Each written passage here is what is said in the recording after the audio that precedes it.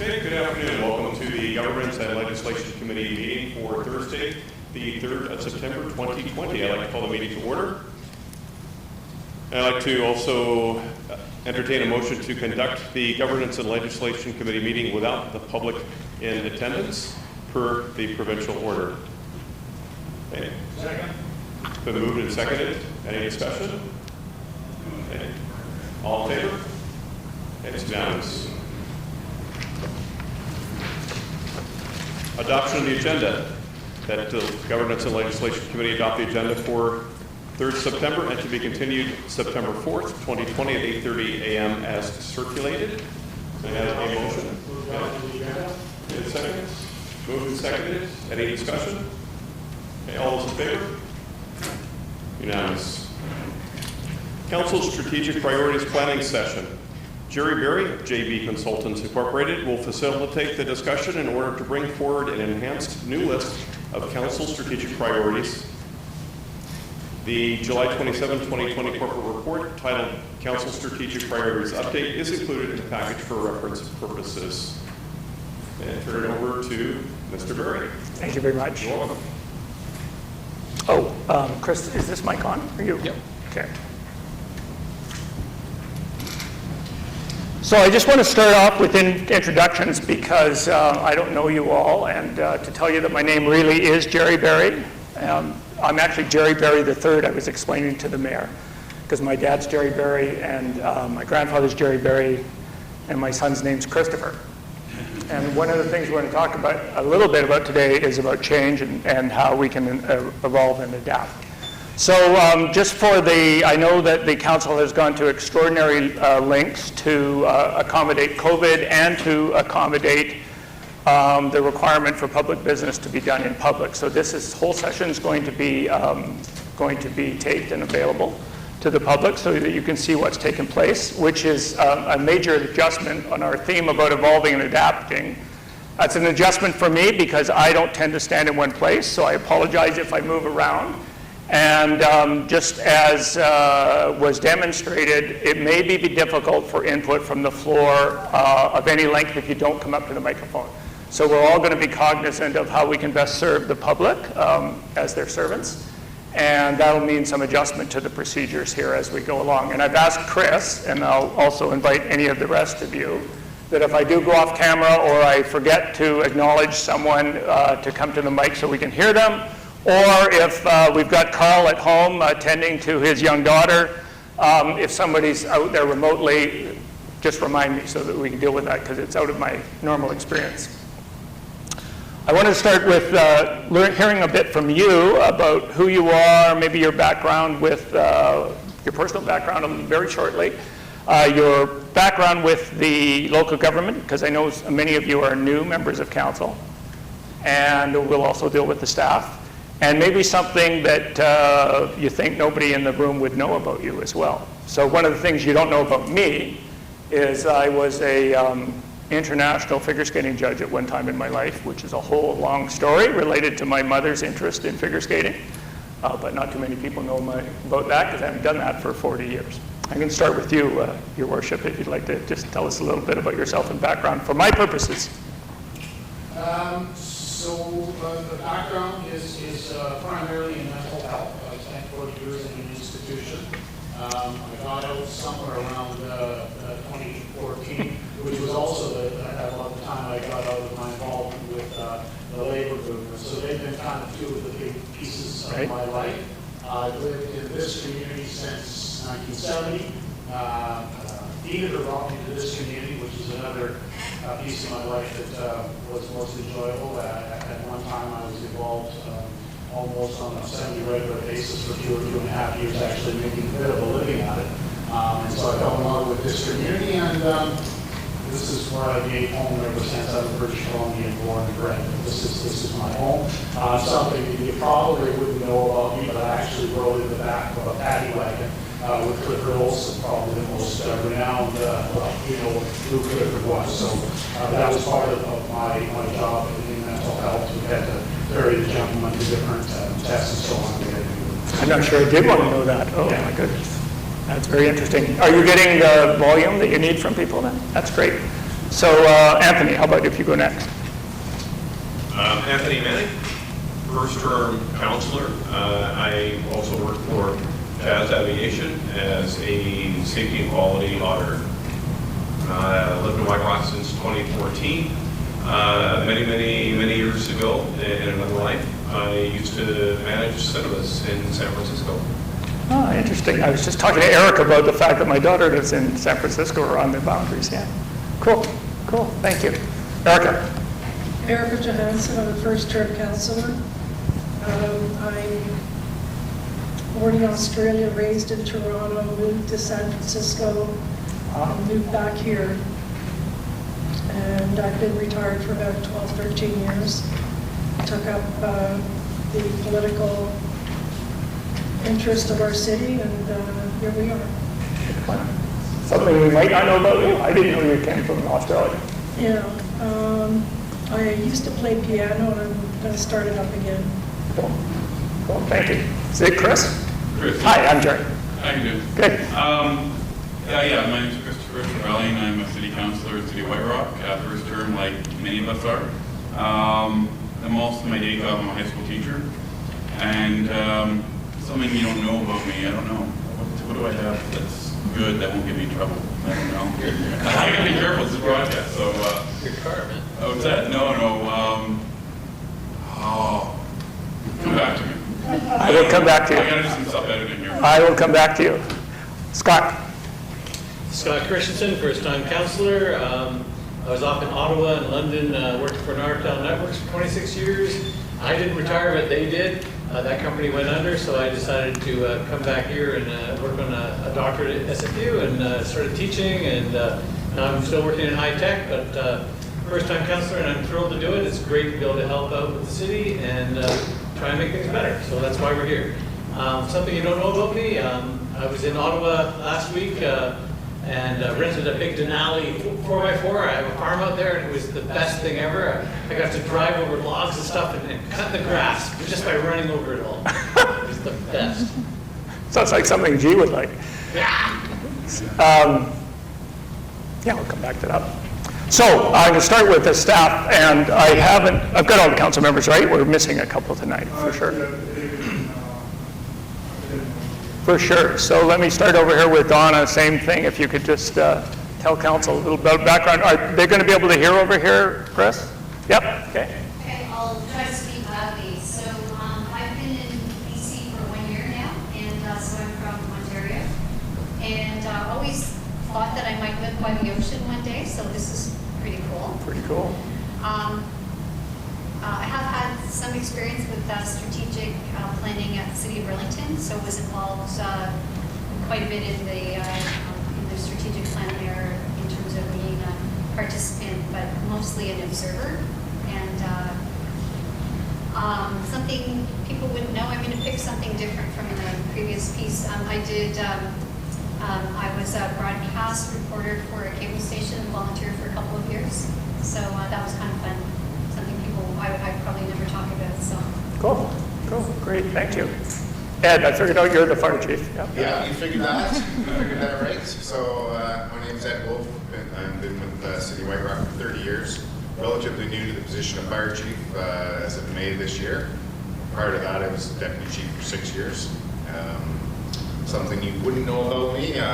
Some other members of SLT would, because we've done this exercise before, but I fancy myself as a bit of a guitar player.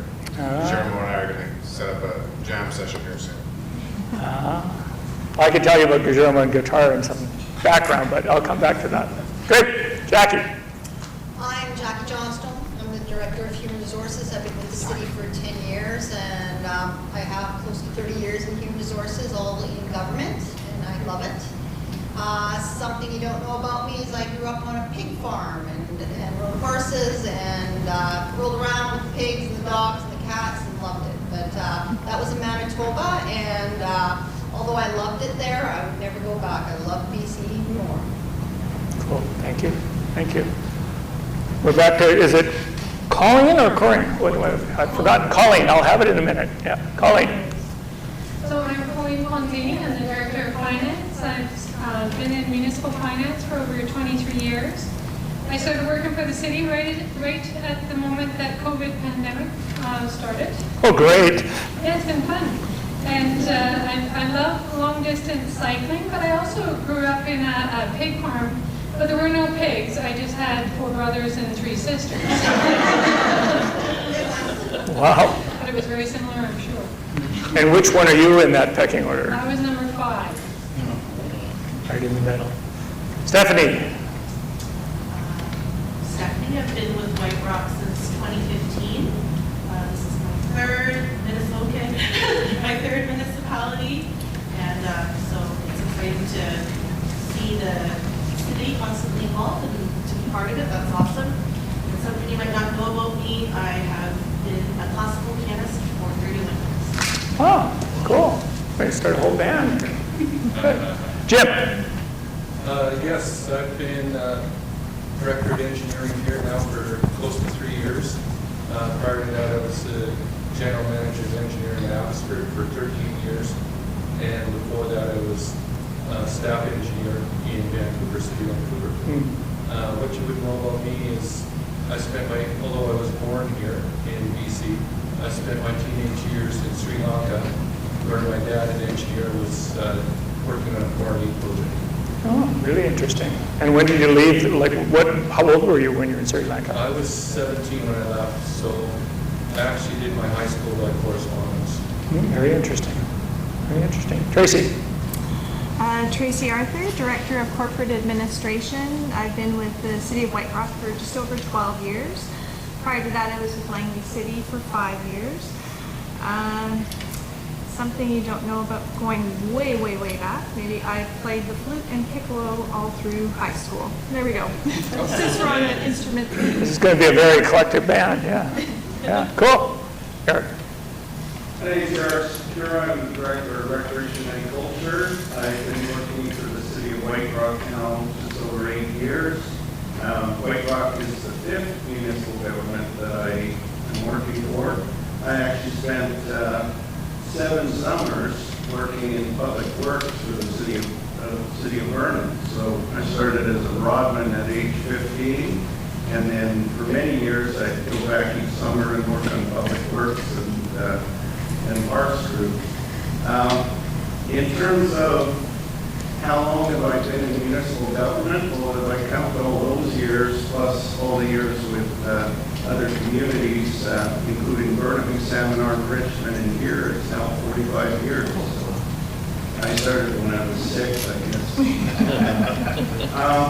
Yeah, what some people may know in terms of SFMT, but on the music team, I was also a drummer in a rock and roll band, a stage band, and a jazz band, and a concert band.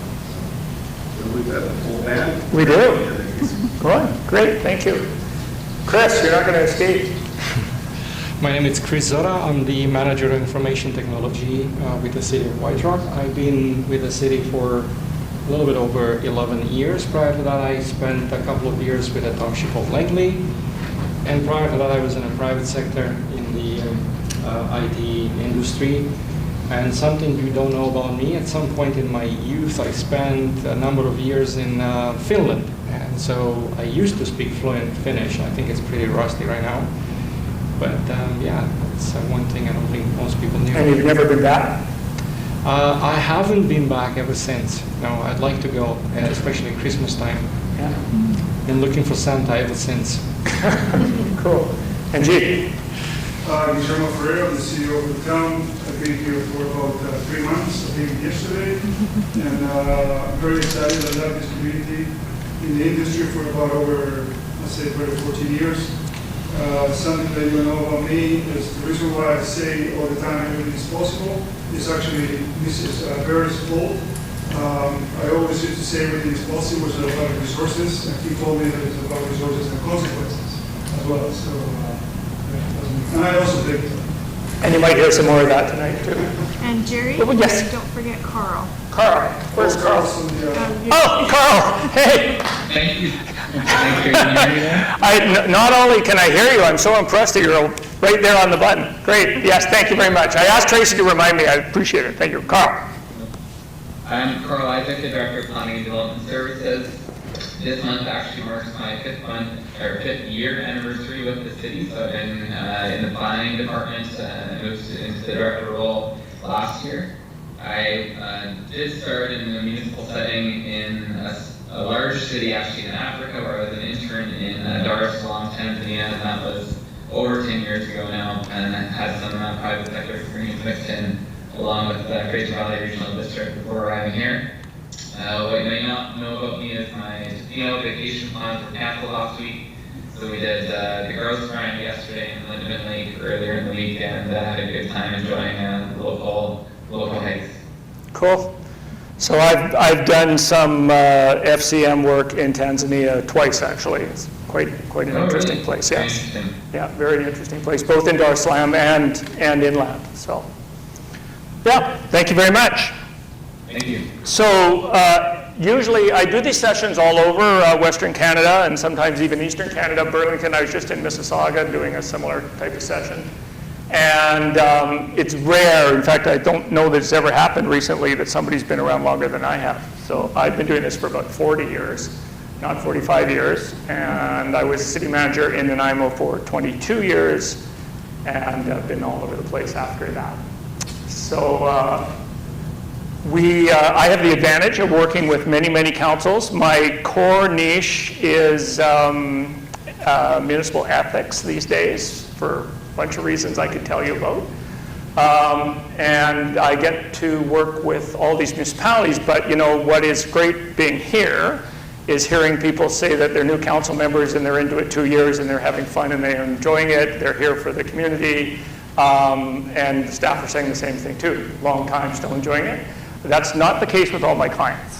Sometimes it's a hard road to hoe. So that right from the beginning means that White Rock is doing very well. It's great to hear. Great to hear.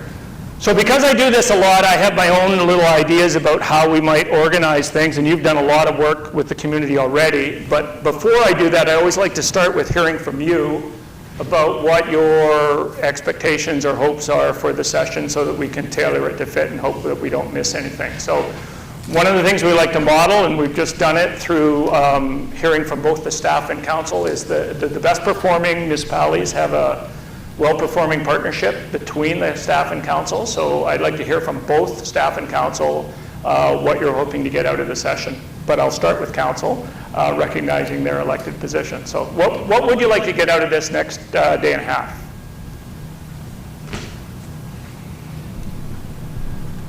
So I'll start. I think, kind of a sense, excuse me, of what we've maybe accomplished over the last 2 years. That's our elected term. And for all of us that are here, really 2 years is our entire time in municipal politics. So what we've managed to accomplish over the last couple of years, and also where we go from here. And I think a lot of that has to do with a working relationship with our staff, and I think ideas and notions that staff have as well. It's not a unique organization that just the council will make the decisions. We have a lot more experience in staff than we certainly do in our council, and I think we look to a large degree to our staff that help to guide us in the direction we need to go and tell us whether things are doable or not, and if they are, how we most effectively get there. Yeah, absolutely. And like I say, the best performing municipalities where the two complementary roles do in fact complement each other, and we have a better product for the input. Anybody else? Something you'd desperately like to get out of this session? Yes? What I get out of this session is that at the end of it, we're all aligned with what our priorities are, and that they align with what our residents want. And something that we can be proud of when we're finished in our 4 years that we've actually accomplished, and that residents and staff and ourselves all think, wow, that was good. I'm glad they were here. So alignment with the community and with each other on council, yeah, for sure. Who else? Yep, Erica? Some of you know, I'd really like to have objectives and goals that we align our everything we do to an objective. Yeah, absolutely. And I'm hoping that we will at least provide the skeleton for that today. In previous work I've done with G, the skeleton allowed the staff, in partnership with the community and with council, to put the meat on those objectives and come up with some smart objectives over probably about 6 months' work. So we probably won't get that completed by tomorrow, but we hopefully have the skeleton completed. Erica? Yeah, I believe that without the objectives, I don't know how we can figure out what our priorities are. Absolutely, and sometimes we try to do that by working backwards and forwards, so over the next 2 days, we should be able to explore that, absolutely, yeah. Yes? Anthony? Also, just to focus on the midpoint of our 4-year terms, to focus on what is possible over the remaining 2 years. And try to do a reality check that the things that we want to achieve within that time is impossible. Yep. So one of the things that certainly is very difficult for people coming into government, in my experience, to get is just the length of time it takes to get anything done. Not through any systemic issues, it's public consultation, et cetera, things take time. So yeah, there's the timeline of what can be accomplished within the term, and maybe there's some things that you can get started with the idea that they will be accomplished in the future. In Nanaimo, we built a theater that is way beyond the community's means, but it was in gestation for 20 years before it came to fruition. Yeah, long-term commitment. Anything else? How about from the staff? Anything you'd like to get out of it? Sorry. Yes, Tracy. So I review the current priorities, and there's been many successes already. Yep. So interested, as the past 2 years have gone by very quickly, I believe, to have an understanding as to what council are looking to do moving forward in the next 2 years, and making sure that we're on track to help them be able to achieve that.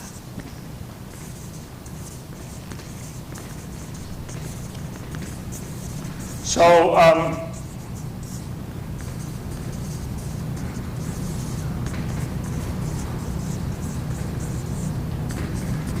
yeah, so of those, I think the last one is something that I often hear from, well, I hear them all from staff. Review the current priorities, celebrate successes, but this last one's really important, and thank Tracy for raising it, because oftentimes where there isn't a lot of clarity, and Eric has mentioned it, the staff desperately wants to provide for what council wants, but they really don't know what it is.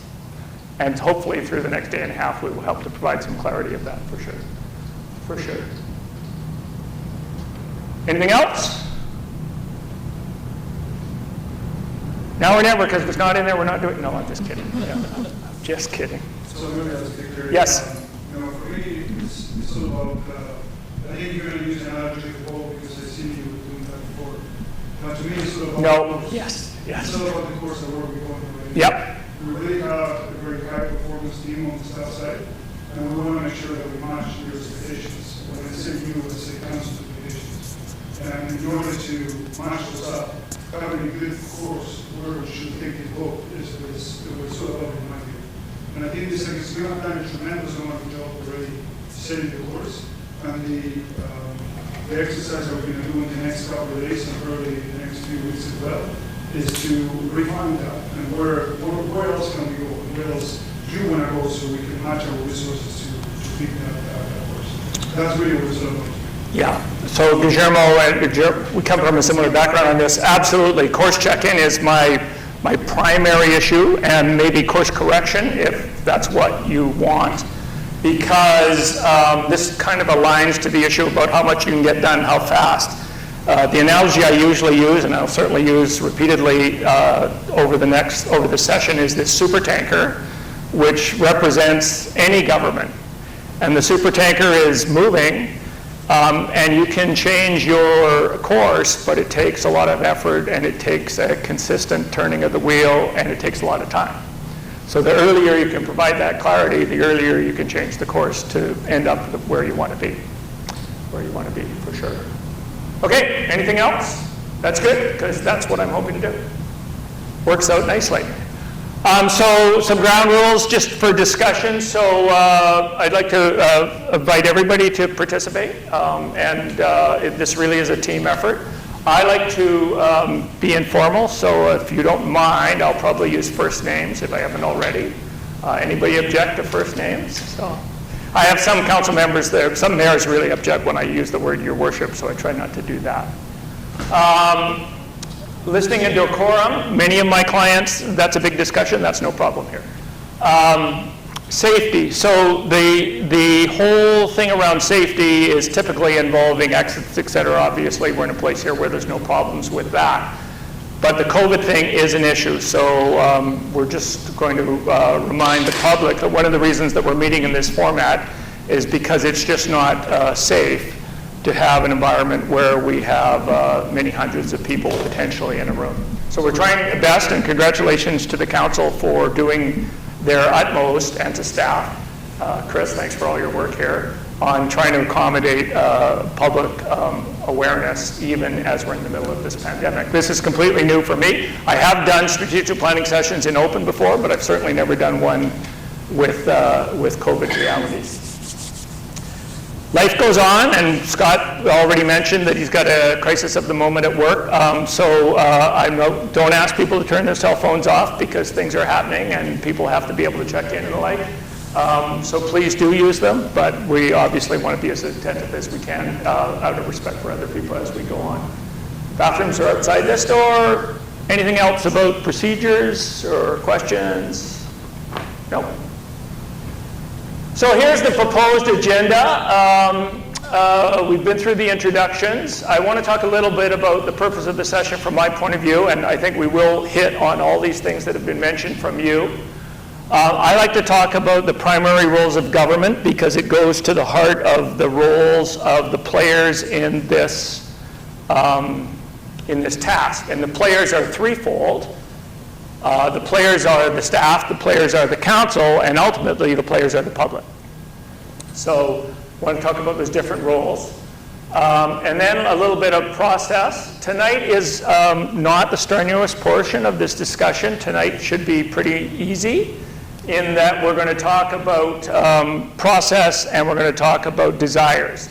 Tomorrow is going to be a bit more strenuous as we work down into objectives and priorities and choices have to be made.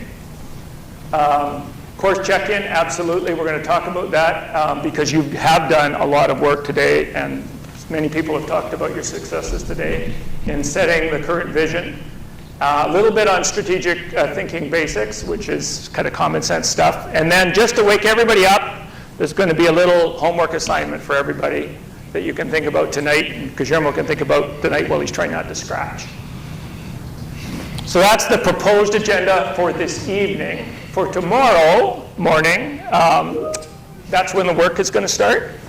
And we're going to carry on with the course check because there's various pieces to it. There is going to be a review of the current plan, and that's one of the things that's up here, just to get a litmus test on where we all think we are, so we're all on the same page. The staff's going to give a little presentation from their perspective on their updating, and I know you've been using Cascade to real-time your situation reports. And then I want to do an exercise on anticipatory thinking, because the primary role of council is this stewardship role for the community in terms of the whole sustainability for the community.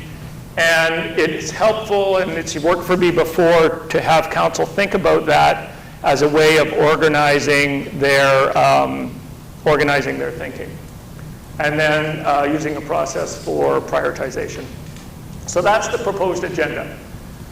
So this is from one of the fundamental textbooks in Canada on local government. And Stephanie, you can't answer this. Stephanie's been one of my students. So there are two primary roles of government in Canada according to these authors. And I want to ask you what you think they might be. What do you think these authors would say? If there's two roles of government, what would they be?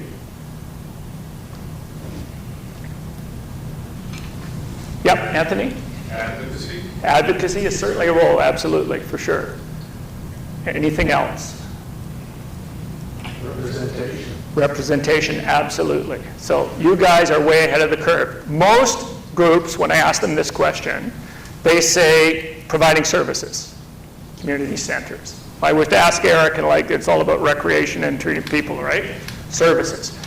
So yeah, providing services and programs is certainly one of the key roles of local government. And I saw my wife commented when we were walking on the waterfront this afternoon about how clean it was relative to many communities she's been. So all that work that goes on in terms of services and programs is important. But it's not the primary role of government. The primary role of government is, exactly as the mayor just said, to provide the means by which a local community can express and address its collective objectives. And yes, that might be to other governments that are in better position to deal with it through advocacy. So that's the primary role. And it's amazing how many councils I talk to that just are kind of stuck in the service delivery thing. The service delivery thing, if you think about it, is the way easy, sorry staff, but the implementation service delivery thing is the relatively easy part of it. Because if you think about it, every service that we do, every single service, including planning, sorry, Carl, in some communities is done by private sector agencies. There's some problems with that, like around water and like, and I know you've transitioned on water, et cetera, because they have short-term goals that don't necessarily respond to the community's long-term goals. But they can all be done. Private garbage, private health care, private everything. What they can't do is provide this means for the community to express its interests and for a way for the community to have representatives who can determine what that interest is. So that's the primary job, which is the council's job. And it's the combination of the interaction between these two, represented by the staff side and the council side, that makes municipal government so important and desirable. So on the service delivery side, when I say it's easy, it's kind of like when the plumber goes to fix your pipes or the heart surgeon goes to fix your aorta. It's plumbing. And the way we used to do this wasn't with a wrench, we did it with a hammer. Your side, council, and the community side is much more complicated. It's much more like gardening, and I know there's a bunch of people here who are interested in gardening. So gardening can be really rewarding. You can have a fantastic product, but it's never over. It's constant tilling. It's constant work. So this is the council side, and that's why we're here today to check our course, because the garden's through the summer now, and now we have to think about what we're going to plant. Who's played SimCity? We've got IT guys here, must have played SimCity, sure. So SimCity is really, really cool, I think. But SimCity is why you, all of you in this room, are like Laura Croft and fighter pilots and whoever. So SimCity is this multi-million-dollar business where the game is to run a city. But you can't win at SimCity. You can't win at SimCity because if you pay the firemen, then the streets don't get fixed. And if you fix the streets, then you can't pay the firemen. And there's never enough resources, and there's an infinite number of demands. So you cannot win at SimCity. There's all these parallel games. My daughter, when she was young, was playing The Sims, which is about families. And she says, hey, Dad, now I understand why we can't have a hot tub. The social services just took my baby away. All about consequences, as Guillermo says, right? So think about the fact that you can't win at SimCity because there's always infinite demands, there's never enough resources, there's always consequences to a decision, and you can't win where you're the sole person making the decision, clicking the mouse. Think how complex it is if you overlay on that every mouse click you had to consult with your council members. Or you had to consult with the entire community every time. So I used to play this joke with these guys my age, which I called the old guys at the time. I used to ride my bike to City Hall in the morning, and I'd stop at the same coffee shop every day, and the same bunch of old guys like me were in there every day, and we'd have the same joke every day. They'd say, Jerry, we got all the answers to the city's problems. I'm like, yeah, that's awesome. I got 85,000 people that have all the answers to the city's problems. I need one that 50% plus one of you agree with and will agree with tomorrow. Ah, ha, ha, every day, same joke. So that's the tough part of your job, right? Tough part of your job. and you have to do it collectively. So somebody put up here, aspire to have alignment with each other. So unanimity would be great, but alignment in this context may mean that we've had an opportunity to express our point of view, that minority points of view have been considered and voiced, that everybody's had an opportunity to say their piece, and then there's a decision made that may and probably will never satisfy everyone. But we do have alignment because we've had a process, and our process at the end of the day, by the way, our system is not majority rule. Lots of councils get this wrong. It's not majority rule. It's majority rule after due process, administrative fairness, consideration of those parties that may not have a voice at the table, sober second thought, and only then at the end of the day, when there's a need to break the decision down to a final decision, is it majority rule. If you leave out all those other steps, that's not our process, right? So you guys have the tough job. So it's great we have all these musicians in the room, because my main niche is somewhat dysfunctional councils.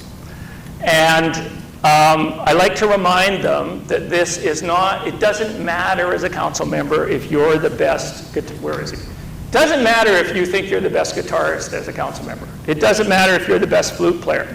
It doesn't matter if you're the concert pianist. What matters is that you're all playing the same music, to the same tempo, because even if you guys are the best in the world, if you're on different music at different time, it's going to be discordant, right? So that's the trick of the next 2 days. And I wish this was my analogy. I had some guys come into my council one and talk about team building, and I thought all their analogies were completely bogus. They were all sports-related analogies. You know, we're going to climb to the top of the mountain. We're going to win one for the Gipper. That's not what we're about. We want people to actually, everybody to win, right? It's much more rewarding, like an orchestral type approach. And we want to get to the end where there is this alignment with group discipline providing a uniform effort. Because if everybody's playing to different music, we're not going to succeed.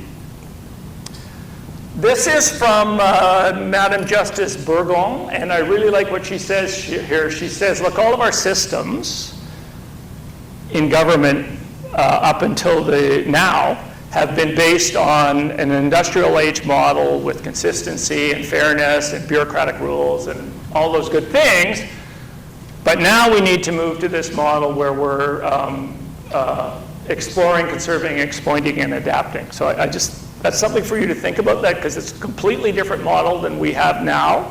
And most of our systems don't handle that well, but that's what we need to be doing. So I'm hoping we're going to talk a bit about that too as we move forward, because I really believe this is true. Stop me, by the way, if there's any questions. By the way, am I still staying in, walking around? It's quite possible that I could say something quite irritating to you at some point. It's just my opinion. Sometimes I sound evangelical, and it's just my opinion. It might be complete hokey. So if you think so, stop me and we'll talk about it. So a strategic plan is pretty simple. It's common sense. It's a work plan based on a set of values and principles. You have a published set of values. We're going to talk about that as we go along here. And it's as simple as this. So this is the Smart Swarm. If you know this book, this is a book about how simple animals like ants and bees or birds make collective decisions. So how does a group of ants decide they're going to build this complex ant structure?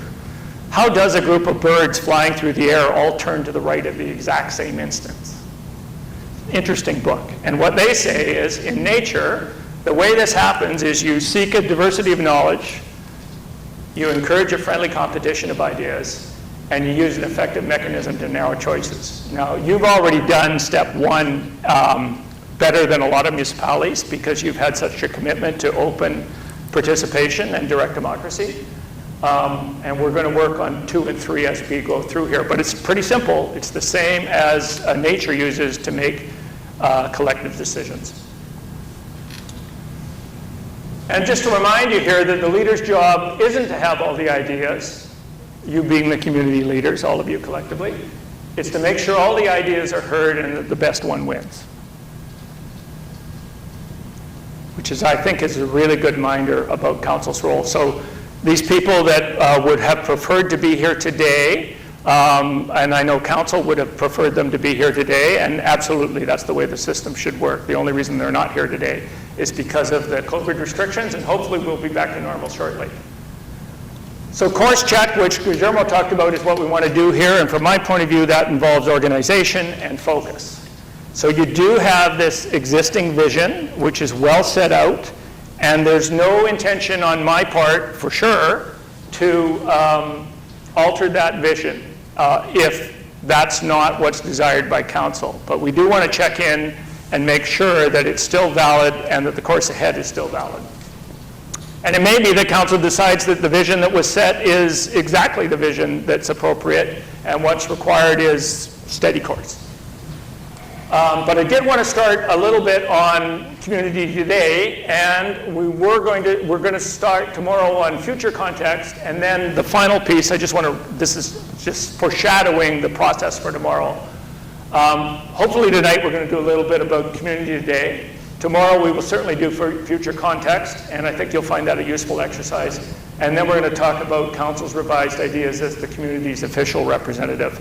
So we do have the public, but as we transition down the decision-making model, our model is that you are elected as representatives to represent the public's interest. So I think there's confusion about this in some communities, so I thought I'd just take a moment about how I view the system's supposed to work.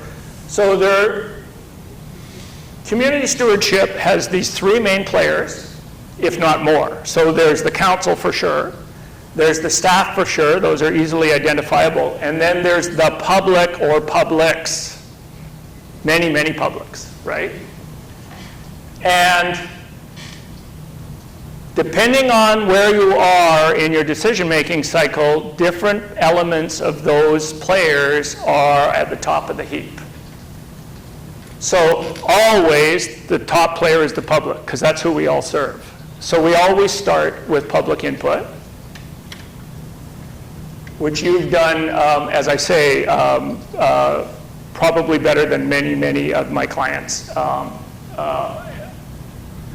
After the public input, then you go into a phase where council is the supreme, because council, as the representatives of the public, have to take all that various public input and make a decision on course.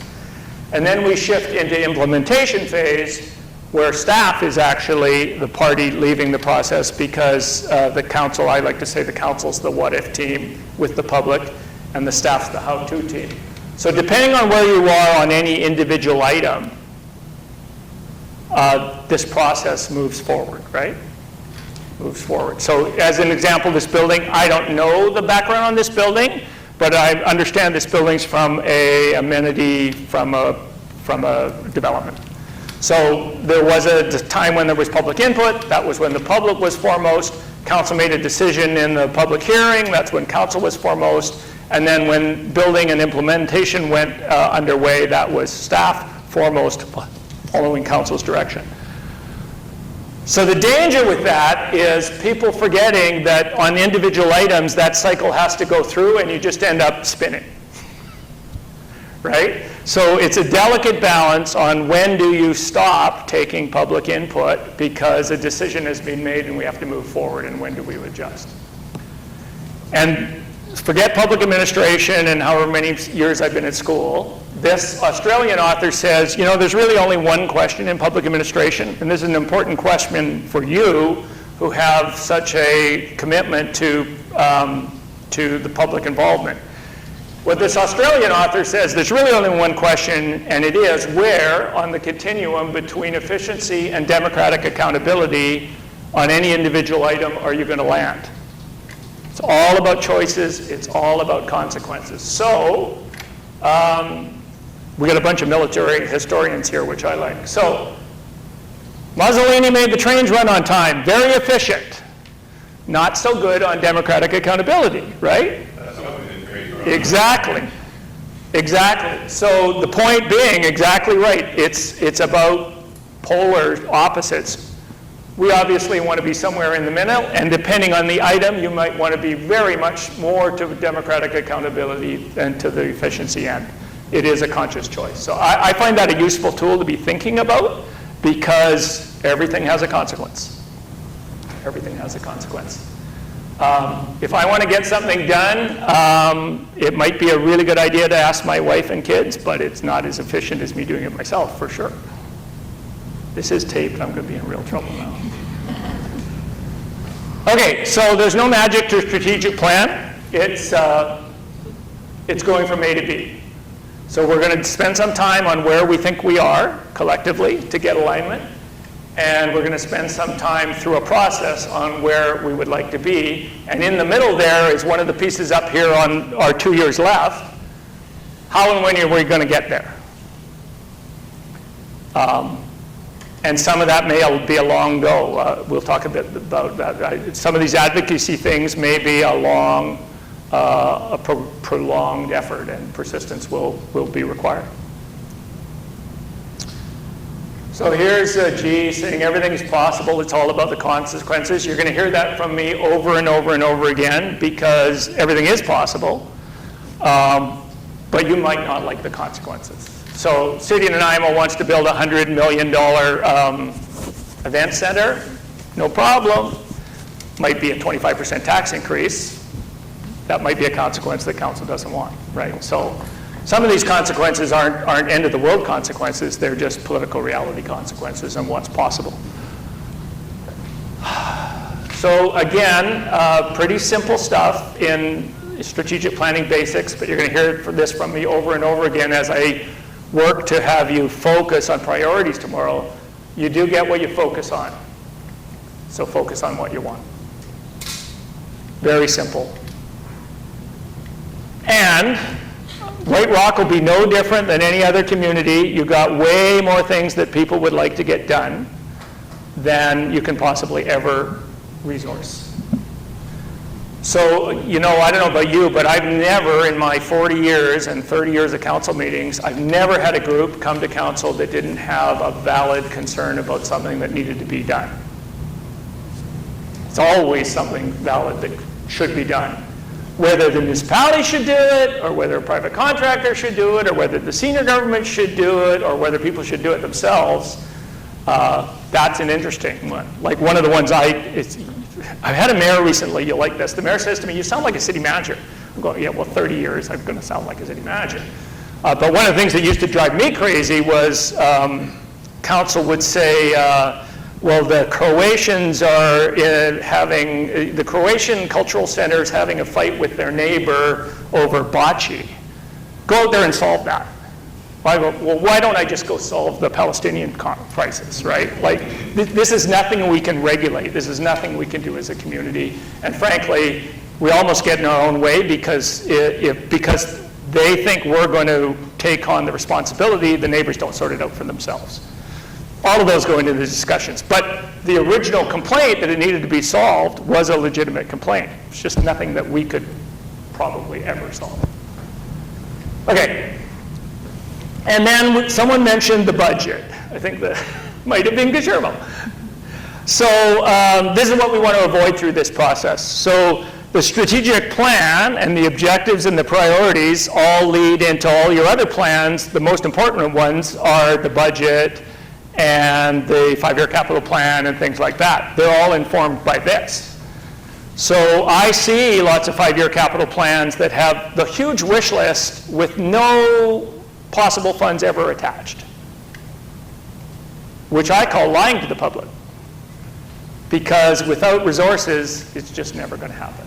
So we're going to try to avoid that. I'm not saying you guys are doing that, but many, many councils do that. And that's part of the reason for this process, is to try to align both plans and resources.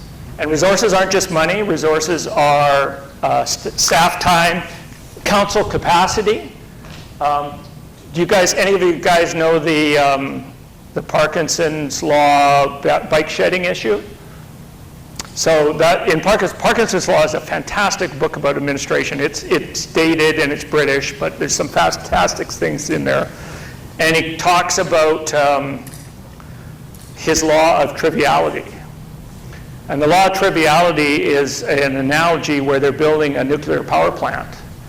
But the board of directors' whole focus is not on the $100 million power plant, but on the bike shed for the power plant.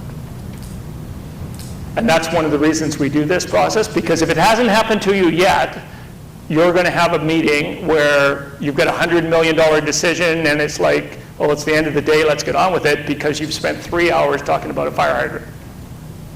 We want to try to avoid that through this process, right? That's all human nature. You can't be all things to all people. Yep. So I know that Guillermo would have talked about this before. So in Ladysmith, with the cascade process that you had, that you're using now, we had a unique opportunity to actually quantify the amount of work that the municipality did that was just the work that the municipality did.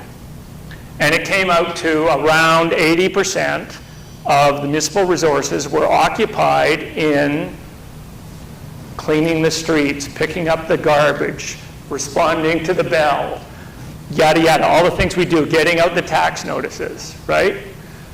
80% of stuff was into just stuff that we do, and mostly that you don't have a lot of discretion about. Certainly in the short term, you don't have a lot of discretion about. Most municipalities, I don't have your data, but most municipalities, like 30% of the budget's in protective services, 30% of the budget's in public works, 20% in recreation, leaves not a lot for discretion. So you probably have somewhere under 20% of your resourcing as it currently stands for new strategic initiatives, unless you take something else out. But you probably all know, after 2 years of politicians, that taking anything out is often very difficult. So I'm not going to do much on roles and responsibilities because I think you guys have it pretty clear, but the theory is that the council and the community are the what-if team, and the council interprets the community, and the community informs the council, and the staff is the how-to team. So this is straight business managerial theory. The best businesses, the best managers, you get good people, you tell them what you want, you leave them to do it. That's pretty standard stuff, and it's no different for government. So this is the jerry boat analogy. So I just want you to think about your role as council leaders and this primary job of government of adjudicating community interests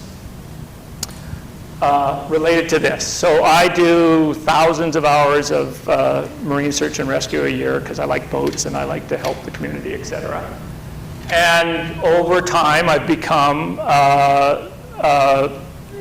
search and rescue coxswain, meaning I'm the captain of the boat, and I have my crew.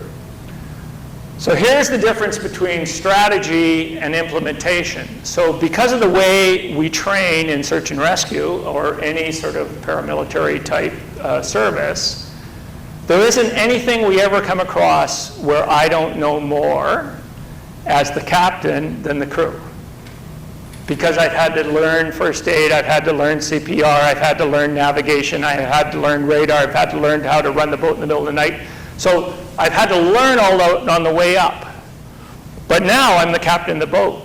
So that means my primary job is the situational awareness and the vision for the boat. So if someone's down there and they need CPR, I'm the last person that can do it, even though I'm the one that knows the best how to do it. You get it? Because if I go down there to do CPR, who's watching the boat? We could be on the rocks. The whole crew could be killed. The whole crew and the victim could be killed.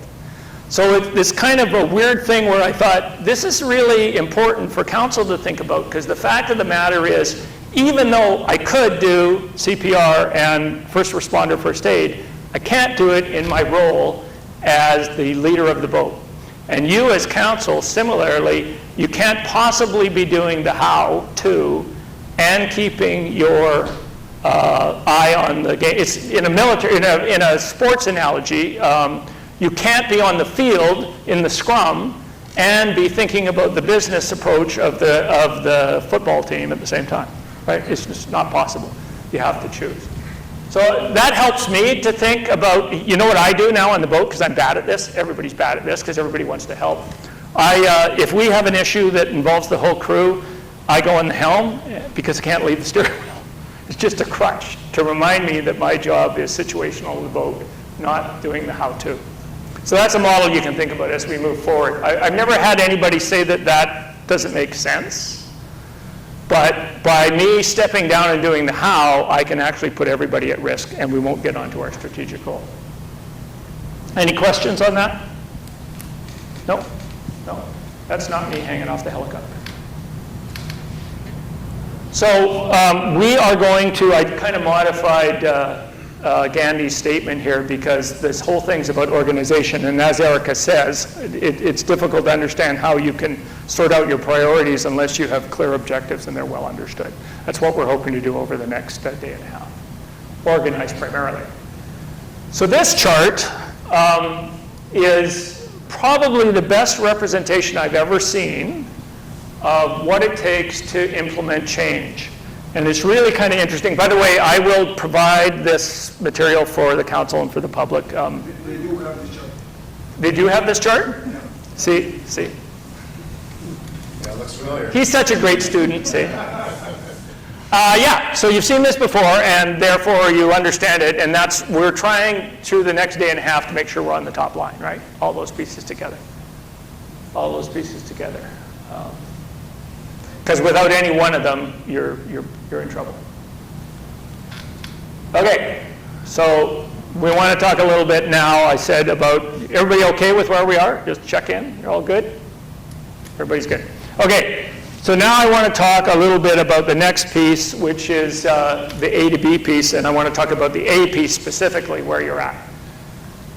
So we have our existing vision. We want to talk about community today, and of course it's absolutely, like everybody else, you had this great vision when you started, and it's been interrupted and affected in ways that you understand better than I do by COVID-19. I saw your signage, by the way, down there. I thought these signs on the walkway were fantastic, the heron width apart and things like that. That's great, understandable stuff. And I thought this sign was fantastic as I'm walking along today in terms of a message from yourself as the community leader. So that has to have had huge impacts on your original vision, your original plan. So I thought it was useful to talk about that. And with that, I want to talk about where you think you are today. Primarily from the point of view of strengths, but what do you think that you bring to the table right now? What's great in the community? What are you proud of? I saw a lot of that today. This is easy. So what's good about White Rock?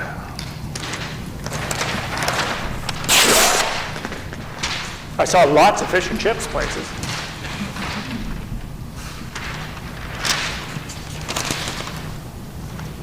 This is for me to understand where you're at. What's good about White Rock?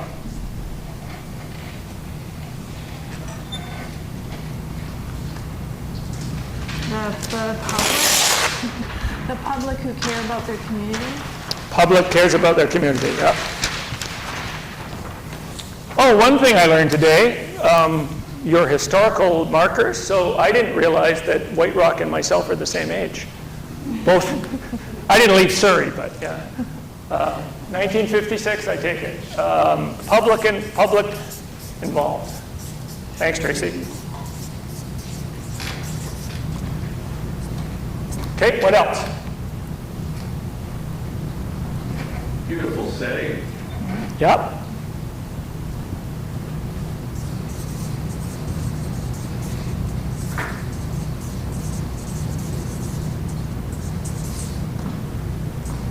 Absolutely, yeah. Small community. Yeah, how big are you? 20,000. So it's actually small by metro, not dollars. It's small by metro standards, but it's actually not small by general BC standards, right? Because most municipalities are much smaller than that in absolute terms. Yep, what else? Good, friendly people. Yep.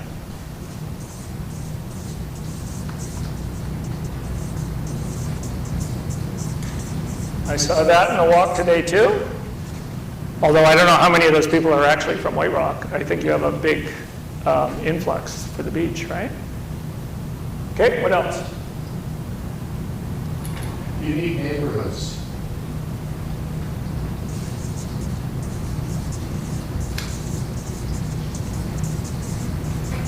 So neighborhoods that have their own cluster, they congregate? Yeah. Okay. Okay, or did you mean more architecturally? I'm not saying. Okay. People hang together for sure. The distinctive neighborhoods. Distinctive, Like yeah. East Side or West Side or the downtown core. They have their own identities. Yeah. Yeah, so this is primarily for my benefit because I don't know White Rock like you know it. So, what else? It's safe. Okay. Don't worry about it. So one of the things I absolutely noted coming from Nanaimo is I didn't see, well, not only was it clean, I didn't see a single homeless person. Interesting. What else? Yes? It's a committed staff from the council. Staff should be committed. No. Committed. They work pretty hard. They're pretty awesome. Yeah, and that's, you know, a lot of times I do these sessions, it's about dysfunction between the staff and council or perceived dysfunction. So that's great. Yep, absolutely, yeah. I believe that to be the case. I've probably said probably the best destination community for West Country.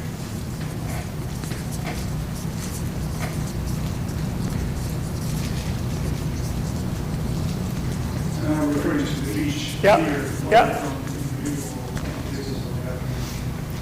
I didn't tell you that Guillermo was my original dive instructor, so sorry. Yes, go ahead. Yep. And all the amenities. Okay. We do it in our own water system. Amenities, infrastructure, yeah. Okay, what else?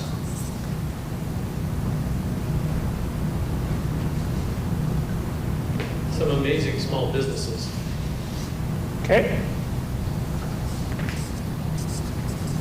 Really good food, I had to say. So what about, I'm kind of interested in the urban form because I'm looking at it from an outsider, right? So come up the hill, the tall buildings are at the top of the hill, they're not on the bottom. From my point of view, it's kind of cool how it's laid out. So you guys are probably just kind of used to that, right? But from my point of view, that's kind of neat.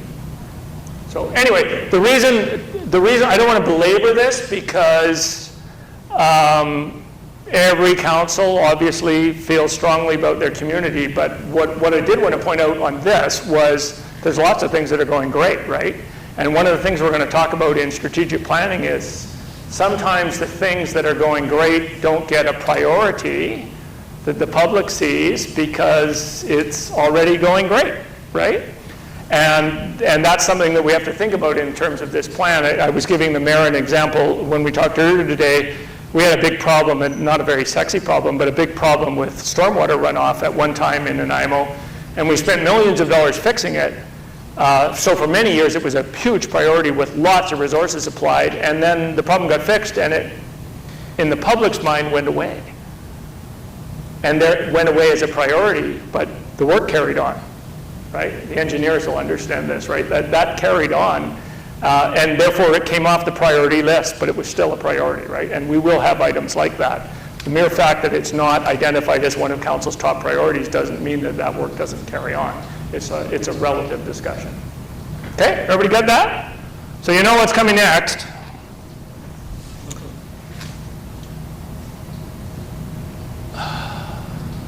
So what needs to be improved?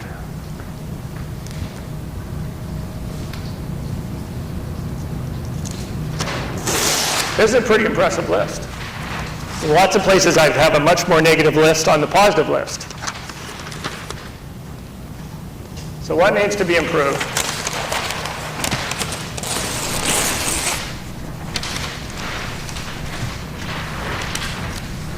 So in all those public sessions you had earlier, nobody said anything had to be improved?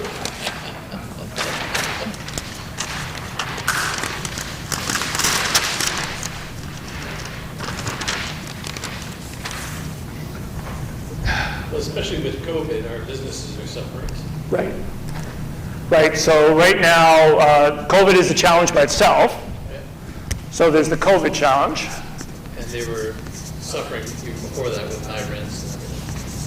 And then there's business impact. Yeah. Is there an employment, or there must be an employment impact that's related to that, right? Yeah. For sure. Parking is always an issue, Yep. and traffic on Marine Drive. Yep. Probably traffic throughout the city, actually, but Marine Drive is. Marine Drive is the one that always boggles my mind, but the rest of the city seems pretty good to me. Yeah, it's funny, parking and Marine Drive. So there's a neighbor of mine that's a big developer in Nanaimo, and he runs down and gets on the plane one day, and he's late, seaplane, because we can fly to Vancouver in 20 minutes.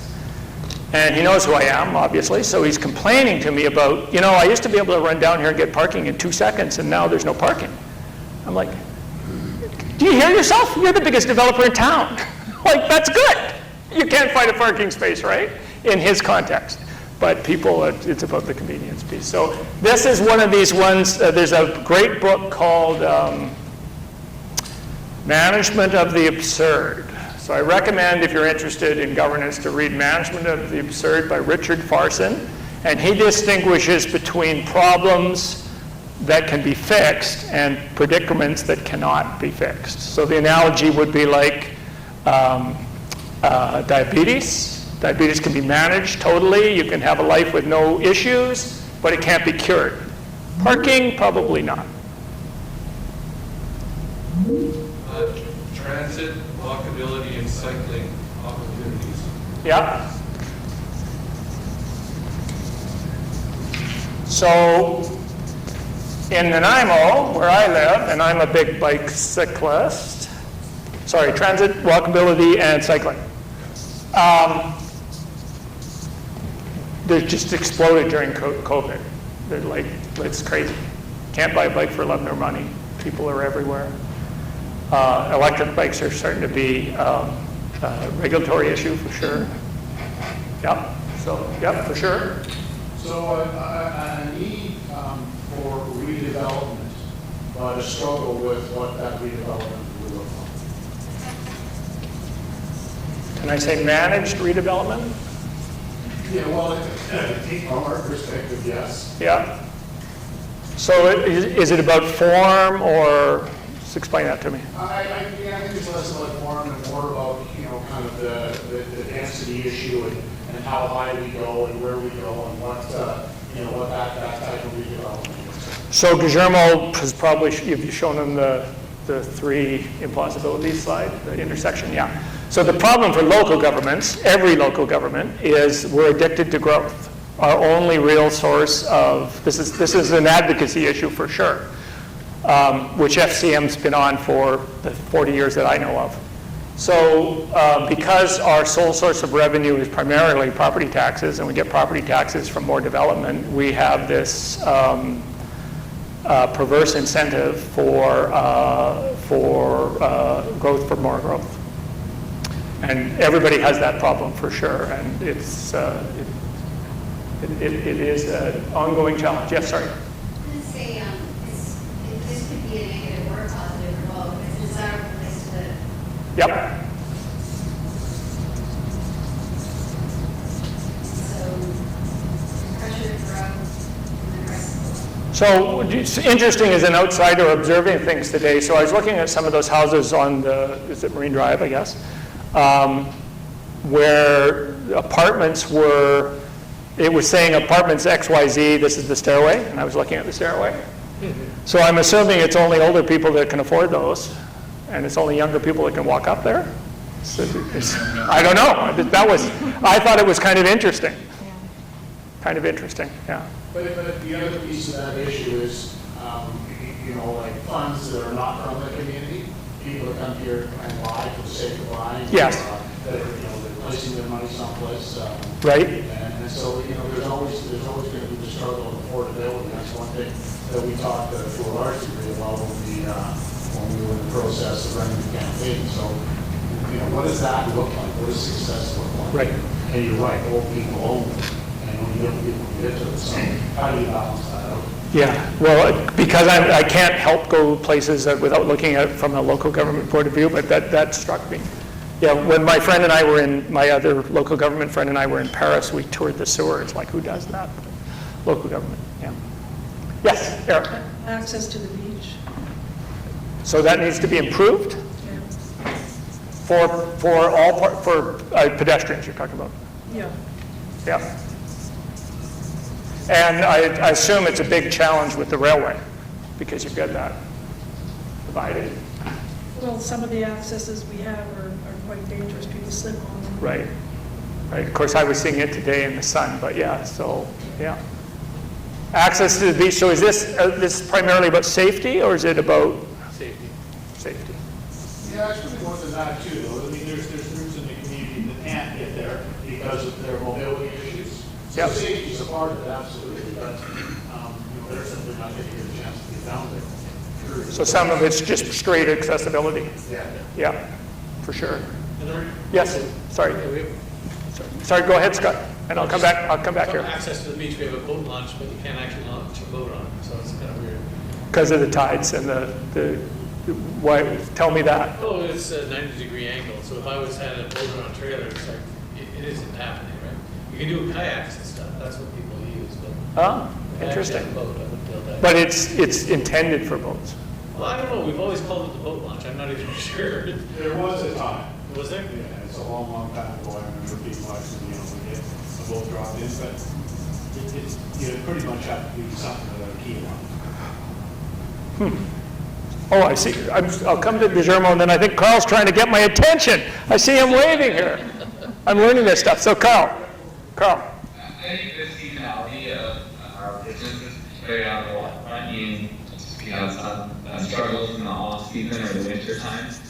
And also that because of the peak of influx of visitors in summer, most of the businesses there do cater to visitors, which means that some of the local needs are have to be met by traveling outside of the community, not necessarily far, but I think a balance in the seasonal aspect of our economy would be helpful.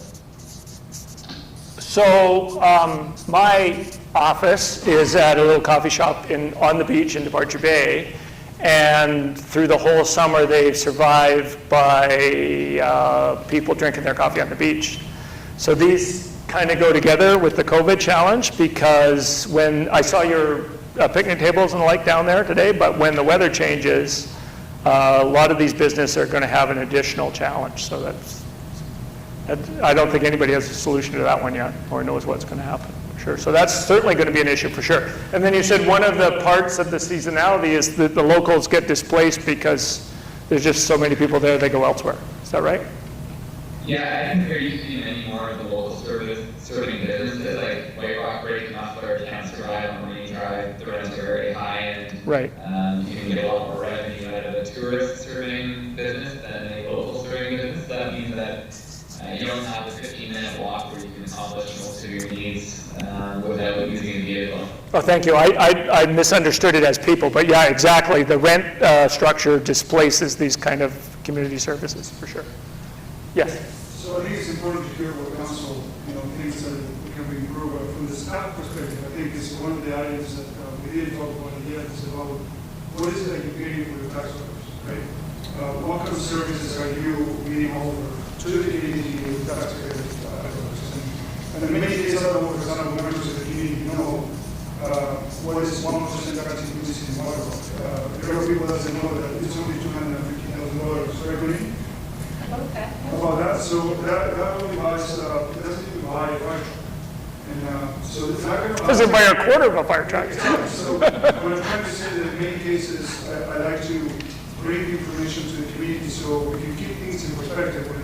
When they ask us, why are you not doing more in parking, why are you not doing more in noise enforcement, why are you not doing more of this, or beautification and so forth, it's always about, everything is possible again, but it's about where you put the resources.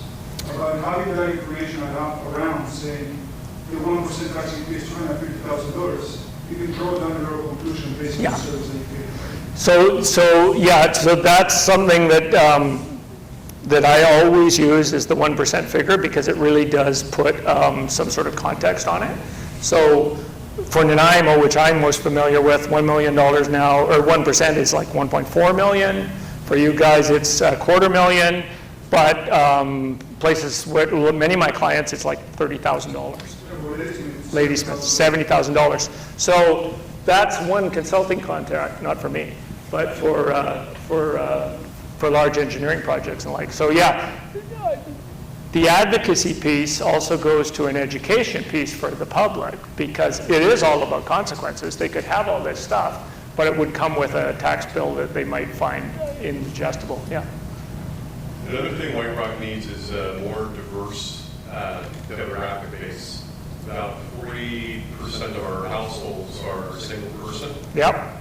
And that's also hard to sustain a business community with those kind of numbers. We do have a statement in our OCP that we want to be a community where you can age in place. And that means we need to get more young families here so they can grow old here. Mm-hmm. Which means they have to have a place to work, right? And other amenities. Yeah. And you do that, then businesses and services will come here to support them. Absolutely. So that as increased diversity is necessary, there's a high concentration of single-person families, right? And what's the demographic of that? Do we know? We've got a lot of seniors. Yeah. Yeah. And I suspect, like lots of places in Metro, a lot of those seniors owned their houses years ago, so they're equity rich, but yeah. Yeah. There's also a lot of seniors who have come here that are from Vancouver more recently. Right. Like, who cashed out in the big city and came out here. So right. The elderly, the senior citizen population is actually growing in the city. Right. Not from folks being here for 40 years, but folks being here for 2, 3, 4 years. Right. So my experience with that on Vancouver Island is they then expect downtown Vancouver type service levels. Is that happening? Not really. I've not heard that. You have a more urban environment here, so. Yeah. Interesting. Okay. If it's not here in White Rock, it may be available to stuff in South Surrey. Yes. Yeah, for sure. For So I don't know sure. what we could do, but a big thing, I don't know if we mentioned it, is house prices and rents. Yep.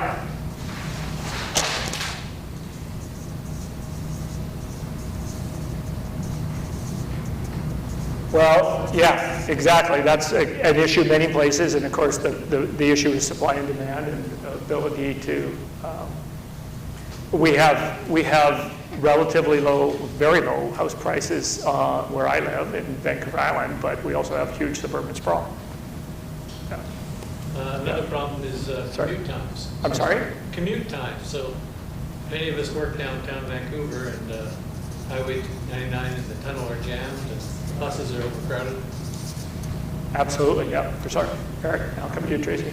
Lack of available public land on which to meet the needs of a growing community. So for example, when we get groups that come forward saying, what about us? We'd like some pickleball facilities in town.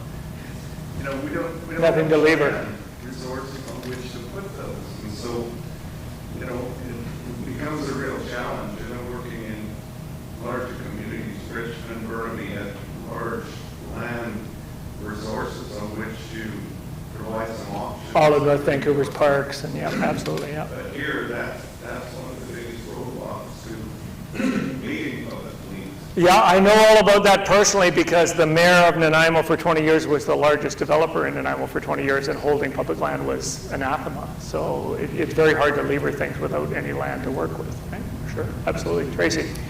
Just building upon the 1% tax increase in the impact, as you do put things in, say, like Memorial Park or the Parkade, the other piece to that is that you need to have the upkeep for that. Yep. So funds have to be put there. So we're trying to do more and more with less, and trying to always catch up with those funds. Yeah, absolutely, absolutely. And you can do more with less for some time in some places, but not forever, right? Yeah. For sure, yeah. Yes, sorry. Environmental impact, like on our shores, is eroding. Yep, and sea level rise and all the rest of that stuff, yeah. Good, sorry. Yes, I would think for your community, that's a big issue. There's nowhere to go down there other than you're on the railway right away, right?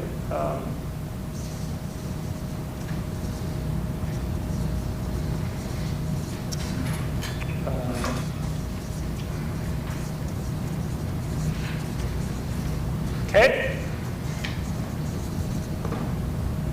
So you just mentioned that the railway itself is something that's always a consideration. Yep.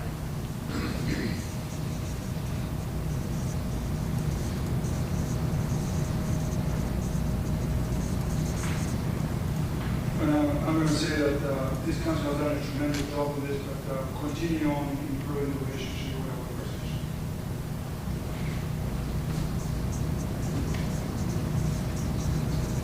Is there one or more? Yeah, just going to the city manager.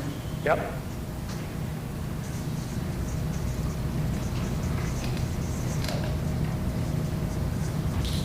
Okay. Okay, yes. Some commercial properties that are vacant, and there really should be some revitalization going on in order to ensure that they're tenable. So this isn't from a safety point of view, this is from a increased activity. Maybe some absentee owners that would rather have the property sit vacant than to go ahead and revive it, to go ahead and do a renovation on it or a rebuild. Right. And that is both commercial and residential. Yeah. Some of them may be residences that have been built that are very expensive and nobody is actually living in. Sure. And this is all part of our addiction to growth and the property tax system that hasn't changed for 200 years. I make improvements, and if I can't justify that with income, I just pay more taxes, right? So it works as a perverse thing, yeah. So it's, because we're such a small community, it's being able to respond quickly and efficiently can be a challenge when there's changes in direction. So I think that just the size of the community, the size of the staff complement that we have, Right. and it's really about managing the expectations.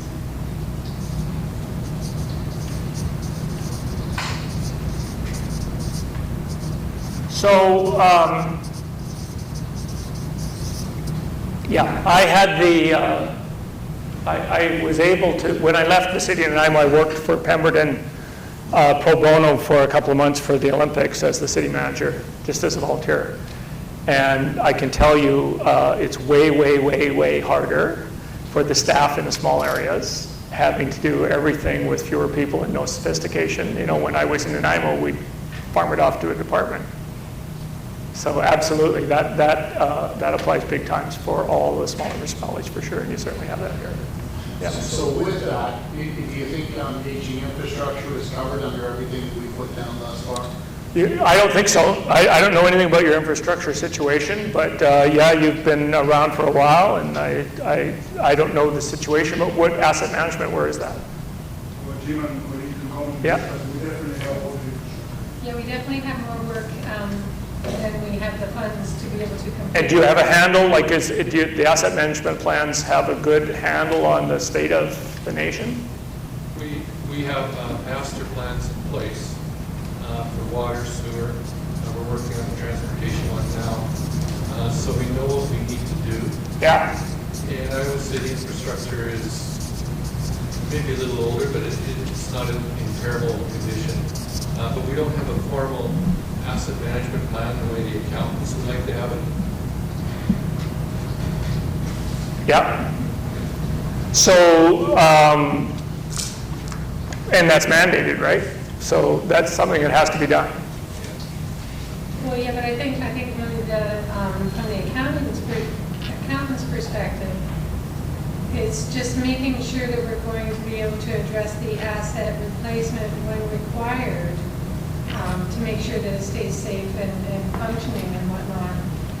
Being able to have the funds to be able to do that and having that planned out. I'm hearing Jim say that he's happy with the state of the infrastructure, more or less, but there's always other things we can do. And so that part is lacking for sure in all municipalities, everywhere, because the infrastructure deficit is just Yes, but again, I'm doing the relativity. There's lots of municipalities, and my client base is more smaller municipalities, and lots of them don't even know. They don't have a good handle even of what their exposure is to their problems. They don't know what's under the ground or what it's going to take to deal with it, right? For sure. It sounds like you're better off than that. Yes. Yeah. We do have the plans, but we don't have a funding strategy for what we need to repair in 35 years. Yeah, and at $250,000 per percent, that'll pay for half a traffic circle in a neighborhood. Yeah. Yeah. So everybody in local government has that problem. And part of the solution absolutely is advocacy, because right now, part of the problems, we could talk about this at length. I'm happy to talk to you about it, because I could do a whole 3 hours on financial problems and issues and structural issues. But largely all these grant funding programs, you need to have your portion ready, right? So you need to be ahead of the game. Right. Okay, that is 6:30, and I think we're going to take a break. I'm supposed to announce when we're taking a break. I think that's enough time for now. And we can come back. So welcome back from the break. So I just want to congratulate you. I never know. These sessions are always interesting for me because I never know how much time it's going to take. And quite often this introductory night, which I usually call the lead and learn sessions, or the learn and lead sessions, take quite a bit longer. You'll be, hopefully you can benefit from my relative experience with other communities. Very often there's a very disparate point of view on this. Some council members will say the economy's great, and other council members will say, I live in a different universe, you're nuts, the economy's terrible, or we should have more development, or we should have no development, or anyway, there's all these polarized issues, and there's not a lot of alignment. All the stuff up here, I think there was generally quite a lot of agreement with. They're all issues that are understood by council. That's probably a testament to the work you've done with the public, so you understand those issues. And I was here, Tracy, years ago doing a different strategic planning session, and many of these issues, like parking and Marine Drive and walkability and access, were issues then. So it's continuous improvement and continuous work, right? And they are, as I say, predicaments that can't actually be finally solved. They can only be managed and improved. So that all means that you're doing relatively well to many of my clients, and you're also way quicker in the evening. You can go home tonight and have an evening. So I just wanted to check in with you if there's anything that I've left out in this discussion that you want to say. Also, I'm here in White Rock for the night, so anybody wants to talk to me about, we were just having a discussion about conflict of interest. Anybody wants to talk to me about anything else, I'm happy to talk about that too, but we won't belabor everyone. We were having a discussion with Carl about amenities and clawbacks, and there's all sorts of interesting stuff happening in local government. So anything that I have omitted that you really want to bring to the table tonight, tomorrow we're going to start at 8:30 with the real work. With the real work. Okay, everybody good? Okay. So that's the perspective piece. This, from my perspective, this is all, none of this is anything that I wouldn't have expected. Some of it I actually observed today. And I think that's a mark of a good council, having a good sense of where it is. We want to translate these kind of issues into what are we going to do about them.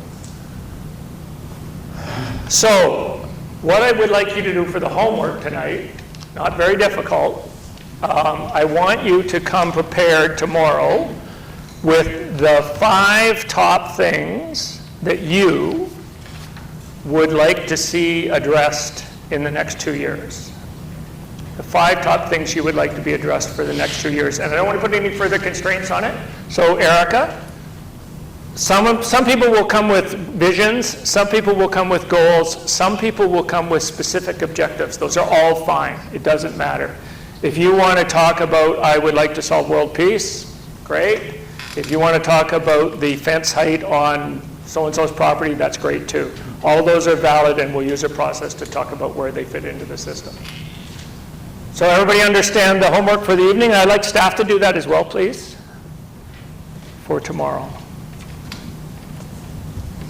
Everybody good with that?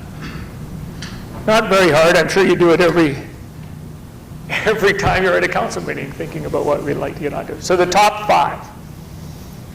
People ask me why not 10? We will have a process where you can put them all out there, but what I'm really interested in is you doing a little bit of thinking about what you would say were your top 5 if you only had 5. Okay? Good, good. We're all done for the night. You can have an evening. Yes, please. Do you have any thoughts about, I was hoping that the Senate Councilmember will bring this question back, I'll do it. Do you have any thoughts about committees and how those committees could align to the process that we're undertaking right now? Am I still going to be on camera if I sit down here first?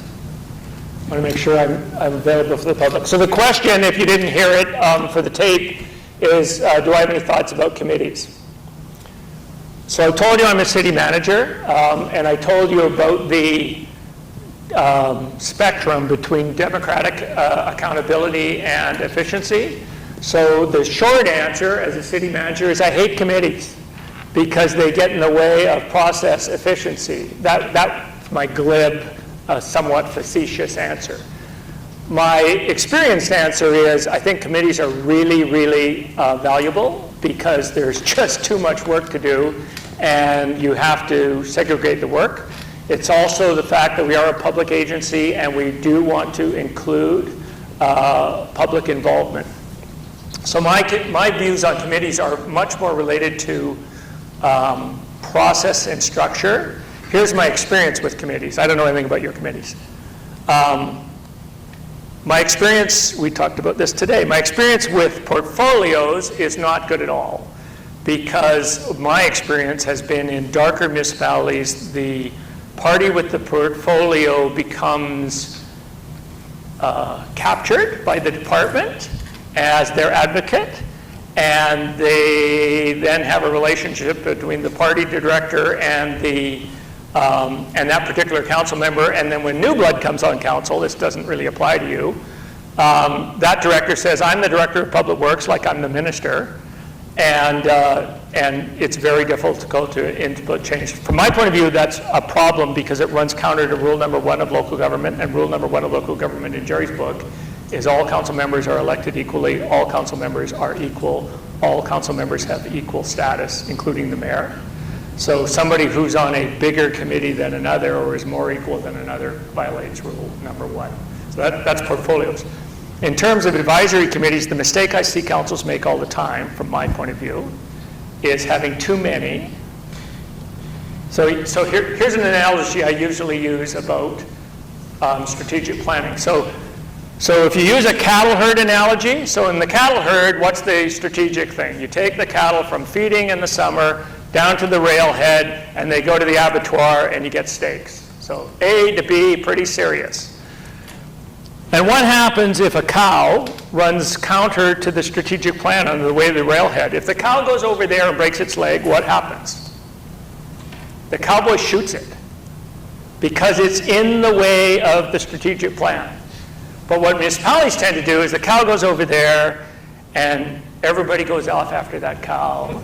And they say, poor cow, and we should work on this, and blah, blah, blah, blah. And meanwhile, the rest of the cows are all over the hillside, and we've lost track on the strategic direction. So it's really important with committees to specify what it is you want them to do. I think it's really important for them to have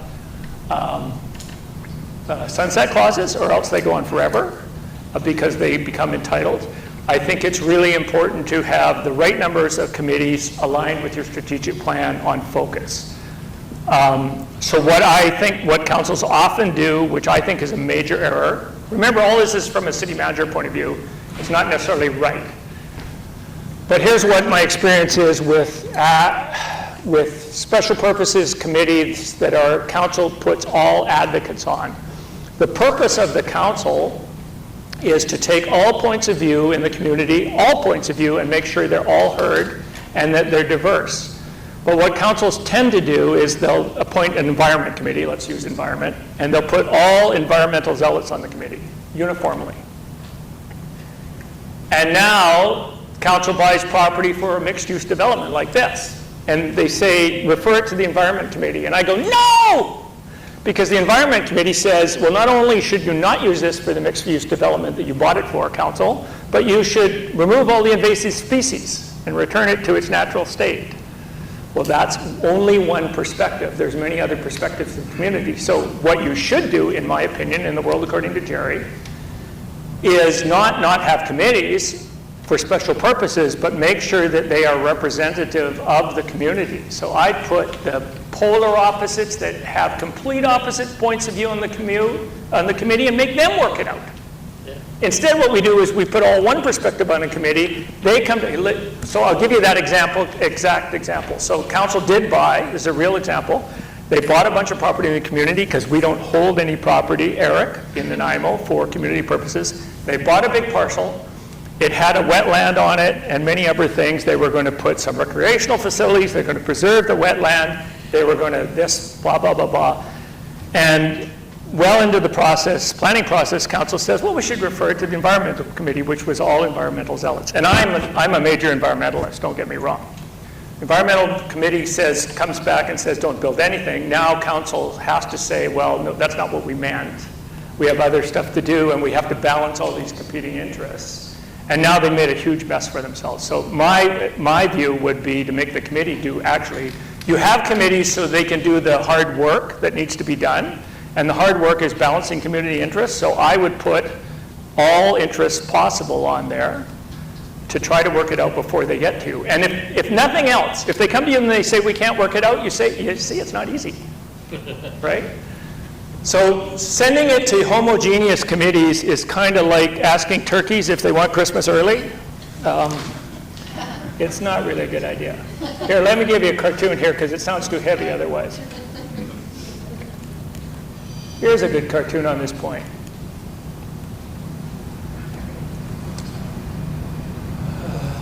Come. The Committee on Women's Rights will now come to order.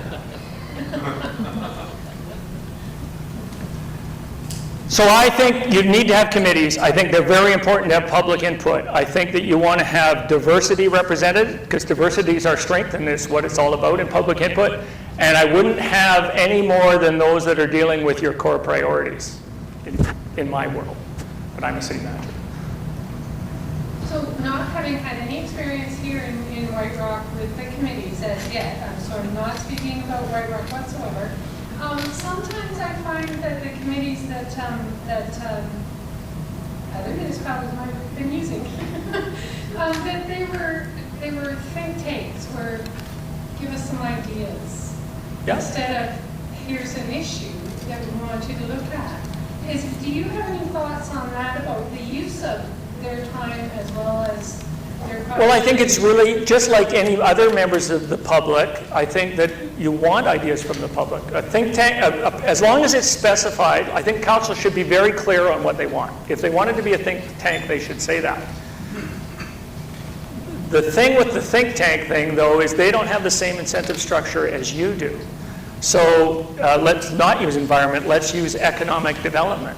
So they come to Nanaimo, developer says he wants to build a big environmentally insensitive plant. It happened to be called a ferrochromium plant, whatever the hell that is. And the staff says, well, we have to represent all the community interests, so here's all the things you need to think about, council. Council says, no, we go to our Economic Development Committee. The Economic Development Committee says, staff is anti-development. They're in our way. They're anti-business. You should approve this. Council approves it. And then well, there is no ferrochromium plant in Nanaimo, but there's 3 years of hell on earth about it, right? So council, in my opinion, in that equation, forgot that the think tank has to be the entire community think tank, not one perspective think tank. Because you just cause yourself, like who here is elected to represent just one community? Your job is to to represent the whole community, and I might even argue, even more importantly, those that don't have a strong voice is part of your job, right? Yeah. I told you I'd sound evangelical. Sorry. I gotta say, one of the committees we did was the No Dogs, or the Dogs on the Promenade Task Force, and it was very diverse. There was like fire and water, right? Like the people who hated the idea, people who were passionate. But they were all in the same committee. All the same committee. So they had to work it out. And it worked really well. It was really... Yeah, so it's nothing's new under the sun. They have to stand in the other person's shoes. They have to listen to the problems. With any luck at all, they will come to you with a compromise solution that, I mean, that's what staff tries to do, right? They take, I'm way off track now. So when people always say to me, well, the lawyers say so-and-so, I say, well, yeah, if we only listen to the lawyers, we'd never run a single park. We'd never have a swing set. The staff has to take the financial, the legal, the administrative, the political, the contextual, the temporal, all that, and put together a recommendation that if you have good staff, 99% of the time the council's going to say, well, that makes sense, right? The committees, unless you set them up with that structure, are going to cause you one hell of a lot of problems, and use their strengths so that they can work it out for you. And like I say, the worst that could happen in that structure is they'll come forward and say, we're stymied, which at least shows them what you're up against, right? Sorry, any other questions? I told you I'd be evangelical. I have a question for you, because I've been asked this by council, and the question hasn't come up, but I want you to go back to the slide when you mentioned the two priorities of the council. The one is the two jobs? Yeah, the two jobs, and the job number 2 is the one that you really get to the weeds, right? Services, yes. Is to be on the police side. So, what's your advice to a council member? How do you get things done when you really want to do two, but you should be concentrating in one? Because I know how hard it is going from 2 to 1. So, what's your thoughts on that? Well, my first thought is that staff has to remember that council members, the public thinks that you are their representative in turn, including their representative on the single complaint. So staff has to be alive to the expectation that council members will be asked to do that. I think council members have to get elected and they have to be responsive. And if I was a council member, I'd sure want to make sure if somebody came to me that it was happening. So it's back to this partnership. So the example I give you is a city manager example, because I've never been a council member. Same thing. So my neighbor comes to me and they say, I want to put in a new fence. How high can I build my fence? And I say, well, John, we have 3,000 bylaws and a $140 million budget, and frankly, I have no idea, none, how high you can build your fence. But here's what you do. Here's my card. I'm going to write on the back of here, you phone this guy about fence heights, and all I want to know from you is if he doesn't get back to you right away, I want to know that. If the system works properly, the staff does get back right away. This is part of the compact. This relies on staff actually getting back right away. Staff gets right back away. I never hear from the guy gets the right answer. Everybody's happy. Conversely, in many of my clients, what happens is the council member says, 6'2". Well, the guy builds it at 6'2" and the height's 5'5". Now all hell breaks loose. Exactly. Exactly. So I don't think, the same goes to boundaries on weekends. I don't think you guys are elected in bondage. I think if someone bothers you with your kids on a Saturday night, it's well within your rights to say, don't forget, sorry, I'm here with my family tonight. Please phone me first thing on Monday morning. I'd be happy to get to it. And most public go, oh yeah, forgot, right? And happy to do that. Same thing goes with these technical questions. I don't think that most of the people that ask you, it's just because they know who you are and it's convenient. That's all fair. And then it also should be fair for you to be able to offload it. But the compact is that the staff has to make sure that systems are in place where you get responsiveness, right? That's my answer. And quite frankly, I can use that as my learning experience as well. And that is, I want a response from staff to this individual. I want to know what the response is. Because I don't know. I don't have the skill sets of the staff that work for our community. So that helps me learn a little bit. Right. So part of rule number 1, all council members are equal. My rule, this is a whole different discussion on governance and rules, but these are good questions. So my rule for staff is when one council member knows, all council members know. So if the question comes in and it's anything other than fence heights or where's the bathroom, if it's anything political, when the answer goes back, it should go to all council members because for all sorts of reasons, but the primary reason is rule number 1 is all council members are equal. And information is power, and the information that goes to one council member should go to all of them. That's, yeah. Yeah. Sorry, yeah. Yeah, I got a question. Can we turn the, I'll just turn the lights up here, because we're, yeah, go ahead. Yeah, I mean, I'm looking forward to tomorrow. I'm looking forward to talking about strategic plans and getting focused. And using your cow analogy, you know, the one cow wanders off, you want to stay with the herd. Right? Yeah. And looking at what we can realistically accomplish and stay focused on in the next 2 years. Yeah. Boots, shovels in the ground and all that kind of thing. And also not asking the moon of resources of staff of the city. You know, they only can work so many hours in a day. Mm-hmm. But, you know, over the next 2 years, let's say we hammer out some great priorities tomorrow, realistic good ones we're all happy with. Things are going to come up over the next 2 years. Maybe there's an accident at a certain intersection, and people are demanding a crosswalk goes there. Yep. That's not in our strategic priorities. Yes. Do we build in kind of reserve? Well, you know, but you know, Jim maybe this already with strategic priorities. Like, how do we build in that kind of flexibility without getting lost in the weeds and wandering off and overburdening staff? Okay, so that's an excellent question. And I think we make this mistake all the time. Now that I turn the lights on, I need them off again. So the strategic plan is never fixed. We never get it right. We never can have perfect information, and especially with COVID, we don't know what's going to happen next week. And on your example, absolutely for sure, after we do a strategic planning exercise, something will come up with next week, which is important. So I saw this pipe in wherever I was. I drive my wife crazy, stopping to take pictures.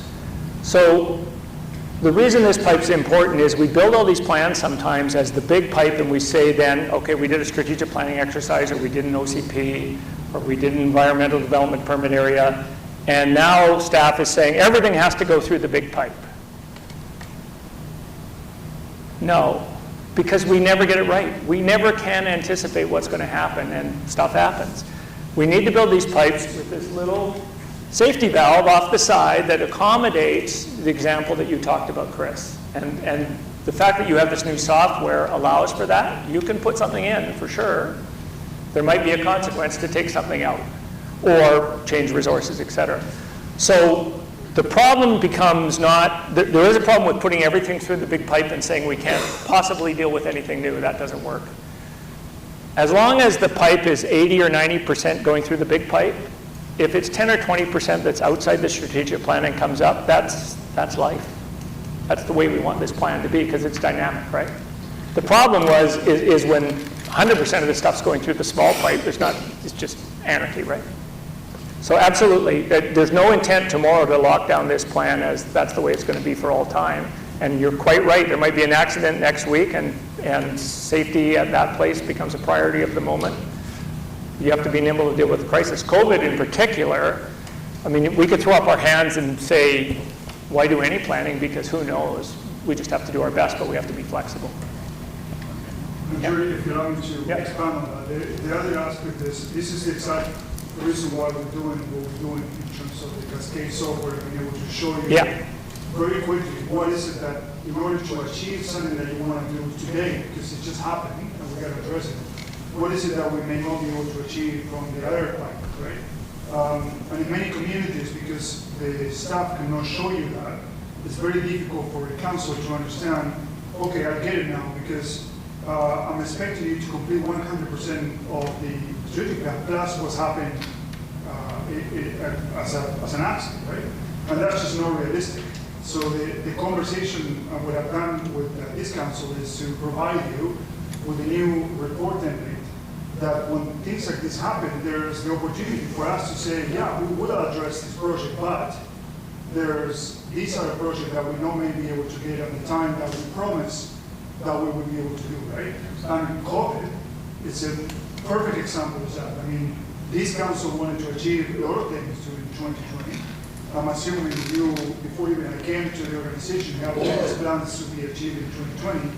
And we have achieved a lot, but not as much as we could because of COVID. So COVID is a very large scale exception, but it's going to be mini culverts all along the way in the council track.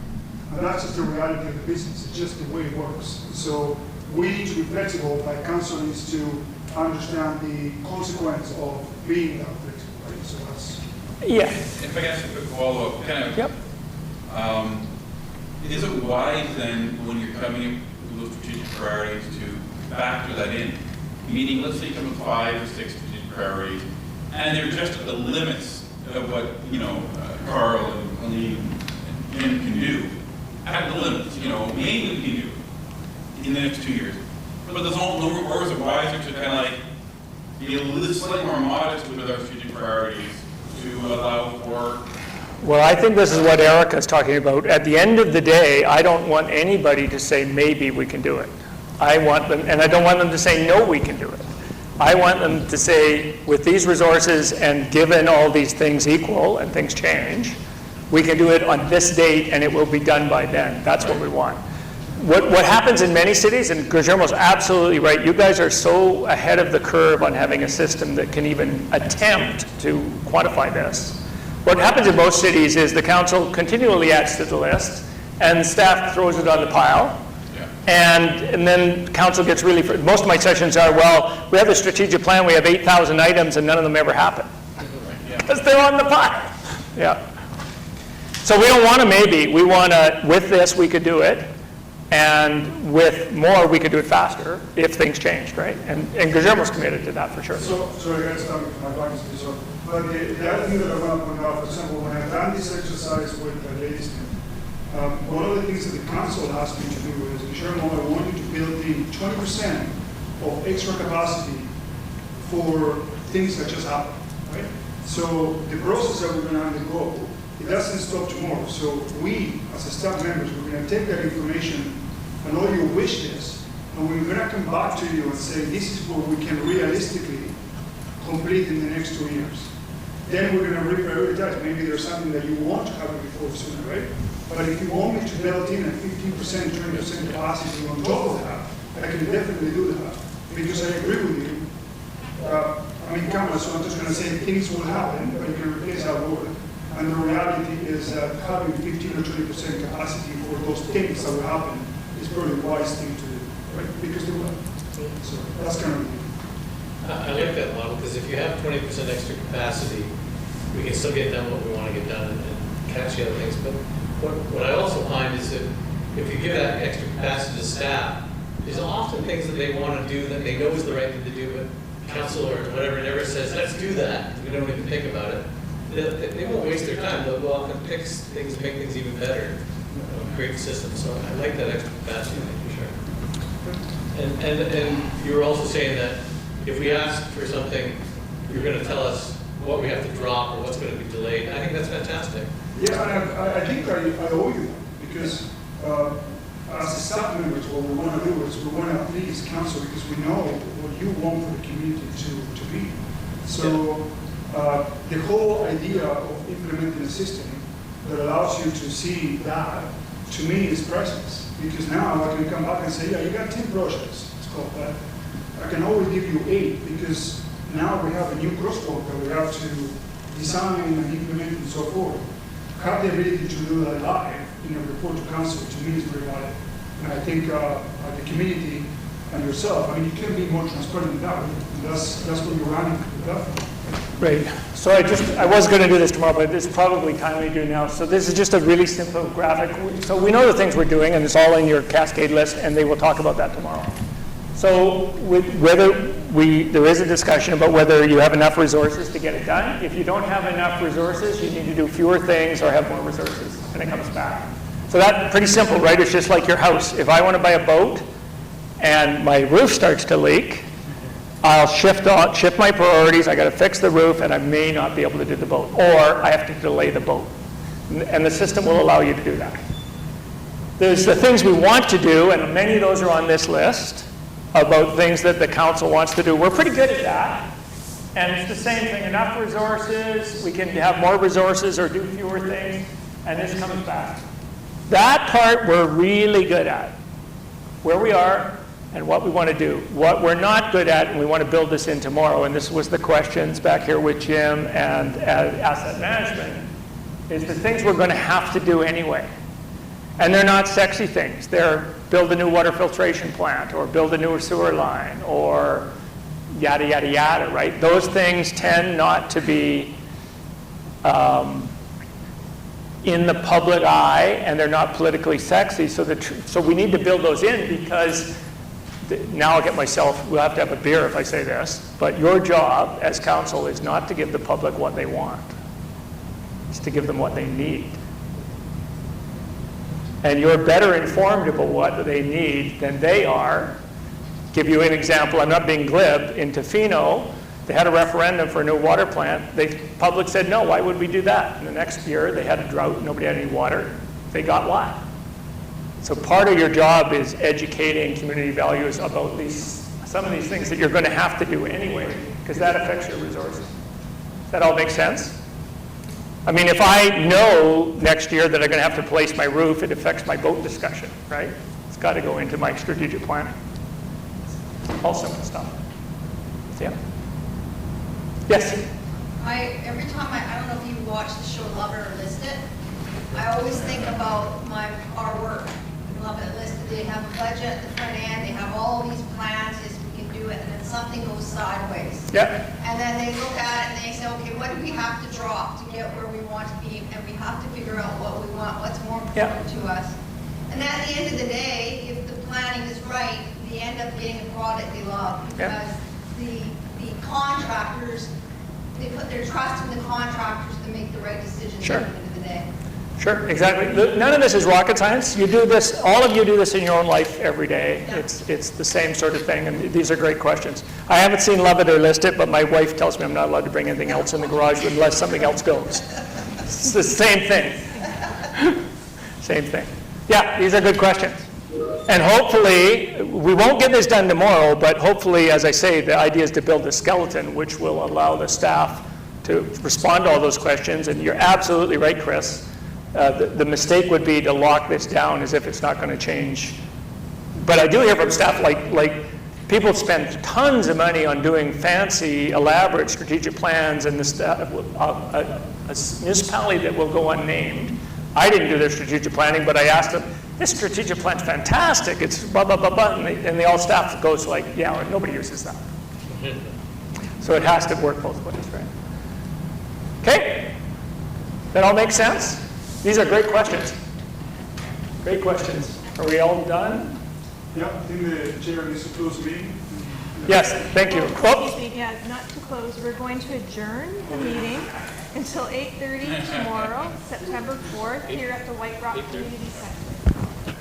Our chairperson will adjourn. Thank you, Christy. We will adjourn the meeting until 8:30 tomorrow morning. And here at the community center. At the White Rock Community Center. Thank you very much. Thank you, Ed. Good morning. I'd like to call to order the Governance and Legislation Committee meeting. We are reconvening after our session yesterday. It is Friday, the 4th of September, approximately 8:40 a.m. Great, thank you, Mr. Chairman. So welcome back. I hope everybody had a good night, and we've had David join us this morning. Thank you very much. Looking very rested after his holiday. Very Hawaiian in that shirt. Yeah. So everybody had a good night. I generally don't have a good night in the first time in a hotel room, but it was very pleasant, silly. Could have used more sleep. That's me. How about any other exciting stories about last night? Go partying on the town in the middle of COVID? No. I Jim? think it was Canucks. Canucks, yeah. Told you guys I'm not a hockey guy. What were you going to say, Jim? I said you won. I had it recorded, so I just hoping nobody tell me the score. There we go. So I just wanted to check in briefly with you about what we're going to do today. And I'm going to recap a little bit about what we did yesterday, just primarily for David and for any members of the public that are coming in now.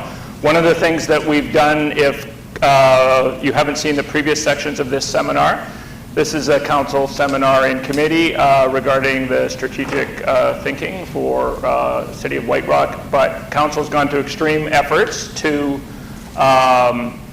provide an opportunity to do this with all the council and staff in place and with access for the public, even though we're responding to COVID principles. So the public's not in attendance, but the entire meeting is being broadcast. And there's some changes to process for me because we're responding to the need for social distancing and responding to the provincial orders. So last night we did a little discussion about process. Here's what we're proposing today, a little bit more on course check. We're going to review the current plan that you have produced, which is a very good document with lots of information. We're going to ask the staff, and Guillermo set up to do a little bit of presentation on the new system, which allows real-time tracking of your strategic priorities. Thank you very much.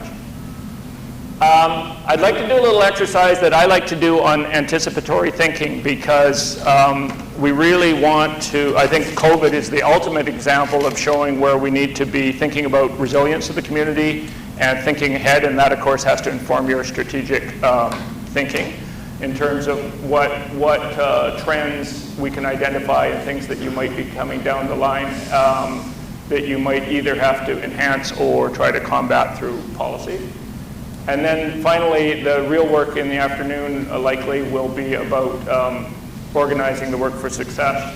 So we'll be moving down from more general goals to specific priorities, and I agree with Erica. Ideally, what we'd like to get is a model where the staff can use SMART principles in terms of your objectives to get things done. So SMART is specific, measurable, achievable, realistic, and timely goals and objectives. Everything's possible. It's all about choices and consequences. I know you've heard that from your city manager, and you'll hear that over and over again from me. So I just want to briefly go over last night, primarily for David's benefit. David, we did a little exercise about what's perceived to be good about White Rock, and there's many, many things which you would certainly know. And what are maybe some of the challenges. So I'm just going to go over the challenges side. So COVID was, of course, identified by council and by staff, and this, the model here is to participate with the staff involvement as well.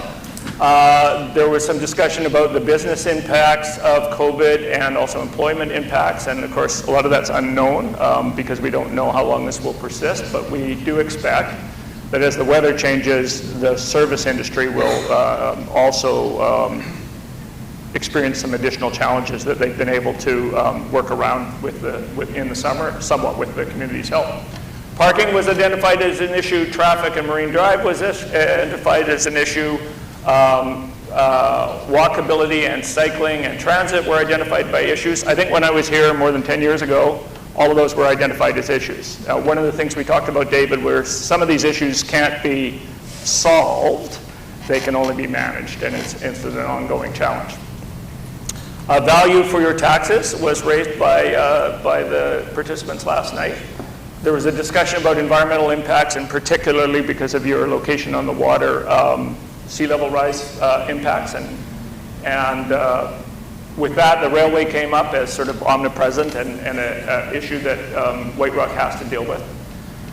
First Nation relations and the fact that you are working on a new relationship and continuous improvement was raised. There was a discussion about vacant commercial properties, which was largely, and I'm paraphrasing, please correct me if I get this wrong, was about properties sitting idle by potentially vacant landlords and not meeting their greatest and best use. And greatest and best use, I've just had a conversation with the mayor, greatest and best use in a real estate model usually means maximizing profit. Greatest and best use in your model, I think, means what's best for the community, how best to utilize the land, which should be the model in every community, for sure. Size relative to requirements. Someone remind me about size relative to requirements. I've lost that one for the moment. I'll come back to that. Oh, I know what it is. Finance. It was the size of the community relative to the expectations. My eyes are bigger than my stomach issue, right? And that's a reality for all communities, regardless of size, but it's certainly exacerbated in small communities where there's demand. And we talked about where I'm from, Vancouver Island. Many relocates have cashed out their equity, moved to Vancouver Island. Now they're in a suburban or even rural area, but they want urban standards. Infrastructure asset management, we had an interesting discussion about finance, who is new, and engineering, who has been around for some time, about how do we approach asset management. And I think in discussions with the parties, that's really about how do we get sufficient certainty without getting a number that's completely so protected that it's astronomical, and therein is the problem, which gets me to the whole Pareto principle 80-20 rule. Probably 20% of the work is going to give you 80% of that information that you need, and after that it's going to be more information for sure, but diminishing returns. Increased diversity necessary in the community, and that was primarily focused in that discussion was about age and demographics. But obviously the broadest diversity is where we get the best decision making, and the most inclusive communities where we get the best decision making. We talked about one of council's goals or objectives was to make sure all voices have a voice. And how do you do that when these voices aren't here yet? Or maybe even born yet, right? That's one of your jobs too, to represent future generations. House prices and rents is related to the last discussion that came up from Council David in terms of affordability. And I, as an outsider, was noting as I walked along the waterfront all these apartments that I assume you'd have to be relatively late in life to afford, but you have to be relatively young in life to walk up the stairs. It's quite interesting to me because of your geography here. Commute times was raised as an issue because I think that was in relation to people commuting from here to places of employment. Lack of available public, what have I written there? Covered it over. Oh, lack of available public land. So many communities are land rich for all the wrong reasons. North Vancouver and North Cowichan have unbelievable public land assets. You know where they got it all from? They got it from tax sales in the 1930s, driving people out of their land. So that's not the way I would like to see somebody have land assets, but that's what happened. And as a result, North Vancouver has large parks now, and North Cowichan has large forestry reserves. The point being, it's very hard to lever some community developments without the land. That's usually the piece that many communities use for infrastructure development. And back when I was the city manager of Nanaimo for many years, the city manager of Prince George would say, well, no, money's no issue because we just sold a whole bunch of land and it came in at 3 times above the upset price. We don't really have that option. So the city manager raised, good morning, Scott. How are you? You solved that problem yet? I did actually, and having it deployed. Excellent. Excellent. So one of the things that the public needs to know is that council members donating their time to the community also have to work at the same time to put food in their mouth. So Scott's been doing that simultaneously. So the next one was raised by the city manager, and it's really important. It's maybe something that the public doesn't think about in terms of relativity. So to put, you have similar topography with hills to Nanaimo. I'm most familiar with Nanaimo. So to put a sewer line or a road in Nanaimo costs, I would argue, almost the same as here in terms of putting that underground. But 1% of taxes for White Rock is $250,000, and 1% of taxes for Nanaimo is $1.3 million. So that is a reality in terms of servicing.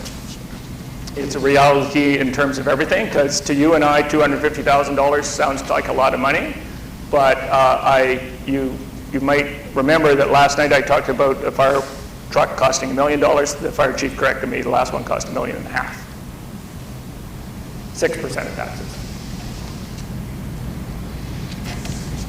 So I had a good discussion with the mayor this morning, and I want to share it with you because I think I misreferenced. He was talking about a redevelopment of an old housing stock that is now coming to the end of its life. And I used the word managed, and in many communities, managed means development standards, et cetera. And the mayor, I think quite rightly, pointed out that his issue is about how to reinvigorate the community and have redevelopment in a format that meets the objectives of council, which are varied: affordable housing and access, et cetera, et cetera. If I got that? Yeah, absolutely. Desirable, interestingly enough, desirable place to live is on the negatives list in that every strength is a weakness. So it's a desirable place to live, and that brings its own set of issues, right? Affordability related to that. Access to the beach, safety and accessibility, an ongoing issue, and I think we had clarity that one of the concerns that was raised, I think it was by you, Erica, was about people of limited mobility and how to access the beach, right? Exactly, as I see the cane. It's interesting stuff that we don't think about. I never thought about, I live in Departure Bay in Nanaimo, and there's a promenade, but it's just been all redone because it had about a 15% slope on it, which in a wheelchair feels like you're going into the water. Quite interesting. Had not occurred to me. So the boat ramp was raised as an asset and a frustration at the same time. I think that was you, Scott, that the boat ramp is really not amenable to small boats. It's really kayaks and all the rest, which is good in itself, but they're kind of incompatible uses. So if you want entertainment in Nanaimo, because I'm there all the time because that's where our Coast Guard station is, or our search and rescue station is, just go watch people at the boat ramp. It's wild. So seasonality was the other issue raised, displacement of local service. So the fact that you have this huge influx in the summers and a much lesser influx in the winters, and the up and downs of that sine wave, that has an issue. So that's what was identified last night when we were just doing this check on where we're at. Anything that comes to you overnight that really needs to be on that list? Anything you would add, Dave, or disagree with? Not at the current time. Okay. Okay. We can move on then. So the work starts now as we move forward, because the reality of moving to the visioning to the reality is that things get tougher. So just in all of this is common sense. It all happens in your own life. So my son, when he's a teenager, he wants to move out. And his vision is easy until he gets further away from the end of the driveway and starts to think about the realities of this, and that every decision has consequences, right? So we've spent last night and this morning so far just talking about how to prepare for the work piece, because I like this quote of Lincoln's here on getting set before you move into what you're doing.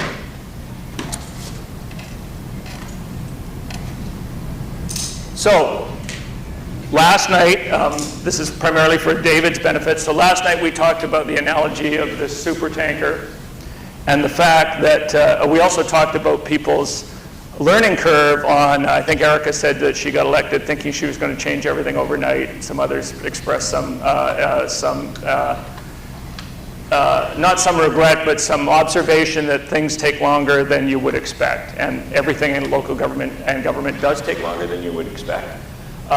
So the analogy that I was drawing last night was this large vessel, which proceeds on its course pursuant to all the previous policies that council has set up over the last 63 years that you've existed as White Rock.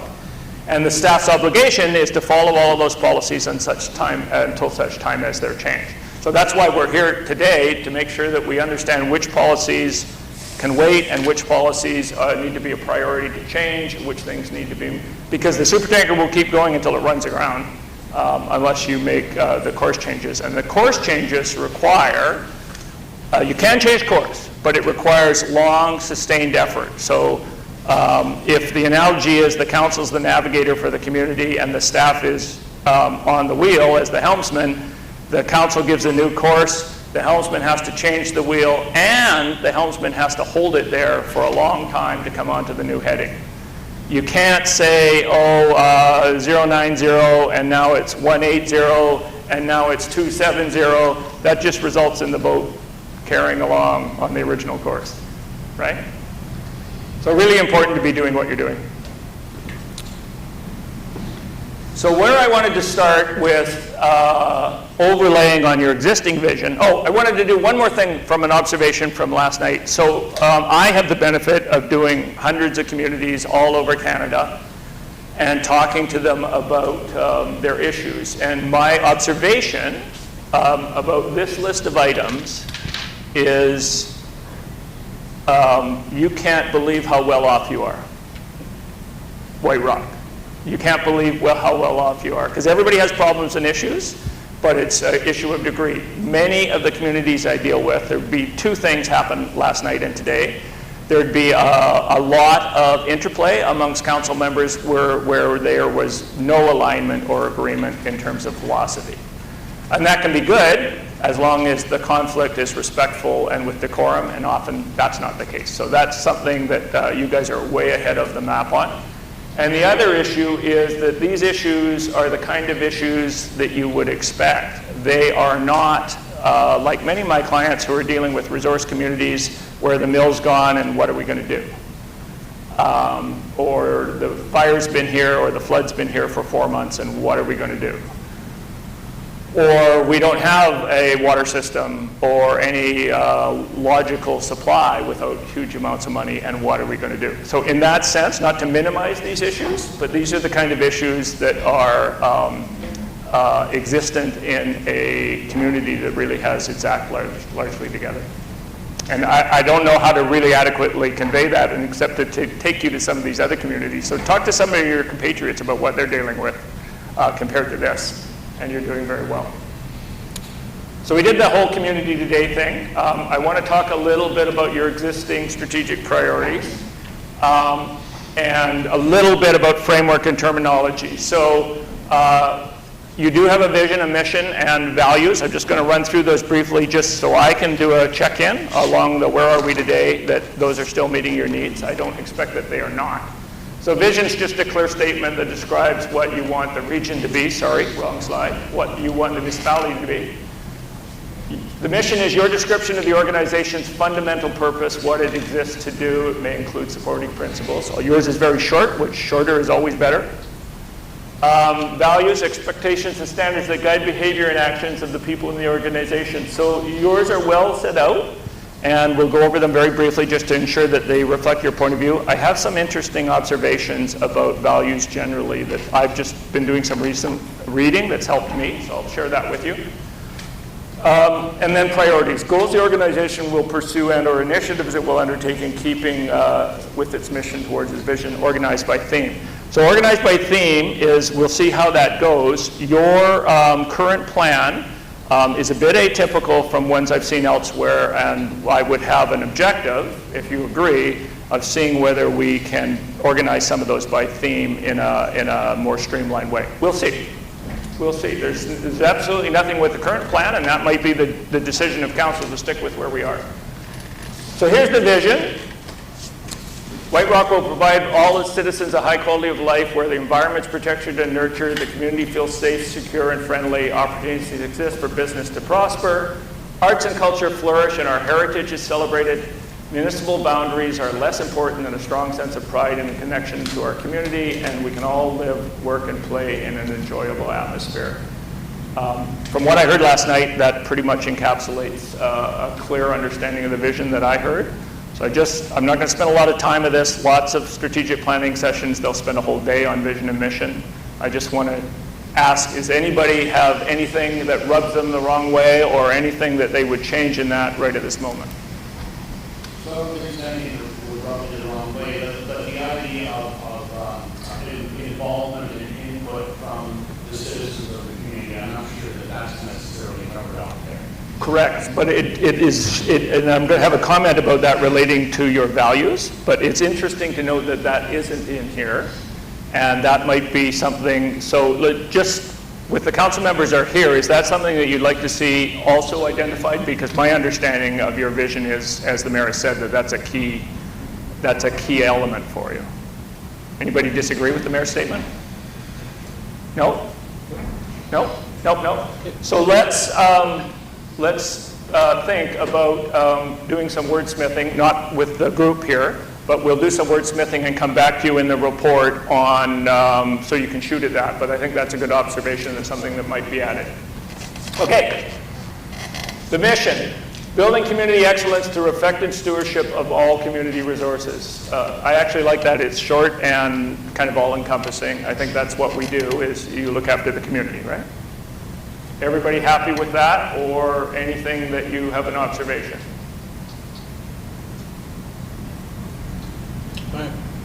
My only, I like the statement. Excellence is a very subjective term. Totally. Yeah. Anything that you would prefer as a suggestion than excellence? Well, I guess it's missing for me as viewed by our people who we represent, the businesses and the residents, right? So I don't know how you incorporate that, but it doesn't quite capture who decides that we're excellent. Right? We can decide we're excellent, but that won't really help. Exactly, and I understand your point. And so many communities would use a word like building community strength or community vibrancy, or it's, yeah. I'm not really proposing a system to change those words right now, really to make an observation about it, and you can think about it down the line. But I understand your point. It's what does excellence mean in this regard, right? Mm-hmm. Yeah. Yes? Jerry, can we go back to the vision for just a moment? Yes. I know the vision is not really where we define the path to get there. They're kind of like these motherhood statements that we try to aim for. Arts and culture flourishing and our heritage is celebrated. We do have this idea that arts and culture are very vibrant in White Rock, and in some respects they are. But the increasing cost of living and the loss of a lot of viable spaces to either showcase or create art is an issue. And heritage, we're aware of the heritage, but we're not quite there in defining what that all is. So I just wanted to throw that out there, and at some point later today, when it's appropriate, we could. Absolutely. So my view of the vision statement is it's kind of an aspirational statement. So I don't think that's inconsistent with what you're saying about arts and culture. We would aspire to having arts and culture flourish here, notwithstanding there's some issues. So that goes to the heart of the strategic plan. If we want to be there, and we're not there now, what are we going to do to get there, right? For sure. Heritage is a really interesting one because Guillermo can tell you where he came from. They have a very high focus on heritage. They also have an extremely high and successful focus on First Nations relationship. And what has traditionally been meant by heritage means colonial heritage. So they have some work on bringing those together, and in my world would celebrate both, but in a way that is respectful to both. So you probably have some of that here as well, yeah, for sure. Gary? Yeah. Yes? Same comment about this one. Like, these are all fantastic, but it doesn't incorporate our stakeholders. So, part of my vision, if we're going to evolve this, and we don't have to, but it'd be very nice if it said something like our residents and our businesses and our staff all and council all feel heard and inclusive, right? So some sort of vision about people feeling heard and that we're on the right path would be great. Absolutely. So we'll give some thought to that in the report and how we deal with it, because my preferred way of dealing with this is come back with some recommended options, and then you can respond to it rather than us wordsmithing exact wordings. I do have an observation though on both these comments about the community participation. So values really are, so anybody, Robert Fulgham, everybody know who Robert Fulgham is? He's the guy that wrote Anything I Needed to Learn, I Learned in Kindergarten. but he has about 7 other books. If you're interested in kind of homilies around governance and life, read Robert Fulghum. He's awesome. And this book is What on Earth Have I Done is all about the big questions, like when you do something wrong and your mother screams at you, like, who the hell do you think you are? Those kind of questions. So this is really comes to who does White Rock think they are, and here's what you currently have. Excellence, respect, integrity, responsibility, accountability, value, which is up here, and this community participation in government. So it is very much set out as a value, and I think those are the comments in both the mission and the vision that we should highlight that further. So I don't have any issue with any of these at all, and nor is it my place to have an issue with them. I would think that they do represent what you want to provide. I have more an observation about what I've been learning recently about values. Yes, sorry. So in line with what Scott's saying, although I think the last one, participation in government, to me is very limiting in its scope, its nature. There's more to the city than government. The involvement in government talks about coming to council meetings, being involved in advisory groups and so on. Yeah. There's much more as we talked about in all of yesterday, and then the stuff that we've written down, you have the flip charts. Yeah. There's more participation available and ought to be available than just in government. Absolutely. It's funny. So I was just, I do a lot of bike riding, and I was riding in Lanceville, and they have rebranded Lanceville. So the brand no longer exists, but all the old signs on the trail system for mountain bikes show City Hall. I'm saying to this council member, you got to change your signs. The City Hall is not Lanceville, right? As the point you're making, right? Right. Okay. Yeah, it could be just we value community participation, period, right? For sure. So here's what I've been doing this for 40 years, and I just came across this, and I think this is great. So this guy, Patrick Lencioni, who's written The 5 Dysfunctions of the Team and many other books, and they're usually leadership parables. But he did something in this last book about values that I thought was really interesting. So if I went to most city halls, most of my clients, and I looked on the wall, I would see at the back of the wall, this happened to me many times, I see at the back of the wall a list of their values, and it says trust, integrity, honesty. And I say to the council, so do you guys live your values? And they say, what values? I say, well, the ones that are posted in the back of the wall, and they go, never noticed those before. Because they're mundane and they're kind of given. So what Lencioni says is interesting. They're also critically important, right? They're critically important. So he says there's actually 4 kinds of values, and this is important for you to think about. He says there's permission to play values, which are things like you don't want people, you don't want to deal with people or have employees or have co-workers or council members who don't have integrity, who aren't trustworthy, who aren't honest. So those are kind of permission to play values. They're kind of given to get in the organization, and they're critically important, but they're permission to play. Got that? And then there might be accidental values, like, I bet you, if you went over to the fire department right now, you would find 10 red pickup trucks. Because, wow, nearly every fire department I go to, all the firemen, firefighters, have red pickup trucks. It's a kind of accidental value. Those of you who are more my age will remember back in the 80s, everybody from IBM wore a blue suit and a blue tie. Accidental value. Aspirational values are those ones that, as we talked about, that you're never going to be able to absolutely meet. So certainly one of my values is that my staff will operate with integrity. Do I know that garbage man X isn't accepting a bottle of scotch for extra garbage once a year? Do I know that? I actually could probably expect that amongst hundreds of employees. We've got some issues like that. So it's aspirational that everybody won't do that, but it's constant work, right?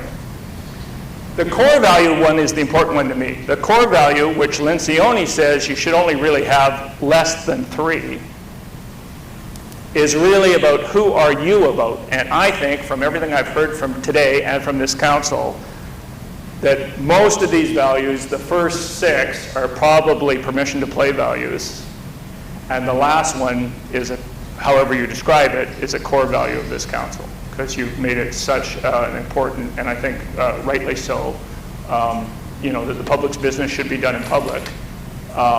So that's just a suggestion from me to think about, that if you were to say one thing that identifies this council, it would probably be respect for community participation.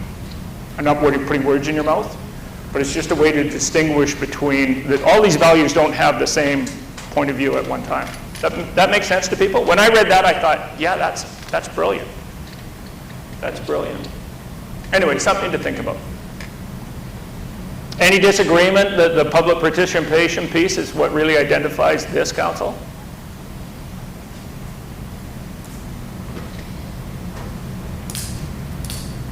No disagreement? I don't really think we do it as well as we can. Never will. Yeah. Yeah. I think as well as we anticipated we would be able to when we set about, running for. Well, so in that sense, the core value might always be aspirational as well, right? There might be some leakage, but you've got to cut yourself some slack too. Like a council that got elected on a commitment to maximizing community participation and then got hit with a pandemic, you got to cut yourself some slack, because that really is challenging, right? Right? So. Yeah, I'm not sure about that either. We got hit with a couple of different things. Yeah. And do it all, with staff and yeah. job. But I don't much like excuses we didn't get it done because. No, well, and I admire that council's not making excuses. I'm making more observations as an outsider. I think that today, and you will always have people that disagree, but the efforts you've made today to have access to a meeting that for health reasons you really can't do in open, you should get some kudos. Yeah. Yeah. And the staff's had to work hard, but when I first talked to Tracy, she said, well, they're not going to have any tables. I noticed somebody's screwed up tables, so they're making it work, yeah. Okay, that's something you can think about. I don't want to impose my view on it, but you might think that to pare these down and decide what are the core ones. I don't want to spend a lot of time on that this morning.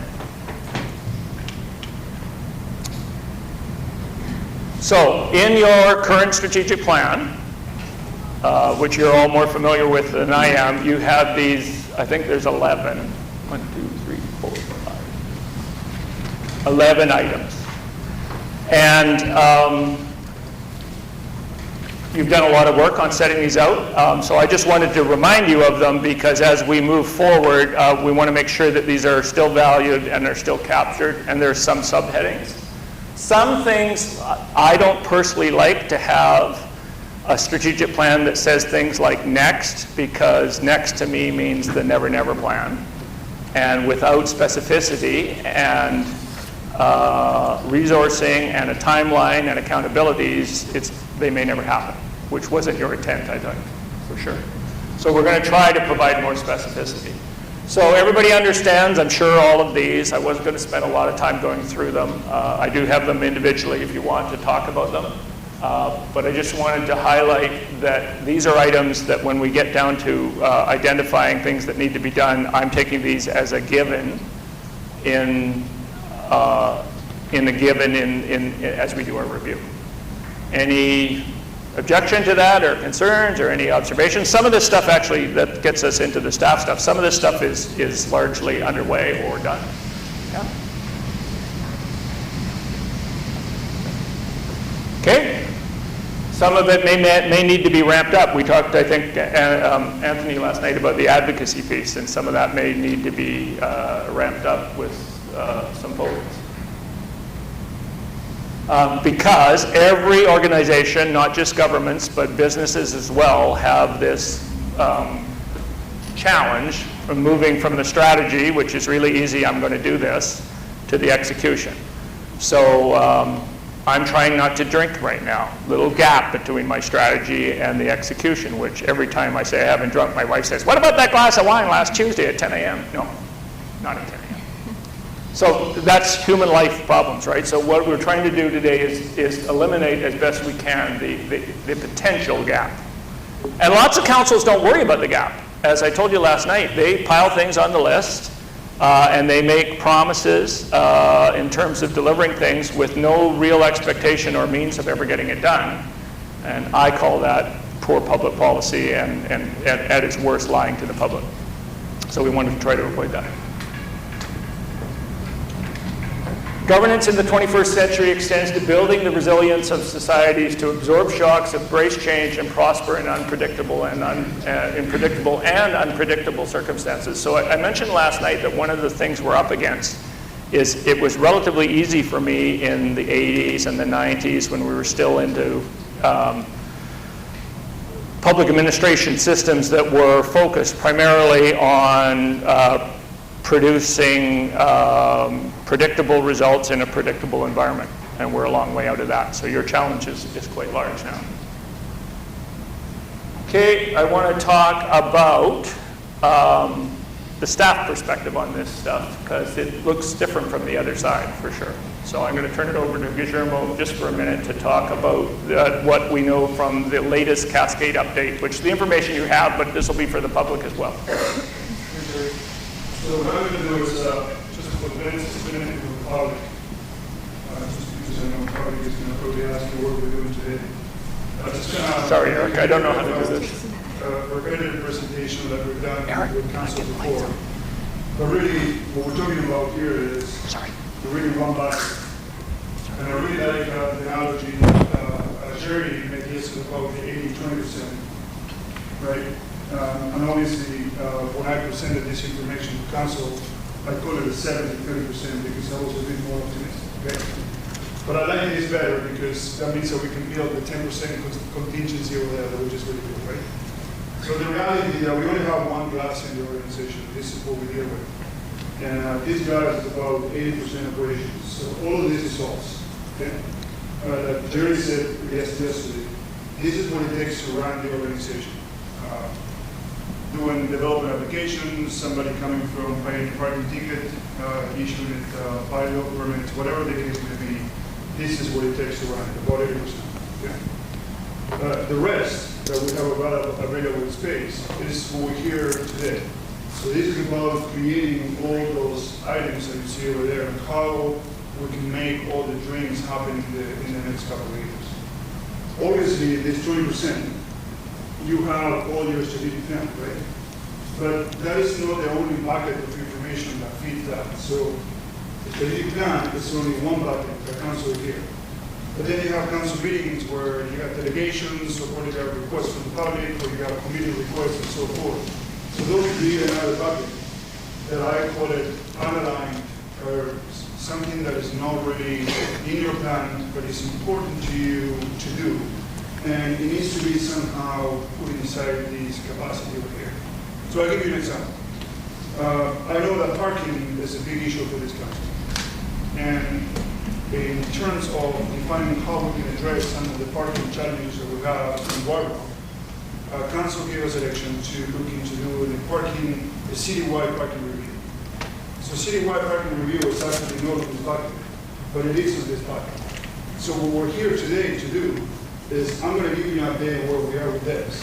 But also at the end of the day, and hopefully in the next few weeks and months, I'm hoping that we can incorporate some of these items here to create something that we can achieve in the next 2 years. And that to me would be a success for this process. Obviously, this is not the only two buckets of things that we can do. We also have all the operational projects that we have. And also we have all the capital projects that we create as well.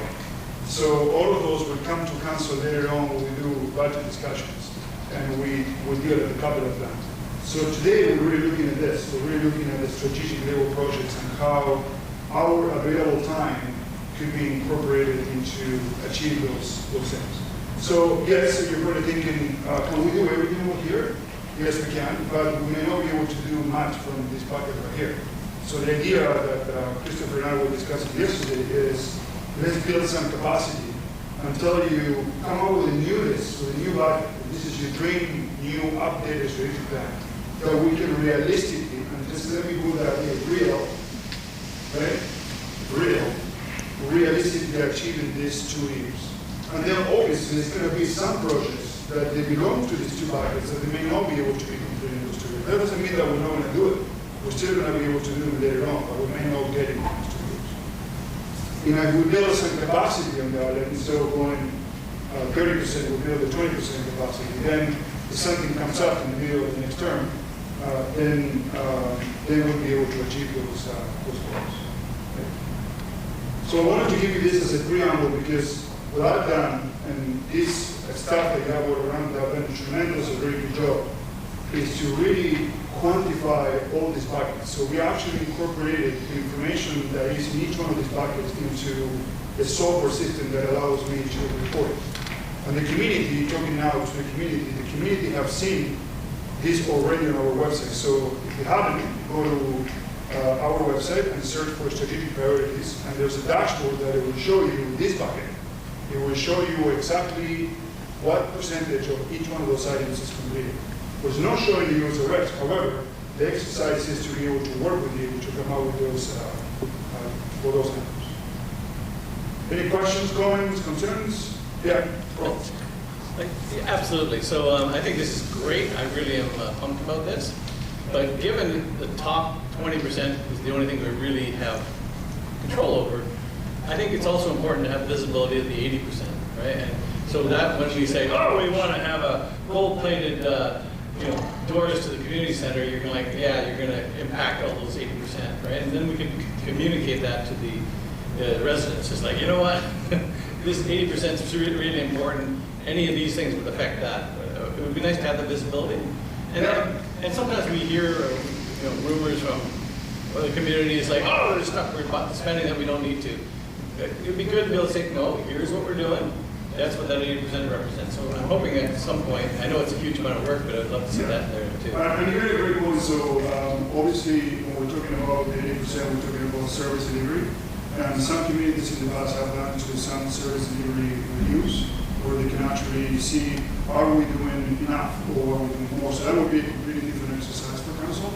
If this council wants that to make that a priority, definitely we can incorporate that into the plan.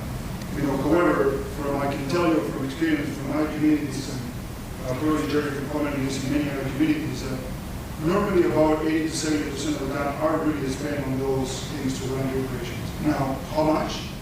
Yeah, we can definitely look in detail if you want to spend more time doing, for example, picking up more garbage, right? Or making somebody house or contracting it out. And those will come as you go along the term, right? Perhaps we're doing not enough on social services, perhaps we're going to do more, even though it's something the probably should be doing. So those kind of things could be looked into as a project. But in general terms, what I wanted to do today, the exercise of the strategic plan, is to show council and the community that we're really talking about this 20% at this time, right?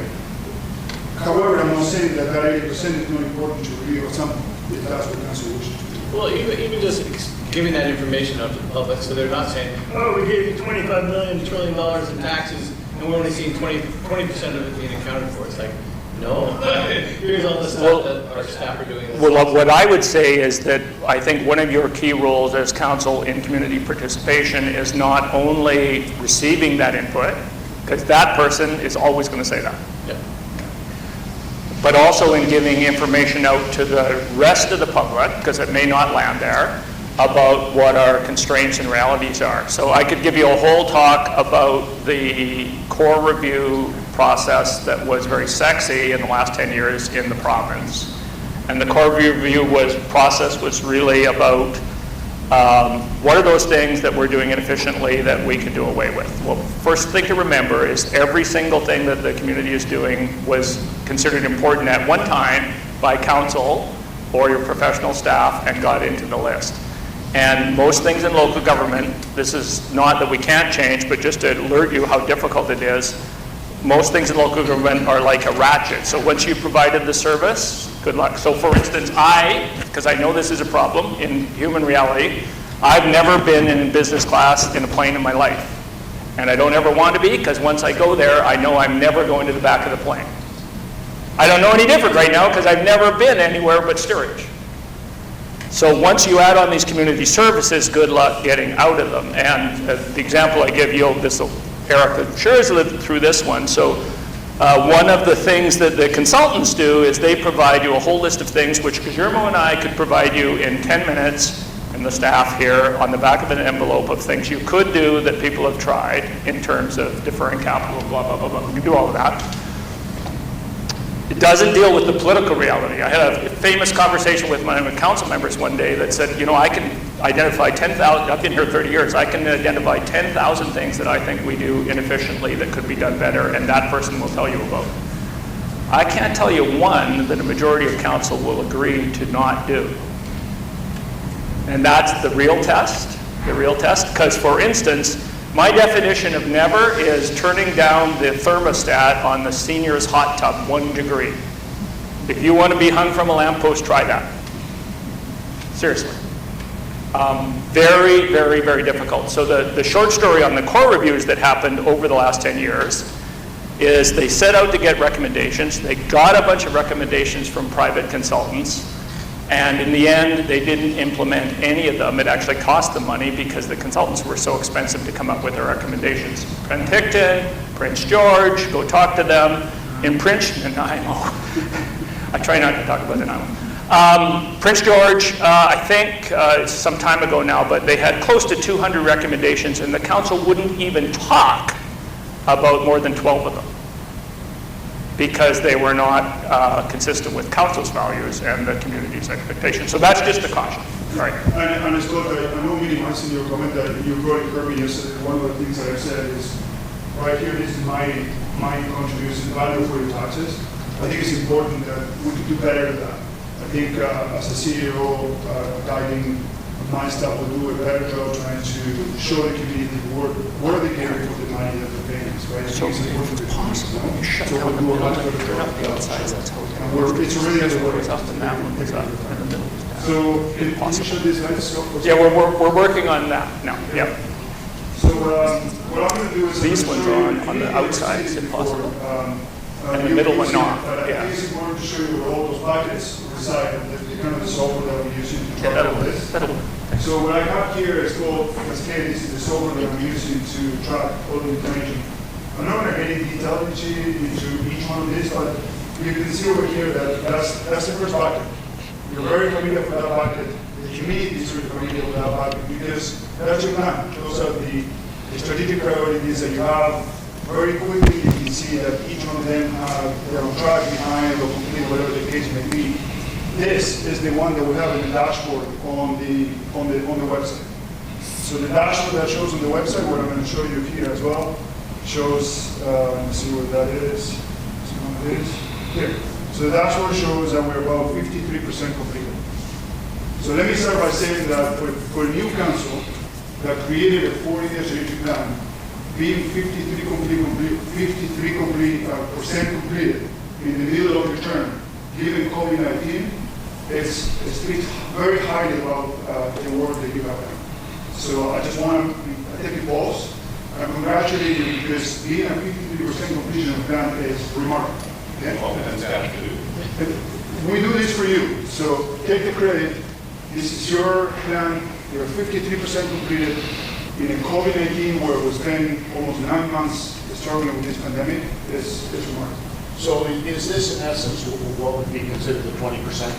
Correct. Yeah. Yes. Okay. So I just want to flip back to a minute, and I'm not sure, I don't want to put the words in Scott's mouth. Heaven forbid that should happen.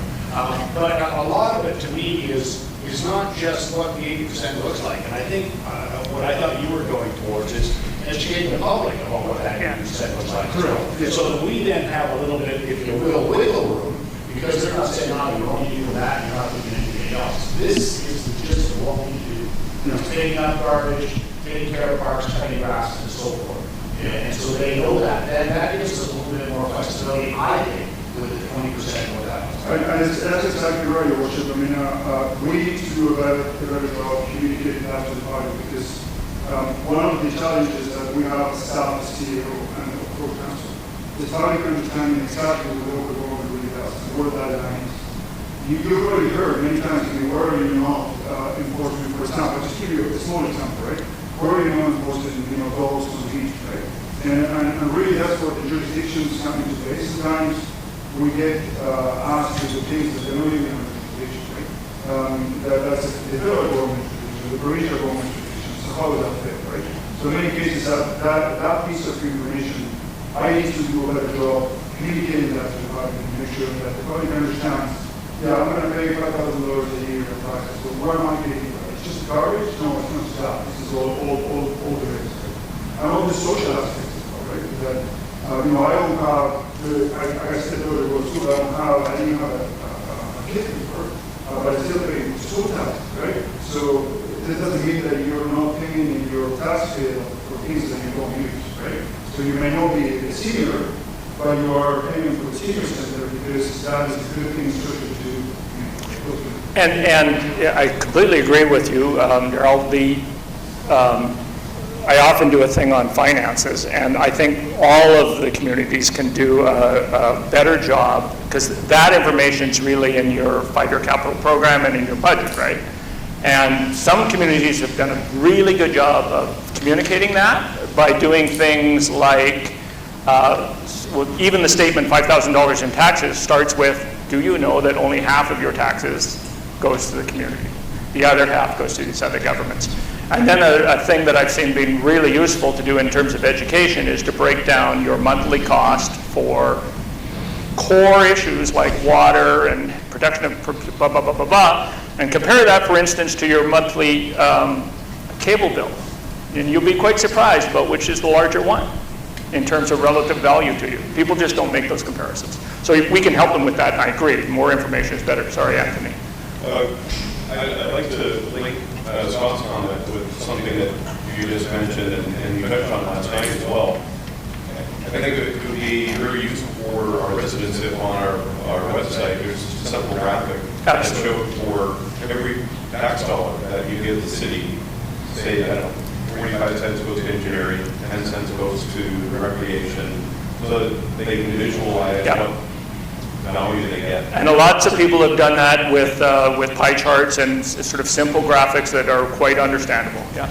I think we do have that, so we'll improve that. Just noted. Yeah, staff did that for the parking, and it was phenomenal. It was really useful. Yeah. So I don't want to spend a lot of time on this unless you have some questions. Pretty straightforward. That's your strategic priority where you are. Some of them are completed at the Marine Task Force. The next priority is, Jerry mentioned he doesn't like the next step because there's no a date attached to it, but there is some in that aspect we're about 21% completed as well. And you can see the degree of completion of each one of them when you go into the exercise today. So in my view, if you need to make a call, I would say that anything that is beyond 50% is probably worth completing it, right? So it'll probably be pretty good to keep going on that. So any questions about any progress on this? I got all my team over here to answer if you have any questions about specifics on that. Yeah. Well, the Park Task Force was disbanded a while ago. It's 78%. So unless something changes, it can be 78% forever because there's no Park Task Force. Okay. Yeah. Yeah. Similarly, the Marine Drive Task Force, it's 100%, but I think its goal is to help reinvigorate businesses.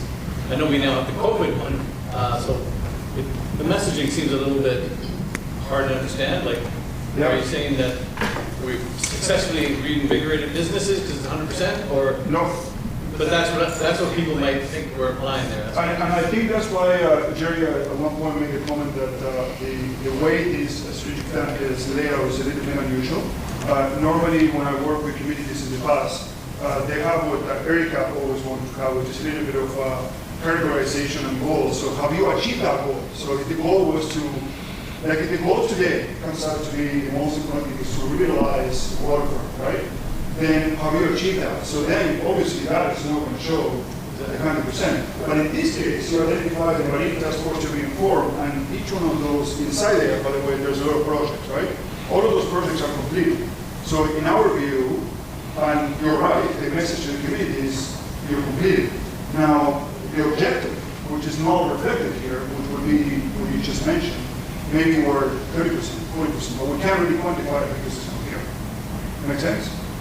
It does. From the dashboard perspective, it would be better to relabel Marine Drive Task Force to say what we've accomplished. though. Oh, I completely agree with you. If it was me, this is your plan.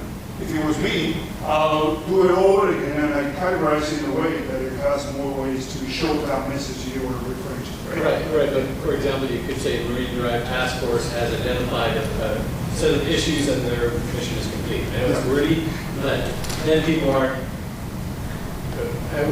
this is a really positive thing. I'd hate for people to latch on to that, say, that one in particular and say, you're misrepresenting what we actually accomplished, right? Yes, and so maybe I should really show the next slide because each one of those actually shows to the community that goes on the website what's underneath of it. So this is just a snapshot, but when you click on it, it gives you the actual completion. So if somebody in the community wants to know, okay, you say 100% complete, what does that mean? We can actually show you that in a second. Okay, Bonnie? So I'm certainly hearing an interesting point with just how these things are defined versus how we've interpreted them as staff. So in the parking, for instance, the task force, there's items in there that are ongoing for us in managing that portfolio. And so Judy started to talk about how we'll see some of those lower level of detail. And the depots, for instance, is one of the things that from staff's perspective of having more understanding of how it all works in the system and how we do it for the city, getting that clarity about where council wants to go with parking overall. I think it's good to hear how we look at some of these things as words that just describe sort of a distinct thing, meaning a parking task force, but really it's management of a whole bunch of issues, and it's important to council. So I'm really excited about being able to share that information with the public as well as with ourselves for that direction, for that clarity, and for the things that we want to tie together to make it a better system for you to address parking. You know what, you actually brought up a really good point, Ben, because the one thing that I forgot to mention on my graphic over here is this 20%, many times what it does, actually most times, what it does is makes this 80% bigger, right? So every time we have a new project, something new that we do, something, a new task or a new program that we put in place, all we're really basically doing is doing this glass a little bit bigger, right? And that's what we come about, you hear me saying all the time about resources and consequences. So, we can do a program that the task force may have recommended, but now that becomes an operational issue that we have to somehow stop, right? So, Mr. Correa, something. I'll leave it there. Okay. So Can I just ask maybe a daft question, but if indeed we have things rolling from 20 into the 80, does that change the value of the 20 and the 80, or does the 80, is that pretty much a fixed percentage? Well, it depends on what the program is. So, I give you a very broad example, right? Let's say tomorrow the council decides to build the gymnasium, right? So that would be to build a new building, gymnasium, have basketball, indoor basketball courts and that, which by the way is very surprised that this community don't have, right? So what does it mean? So yeah, it is the 20%. Yeah, theory. Right. So staff are going to go and do the design, the RP, the put out, the construction, and so forth. But at one point, it becomes 100% into the 80%. Right. Because now we not only have to maintain that building, so Jim and his crew needs to maintain the building, Eric needs to run it. We need to program it, we need to stop it. So that's when that class becomes bigger. So the way it works is it starts on the 20% and then it becomes on the 80, because we come back to council and say, in order to run this, you need to put these resources in. Is there the potential of the 80 becoming 81 or 82? Yes, it could be. It depends how you manage the resources, right? According to the scale, sometimes if you do things in a different way, you need to find them more efficiently. So maybe there are approaches that we find ways to do more efficiently. So even though we increase the 80, we're still operating at 80%, right? So I guess we're not trying to, go around, but I'm trying to say it depends on the approach that we're doing. Because in essence, growth means that 20% has to constantly be there. We have to be looking at new ideas and new ways of servicing the community. And then once we have them up and running, and they become part of that 80%, now the 20% we start looking for more. And this is why the senior governments have started moving to life cycle costing. So aircraft, so the discussion, so $100 million fighter plane, but they budget, this is going to be, $1 billion over its life cycle because we have to maintain, et cetera.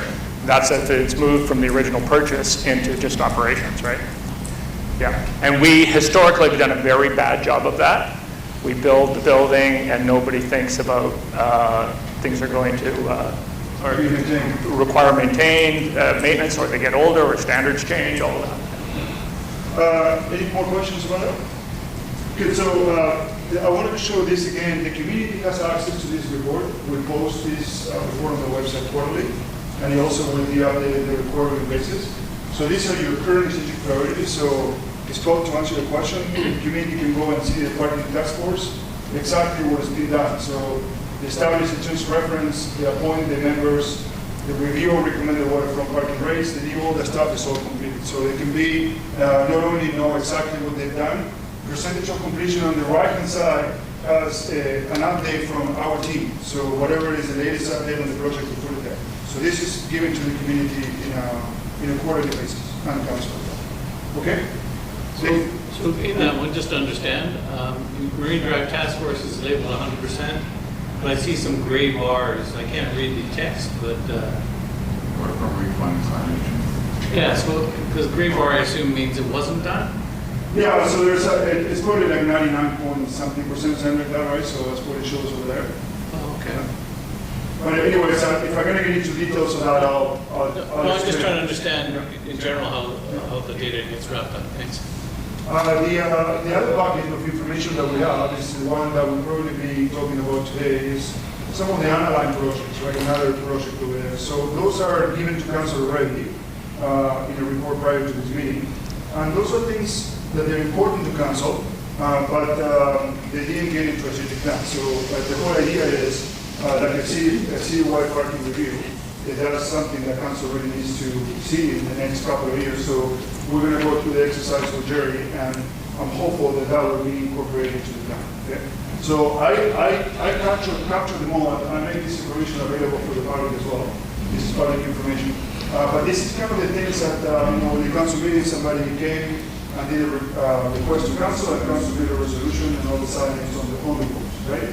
Or a committee created the task and it came to council adopted it, and now it's moving. So that's kind of what that information is. So I think that's all I have to show you.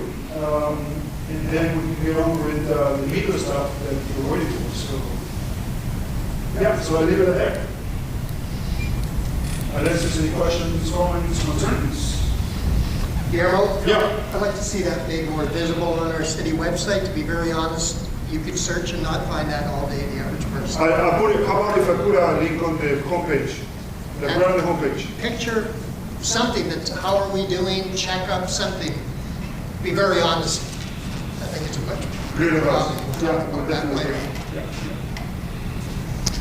So I wish when I was a city manager back in the medieval period that we had this kind of information, because it's fantastic to be able to deal with that, and there's always going to be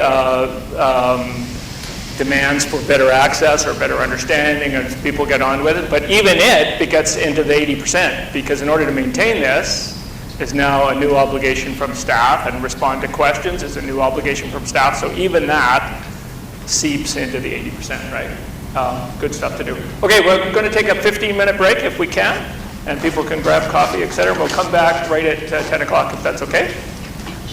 Is it okay with you, Mr. Chairman? Thank you. With organization, we'll see if it does it here. We're now moving into this little section I want to do about sort of anticipative strategic thinking. So we've talked about your existing vision that exists in the plan and in the Cascade documentation. There's a lot of stuff here about the community today, and probably this exercise will clarify or reinforce some of that, because we're going to do a little exercise about future context. Because if we can talk a bit about where you want to be, that can help to inform how we're going to get there, right? So this is really about things that you think are trends that are going to affect the community, and then we'll get on to the priorities and objectives probably after lunch.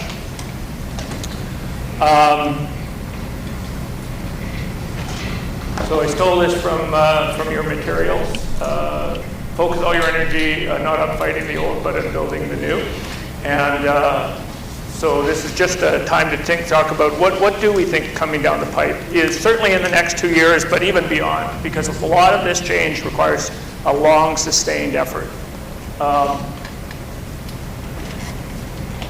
This is Justice Bourgeon saying most governments have to improve their adaptive capacity, and this is just a little exercise when I did this. So I stole this mural about strategic planning looking down the road from the City Hall in Wells, BC. And I just realized this moment, it looks like he has a mask on. That was predictive.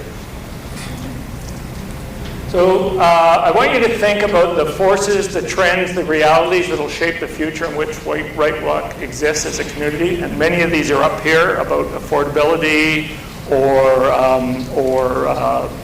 loss of business to outside influences, things like that. It's an exercise in thinking about being future ready. We talked about environment, for instance, and sea rise change. This is working towards positioning the community for prosperity and preparing the community to be resilient. So that's the exercise. I'm going to explain it to you here. I want you to think about what you can imagine about White Rock's future context, both good and bad, and how we can describe it. So think about some trends, some coming changes, some forces, and some realities that are impacting your realities right now. We talked about aging demographics, et cetera. Each of you at your table, and we're going to adjust this for COVID. So each of you has some 3M pads, and each of you has a Sharpie someplace. If you don't, I'll get you one. So I want you to think about items that are forces, realities, coming trends, changes, things you'd like to see. And then I'm going to have you come up individually for social distancing. So you put one item on one sticky. So if my issue is I'm concerned about future affordability and the trend towards unaffordability, that would be one item per sticky, right? Many of you might put that down as an example. If someone comes down and put that up, then we'll come up individually and we'll all add those because we want to see sort of the force of understanding about that issue. And then here's your job when you come up here. You see how I'm sloping to the right when I did this? I need a straight edge. So when you bring your item up, if the item is, say, trends towards unaffordability, I want you to say, is that going to have a low impact or a high impact on White Rock? I would say that's an example of something that's going to have a high impact and is already having a high impact on White Rock. And I also want to think about on this axis, are we highly certain or is it low probability? So something like affordability, which is happening today and going to continue on, is, in my opinion, going to have a high impact and it's got a high certainty, so it's in this quadrant. And the reason we're doing this exercise is we want to focus in the Eisenhower matrix terms on the urgent and the important. So if affordability is a trend that is high impact, high certainty, that's certainly where we want our strategic plan goals to focus, as an example. Everybody get the job? So take some time now to write down those issues that you think are affecting the future trends in White Rock. And this may take a bit of time because we need to do this in terms of protecting COVID. Okay, so everybody do that, including the staff, please. And we'll up these lights. I don't know if I still haven't learned, Eric. So Jerry, are these both like local and national and international trends? Anything that may affect you, absolutely, absolutely.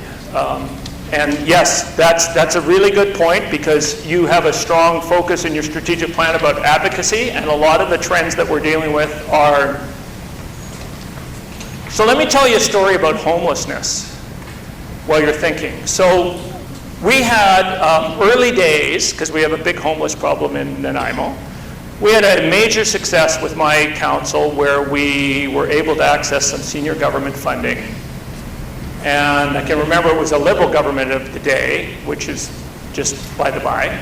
And we had accessed some partnership funding for a partnership project around building some affordable housing units. These were very low socioeconomic access units.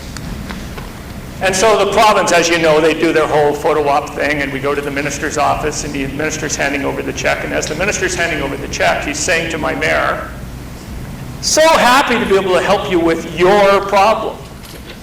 And I'm like, no, this is the 30 pieces of silver. Someone needs to say, no, it's not our problem, it's our problem. Homelessness can only be dealt with as a managerial issue involving all levels of government, and it's a cooperative effort, right? But in that one handing of the check, he made it the community's issue. So, yeah, think about that. So that's why we do need to talk about the societal issues that are happening, absolutely.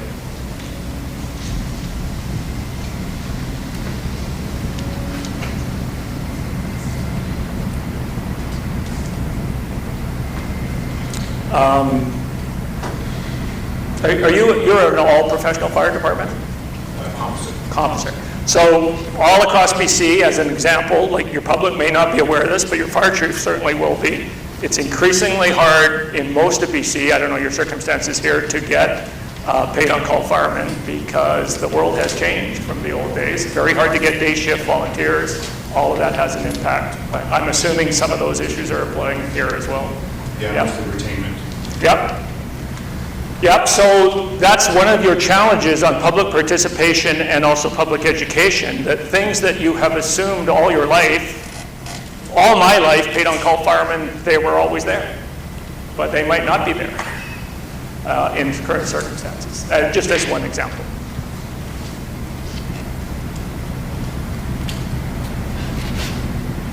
Jerry, the high-low axis, that's the impact? Or The high is, so it is, well, let's use sea level change. So White Rock, having your walkway, if we had a several foot change in sea level, that would have a high impact, right? Right.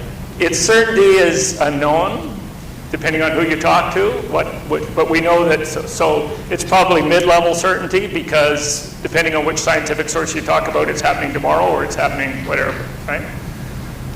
Many of the councils I've dealt with this term are elected on a campaign of climate change emergency.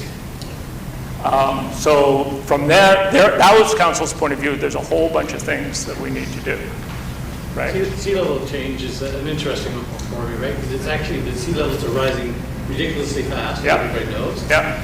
Most people don't know what the actual rate is. It's 1 millimeter per year. Exactly. Which is still huge. Exactly. But it's dwarfed by our times, right? I know, but that goes to why we need to talk about societal issues as well, because many councils started this term in their strategic planning about emergency is a crisis, and then this is your issue. So they say to me, climate is an emergency. I say, great, you set the values, so what are we going to do about it? Well, we're going to not irrigate the lawn at City Hall. There's a D-link in the execution, right? So I think I mentioned this, but I missed it. Are we focusing on things relevant to our city or broader global trends? You can put anything up there you like. And I'm focusing pretty much within the capacity of our city. You absolutely can, and others may choose to on global trends. It's completely up to you. Completely up to you, and that's why if there's duplications, it gives us some indication, and we'll do this later on too. One of the things, I was just talking to the mayor, one of the things this council's been great about, and I think it underpins your values, as we talked about, is that every point of view is respected and valued.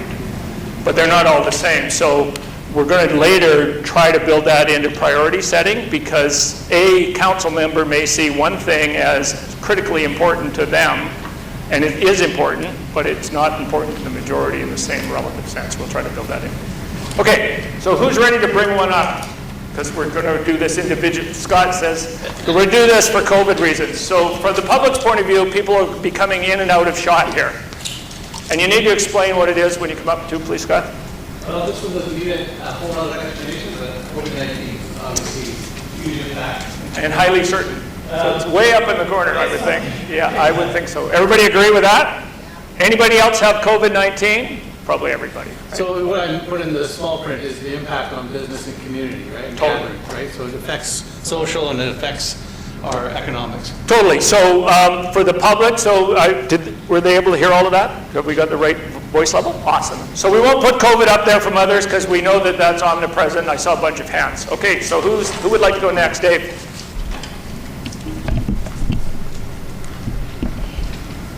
It's a high priority, affordable housing, seniors, low income.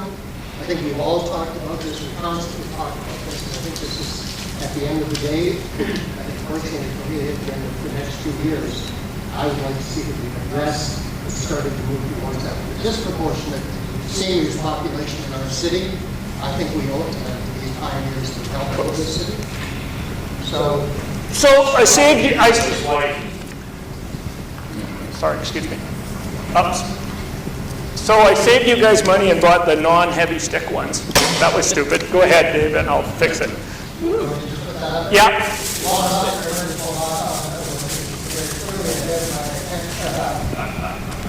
Huge pressure on our retail from South Surrey. I know that that's a concern of ours. Some of the community is more than happy to get in their cars and go shop at South Surrey. It saddened me with Penguin Meats closing, to be very honest. One of the reasons I live in a small town. To me, it's important to know the butcher, the baker, and the candlestick maker.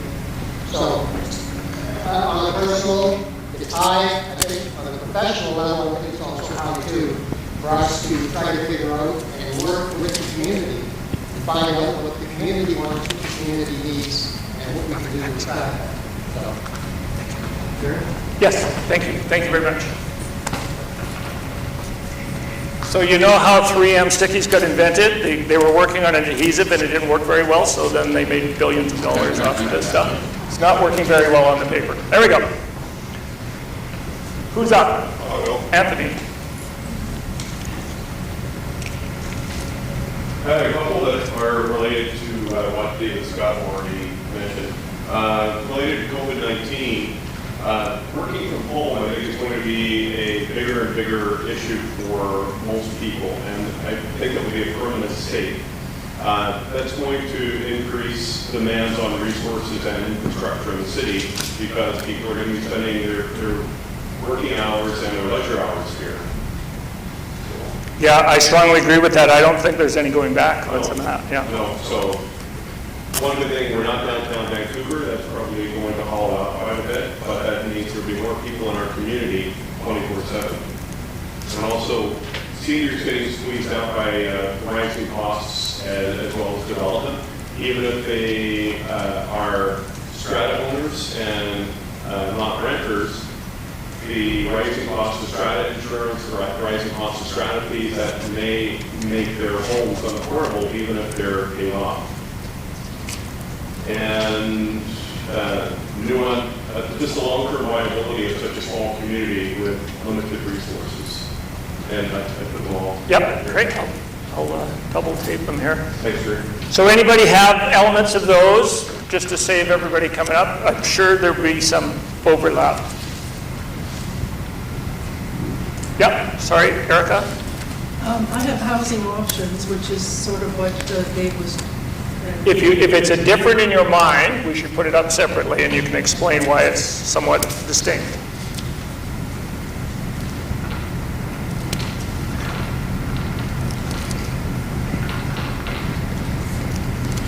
So do you want to explain the housing options issue?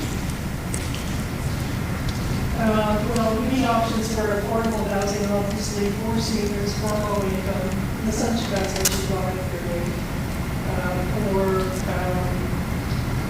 small families, young families, age in place. Those are all issues, I think, with housing options. Okay. Great, thank you. Try to stay in your space here, Erica. Sorry. Cool. Since I'm the environmental liaison for climate change to sea level,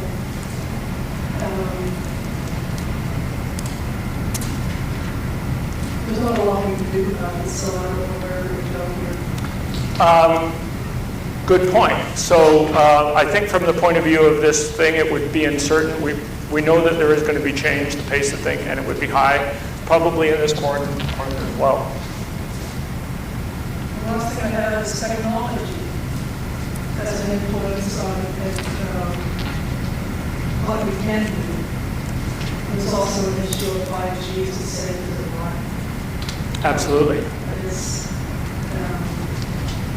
And that'll be related to the working from home thing and all that infrastructure thing. Sure, so throw it up there. Thank you. I'm sure that that will be omnipresent. What's the Intel rule that, you know, the force of computing doubles every 6 months? Yeah. So that's carrying on indefinitely, it seems. No, Scott says no. It's not. It might slow for sure. It is definitely slowing. Yeah. You can only make wires so small. Yeah. So I'll throw a couple up there. Yeah, please.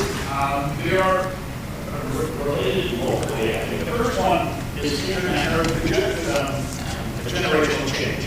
And so I don't know the time yet, but I think it will be high. Okay. And I think there's a level of certainty. And what I mean by that is the people that have voted for and elected this council, a number of them may not be around in 2 years to elect the next one, which means there's going to be new people moving into our community that see our community very differently than the others that supported us. They will say more density, higher buildings, and so on. That will be okay with them, and that is going to change and have a large impact on our community. And the second one is somewhat related, and that is external demands. And what I mean by that is regional aspects. So what we are expected to do, and I remember Mayor Baldwin talking about why we were having a lot more high-rises in our community during the last council, and it was because of the demands of Metro Vancouver and our the expectation that we also make housing and so on density available. So those are always going to be things that are going to be outside our control and that are going to impact some of the changes we make.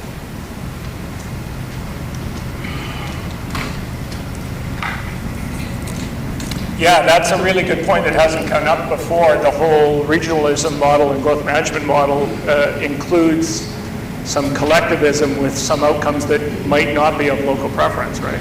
Yeah, for sure. Yeah, go ahead, Chris. I've got some overlap, so I'm not sure if you need to come up or not for that. Well, if you think there's any, the point here is to make sure we get clarity. So if you think there's overlap and it needs definition, let us know.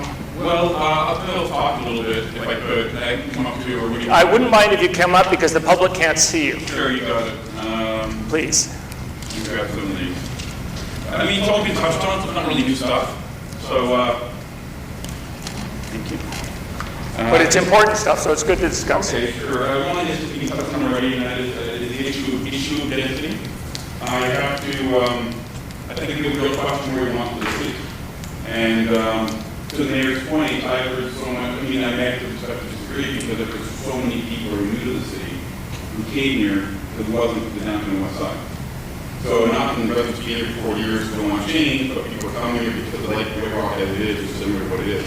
So there's a real debate about density. What are we doing to Anthony Councilman's point, long-term viability, economic viability of the city? It's a really big question for what we want. We want a Malibu or a Waikiki kind of thing. And I'm not an answer for that. I actually think it's a real issue for the city. We are like the 95th city in Canada. Business liability is brought up, Marine Drive in particular, also uptown, as a real trend with the retail apocalypse. I think one that's quite been touched on, Libby Fair had touched on it, and that is private loss family neighborhoods. Differentiated housing in the city. We're seeing a big trend of single-family homes across the Lower Mainland, also American, taken down for large buildings. So you're making people like having families and whatnot, well, you make it harder and harder when you're taking out even tiny plots of grass. No new tenants coming in, none of that, just buildings or houses. So that's a conversation too. We want to have attract families to this neighborhood as well. We're going to raise the kids. 8th floor towers are not always ideal. And also, maybe it's also interesting as well as urbanization. We are becoming more urban, as opposed to suburbanization. If I ever go to a suburb tech community, or was for many years, originally cottage country in a suburb. But now, urbanization, to your point, does change the demographics of the city a little bit. This used to be an extremely conservative riding. That's changing. with more and more towers coming, looking more like an attitudes and outlooks, more like Vancouver town center. So that changing worldview is there as well. So there's some of my points there. Yeah, great. So if you think some of those overlap, just throw them on top of where the ones that are up there. I think those are all really important issues, and like you say, some of them, what did you say, Malibu versus Waikiki, and everything in between, and that's really interesting, yeah. You know what happens on Vancouver Island? They used to drive me, it was just interesting to observe, and I don't know if you have a parallel here, but people would come from elsewhere, they'd like what they'd see, they'd buy a lot, they'd cut down all the trees, and they'd build their house, and then they'd go snaky when the guy in the next lot was going to cut down the trees. Which is one of the challenges about neighborhood participation. I've never seen a neighborhood plan that I've done where the neighborhood hasn't said, are you listening, Carl? The neighborhood hasn't said, what we really want is what we used to have. In their perception, whether they ever actually had that or they remember it fondly from their youth, I don't even know that, but it's kind of the one thing we actually can't provide. We can't go backwards. So how to provide those, what I hear you saying is how to provide those elements in a different way, right? Well, I mean, you can't go back in time. Yep. That ship has sailed. It's just where are we going in the future? What's the look we want for our city? Yep. I don't answer to that, I believe, but. So the smart city objectives, so it's quite interesting. I live in a mixed-use development on the waterfront, and it's perfect for me, but the part that I didn't expect when I moved in there, even though I'm a professional in urban planning, was there's a community. People actually watch your house when you're away. They tell you when there's somebody strange in the neighborhood. They look after the kids collectively. That's the kind of old school stuff that I think you want to retain, but you might have to retain it in a different way. Yeah. Okay, what else? Dave. If everybody else has anything? Our waterfront defines us in White Rock. I mean, if we take that waterfront out of the equation, what are we? Put it on the map, really, to be very honest with you. I think we should be looking at enhancing that waterfront experience. There's some nice eye candy, maybe that. But what troubles me is the 6 or 7 storm sewers that we're pumping into that bay year-round. Now, in the past, when I brought this up, the remark was, hey, it's only in the winter that they gush. And I'm like, really? Do you think they just disappear? So we just had an E. coli outbreak on the East Beach there. That had to have been attributed to the Little Campbell River. Our MLA, our MPs have been well aware of that stockyard on 8th Avenue that's been polluting that river. I don't know why Semi-Annual First Nation hasn't done something about it. But I think we need to really start to think about that environment. Yes, global warming, rising ocean, but at the current time, I think that and it's probably going to be very expensive. I see Jim cringing back there. I don't understand how we can go without a long-range plan to sum up the earth to get those storm sewers up pumping into the bay. And yeah, just enhancing that experience of the waterfront. I think the work that Christopher has done with Marine Task Force was a tremendous start. But I think that we are always referring to it as the jewel in our crown. I think it's time to polish that up a little bit.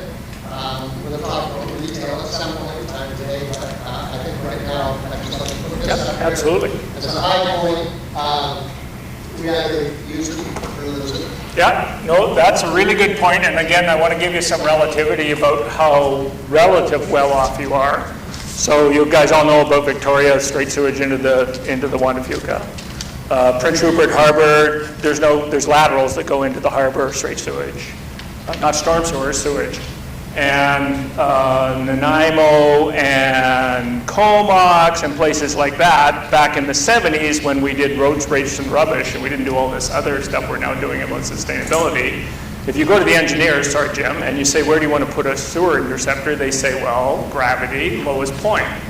So in Nanaimo and in Comox and many other places, the sewer interceptor crosses the beach. I have no idea how they're going to fix those because they'll hang you from a light post if you even talk about digging up the beach now. But in the 70s, no public consultation, Engineers designed it, threw it in there, the digger went, nobody tied themselves to trees, nobody, it was a whole different time. That's how much your job would change. So absolutely, if, I just tell you that in terms of relatively, you're relatively well off, but absolutely, if the beach gets shut down by E. coli, your brand is damaged permanently, right? Right, sure. Okay, what else? Absolutely, yeah. No, I have two on behalf of. Okay, go ahead, Jim. I picked on the engineer, so he gets a chance. If I could, I'd just answer the storm sewer. We don't have 7, we have over 20. And we do have a plan with the Columbia diversion of $18 million. We can possibly get it from the government. We could start to clean up some of that storm sewage. It is separated, it's not sanitary, but it's not good stuff. And I'm excited, I love it. Just sending the money. Jim, can I ask you a question? Where are we at in that process? We've applied for a grant. Right. And sending out First Nations assisting us with that. It's both in Ottawa on our behalf, I'm told. It's also incorporated in our MOU we're working on with SFM. Thank you. I'd be excited to fix that. What I've got here is what's really changed since when I started in local government. People would write a letter and they expected a response in 2 weeks about something they were concerned about. Maybe a phone call. Yep. And it was one-on-one with the staff. Now, somebody at 2 in the morning sends an email and they like a response by noon the next day. And they copy all the council. There's like 15 people on email. This is good. Yeah. But it's also challenging. Yeah, absolutely. So that's the trend, and I think with COVID, more people are staying at home. So there's more attached to the reviews, it's happening more and more. Yeah. And every answer you give is a nuanced answer, where they want a yes or a no. Nothing's that simple, right? Yeah. And they involve everybody, knows the council is getting tons of emails. Yeah. Yeah, for sure. Thank you. And Jim, if I could just add on that, social media as well. Yeah. That instant. You got cows? Okay. So that's a really good point, Jim. I actually, for the benefit of council, I quantified how many emails I received from the Power Union Council since I started. So 3 months ago, it was 672. Yeah. So I'm going to say the trend, talking about that, is community service expectations. It's a little bit beyond email. It's also about what the expectation that local governments do. I think that's a trend that is changing. Local governments are doing, I believe, a little more than they've been doing the last 20 years. And every day we have new service expectations, every day, including the COVID-19 pandemic. We continue to get all the things from the province to do that we don't have the current resources to do. That's a trend that is happening with us, getting us to share. Well, for sure, when I started, I used this little tool of saying we did roads, rates, and rubbish. That's what we did, services. We didn't do any of this soft stuff or social stuff or health stuff or all the stuff that we are now into because the community, we didn't even do environmental stuff. Like I say, I like to think of myself as a major environmentalist, but I used to say to council, no, we already paying provincial taxes, the single taxpayer is paying for that. And then we kind of moved over to, well, it's our environment, so we have to do something about it, and nobody else is going to. Sorry. And the next one is about, I would put it office space or city hall or remotely. If you would ask me this question before COVID, definitely put it right here. Right now, as a CEO, I really don't know. The certainty is kind of finding a little because somebody brought the idea of how we're going to be working on remotely. How that's going to affect depending on how the office is in the future. So to me, it's definitely something that was happening right now. We're completely in different buildings and the service and equity to provide experience is complicated because they have to work from one building to another. So centralizing, we're running out of space, our offices, we're Jackie. Her offices are really, the program starts so really not to the standard that any employee in the world should be working on. So that's certainly for me, but I really don't know certainly because COVID really changes, so that's kind of what you're doing. And that also goes to public service and access for the public. And you guys know that Guillermo's former office before he came here was actually the old jail, so yeah. No pun intended. So The next two, I just have the stickers for you, Carl. Just let me know. One card is saying increase in strata insurance premiums, so I don't know if you want to speak for this. Sure. I think these are the twin pressures that you get on a building stock, particularly apartment building stock. As it ages, and right now the increases in strata insurance premiums, there's a lot of strata and self-funded rental buildings that are struggling to find ways without vastly increasing strata fees and maintaining their buildings. So what's done with those is just more challenging than a single detached home where there's an opportunity for someone to demolish or rebuild. Single family home is a collective challenge. And I had a immediate impact. I think we're hearing more about it with strata insurance, and I was very workful with it. It became a very pressing issue, and with the less in the news, but it's still an issue. So you've captured that. This is perfect. Thank you, Carl. I'm glad DeJerme was remembering you're out there. The next one, you said aging strata rental buildings reaching the end of the economic life of buildings. And that was the similar issue with aging and strata insurance payments when pressure on those buildings. Great, thank you. Okay, more from the staff, please. This is all good stuff. Good things. Things are so easy. Go ahead. This is kind of, okay, we'll look here, okay. Jackie. Mine kind of overlaps some of what we spoke to, and a lot of it is COVID driven. But housing affordability, remote working, whether or not people are going to be able to compete for employee resources. Right now, we're competing for employee resources more and more in the new age because people are doing things electronically. It's about staying where you're at, work, play, live, and if they can't afford the housing, they can be working somewhere else that's closer to home. But now with remote work, we don't know what that's going to look like. So it's kind of a housing affordability along with competition, increasing competition with the private sector. We're facing that over and over again, more and more competition with the private sector. And so so I guess I would say increasing competition for employee resources, which is balanced, which is going to be impacted by COVID-19 and housing affordability. Right after that, I know it's up here, but it overlaps. Yep, perfect. Thank you. Exactly.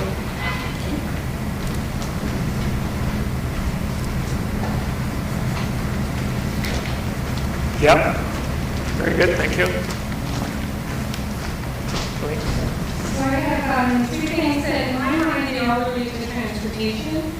Population growth globally as well as locally, so the impact that's having on your transportation system.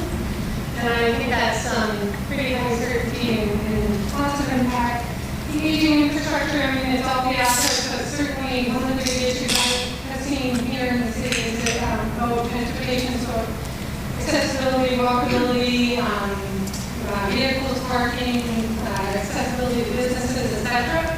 So I see that as something that's just the topic in general, it's having a big impact, and also the decreased reliance on hydrocarbons, meaning that people want more accessibility, they want to have charging stations, they want to have more space that's set aside for different types of transportation, modes of transportation, and also what that means in terms of building things with new technology that helps address decreased use of hydrocarbons. So all the environmental things that are related to hydrocarbons, not necessarily just vehicles. Anyways, those are the two. Great. Great. I think those are self-explanatory. Watching you, Eric looks ready to go. Okay, one of the real impacts in terms of recreation and culture services has been in trying to accommodate the physical distancing within the existing facilities we have. And so what has happened is in analyzing our various rec centers, our senior centers, our art centers, most of the spaces in those facilities are too small to offer economically viable and sustainable recreation programs. The Kent Street Activity Center is too tight for more than, in most of the rooms there, like 2 or 3 people per room. The only space that we'd be able to use in the future is that the auditorium space. Much the same with this facility, this is really the only programmable space that we can run programs, that will be sustainable. And so certainly that's a big challenge that we have in trying to accommodate programming and services in the future.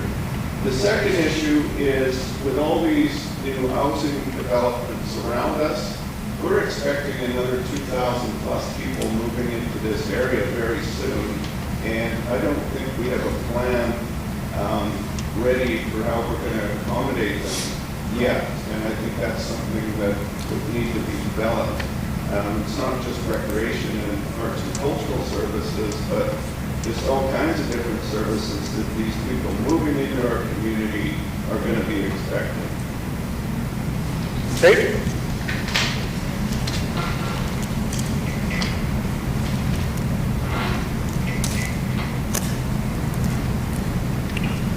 Okay, who's up? I do the overlapping to some degree what Councillor. Okay, speak up because nobody's watching the volume level. Digital transformation and automation and artificial intelligence are interwoven, and there's some opportunities that will bring, allowing us to deliver e-services to the community, but also challenges in the sense automation in particular may eventually cause a degree of unemployment down the road. Certain professions will be more impacted than others. And also, as a municipal organization, there will be segments of the society that may not be able to keep up with this rapid digitization, digital transformation that happens in society with or without COVID. And we have an opportunity whereby we can help those segments of the population catch up or keep up with this by ways of providing training and other ways that broadband communication or access to the internet, affordable access to the internet, so they can enjoy the benefits of the digital transformation. Yeah, so I told you guys that I teach ethics, and I just had never occurred to me before. Some of my students were from a public library run by a community, and they'd kind of slipped into helping the older demographic do their banking.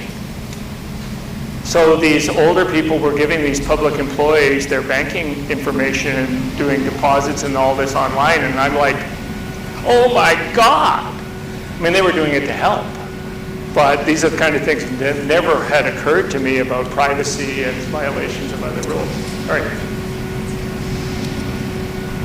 Thank you. So I'll reach later.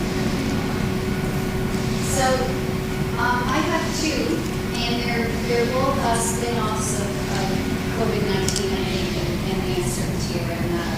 One is the future of events. So there's a lot of discussion in the special event world of what that looks like and how to rebuild it. And my observations in my short time here, events seem to be a staple in Red Rock, and are looking at use numbers and what's the impact on the city. So I'll put this one kind of in low certainty because we don't know. The other one is travel patterns within BC.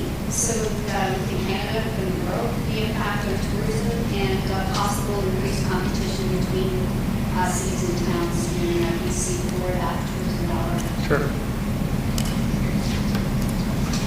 Yeah, I mean, Tofino right now, I think Guillermo was there recently. You cannot get a booking anywhere because of this shift that's happened during COVID.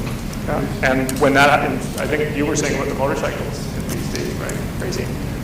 Yeah. Okay, what else? Yes, Tracy. There's a little bit of a relief, but it is the economy because of COVID. I don't think we've seen it yet, but in property taxes that people just might not be able to pay with the property taxes line. So most of us, I think probably have electric vehicles, but I encourage look at one. And consideration of cultural. So we've been involving the First Nation and Indigenous with various art projects, but I think that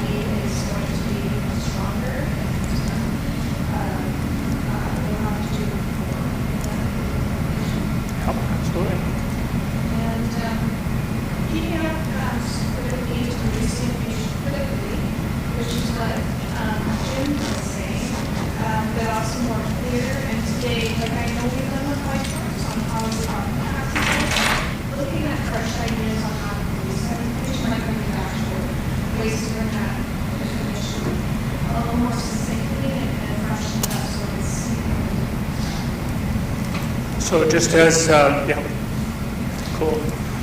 So just as she's saying that, I'm, you know, my age and older kind of have a cultural objection to deferring their taxes, but maybe that's a good point. Better, some of them probably don't even know that you can defer your taxes in these circumstances, so maybe that's a focus on education so people can understand they have that option. Yeah, I hadn't thought of that before. What else? I know that Dave's, he's got all sorts of ideas here. Sure. That's great. Okay, who would like to go? Go ahead, Stephanie. We almost put Stephanie across the border down there. I like my corner.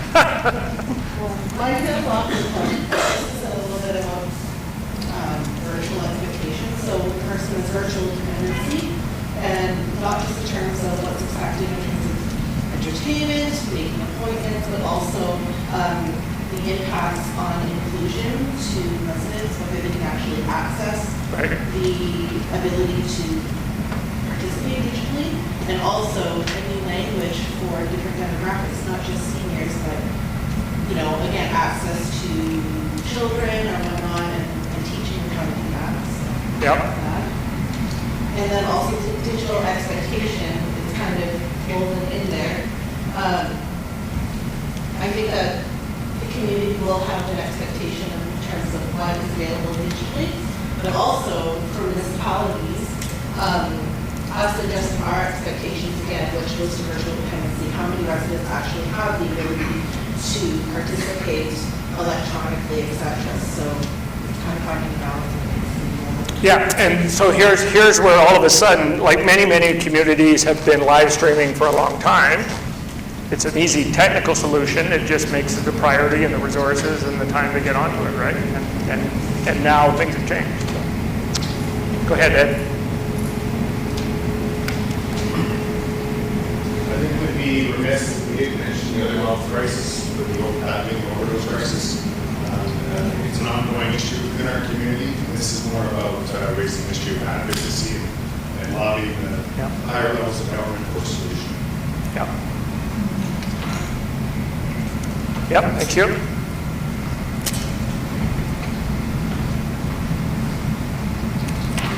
And with that gets the whole thing of using first responders for policing or health issues, which really stems from a societal issue, and how do you separate all that? Yep. Absolutely. What else? Nobody else? Everybody? Yes, go ahead, please. Just kind of in that same vein, if you could just repeat it for me, Jerry, is the world unrest that seems to be happening right now, and expectations and the groups and things that, such as around the racism issues and such, So, that are starting to bleed into all communities. So the public can't hear you probably. So you're talking about the current state of the world with uncertainty and what? I saw an acronym. It was VACU. Volatile, whatever, uncertain. I can't even remember. But yeah, absolutely. So it's certain that the world will be way more uncertain. We know that for sure. Absolutely, absolutely. So that makes planning hard. Even in your day-to-day life or the school system or whatever, really hard to do. Plans have to be done. Planning's essential, but plans are useless, whatever the term is. But we don't know next week what will change on COVID. Someone told me this morning that Dr. Henry had changed from 2 meters to 1 meter. Is that, I didn't see that. Someone told me that this morning. If you're facing the same direction, so if you're in a line. Anyway, the point being, whatever it changes daily, right? For sure, for sure. Okay, yes, uncertainty. That's the world we're in for sure. Rapid pace of change for sure. And that's one of the things about our systems is even where we can predict change, can we change quickly enough to respond to it, right? Dave, it looks like you've got up. I'm interested. He's been on holidays. It's time to think. Expanding on what Eric was saying, I guess, I would work this one, because I noticed when Chris was up, I was working my desk. Probably where about 2,000 people are enjoying our community. There was a day when it was about planning. That's where knowledge of planning is existing, where anybody has the insight. But I think the community, us as a city hall,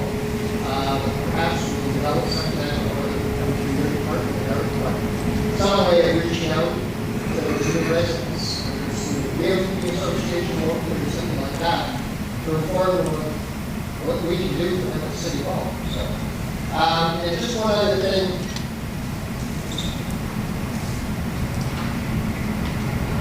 We have it, but I think we can do a better job on informing the public. Continued investment, one of the things that makes this city unique is our very own water system. Now, we know we spent millions of dollars, we acquired it, we has provided us with a world famous water treatment system. But as we all know, at source our water is very good, but that piping system of ours is going to be constantly upgraded. So I think we should put that on our priority list to make sure that we are dedicating, and it probably is somewhere on the city's website, and talk about that a little later about the accessibility of information ability on our city website. But 5-year, 10-year plan, what is how much money we're spending, which part of the city are we going to direct our actions to first. I think that's So I'm understanding, so your issue is primarily distribution, not supply now. Supply is largely dealt with? Supply is fine. Perfect. Just distribution. Right. Great. Okay. Yeah, and that's the thing the public doesn't think about. They put these pipes in the ground and everybody thinks that that's done. Well, it's constant. Yeah. Got more stuff? No. No? It's good? Okay. Scott?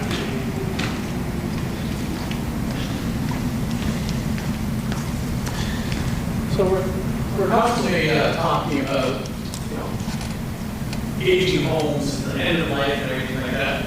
But there's a flip side. Why are you looking at me? There's a flip side to that. What about the loss of our heritage homes? What makes our community our community? What do we want it to feel like Vancouver, or do we want to feel like White Rock? So, I do know there's a balance. We have to come up with that right balance. Maybe having uptown is the right balance for high rises. But I think we have to also think about keeping our community feeling like our community. Like there's a loss of heritage homes. You see that in Vancouver extensively, even here. You see some great homes that have been around for like 100 years almost, and they're being torn down. Yeah. Preservation of neighborhoods. So when we're talking about revitalizing White Rock, we also want to make sure that our neighborhoods still feel like our homes and our neighborhoods, right? So I think that's in here somewhere. It's definitely happening. The impact is littlest. And I talked about COVID originally, about the loss of local businesses. So even when we build new buildings, we do things like bio and stuff like that, which are part of the community that people really still grieve about. We get new stuff, which is cool. But it doesn't quite feel like home for some people, right? So I think we have to address that as well, make sure that we have that right balance. So the loss of local businesses, when we're off the fence. And then one thing that I think governments, us included, is it's so easy to say we want this. And our taxes are increasing, our fees are increasing, especially for seniors who are on fixed incomes. That's really hard for them. So as much as I want to say yes to everything that's on this list, I want to make sure we also worry about the constant increases of taxes at all levels of governments, increased fees, that sort of stuff. So that's a certainty for sure. We run out of room, but yeah, I just think we have to also see if we can be frugal in that. Absolutely. So yes, please. Follow on what Scott just said. So I have two that are somewhat diametrically opposed. The first one is the national and provincial debt, which we really have no idea what it's going to look like, but we know damn well it's going to be massive. And we're going to continue to spend this money for some time to come.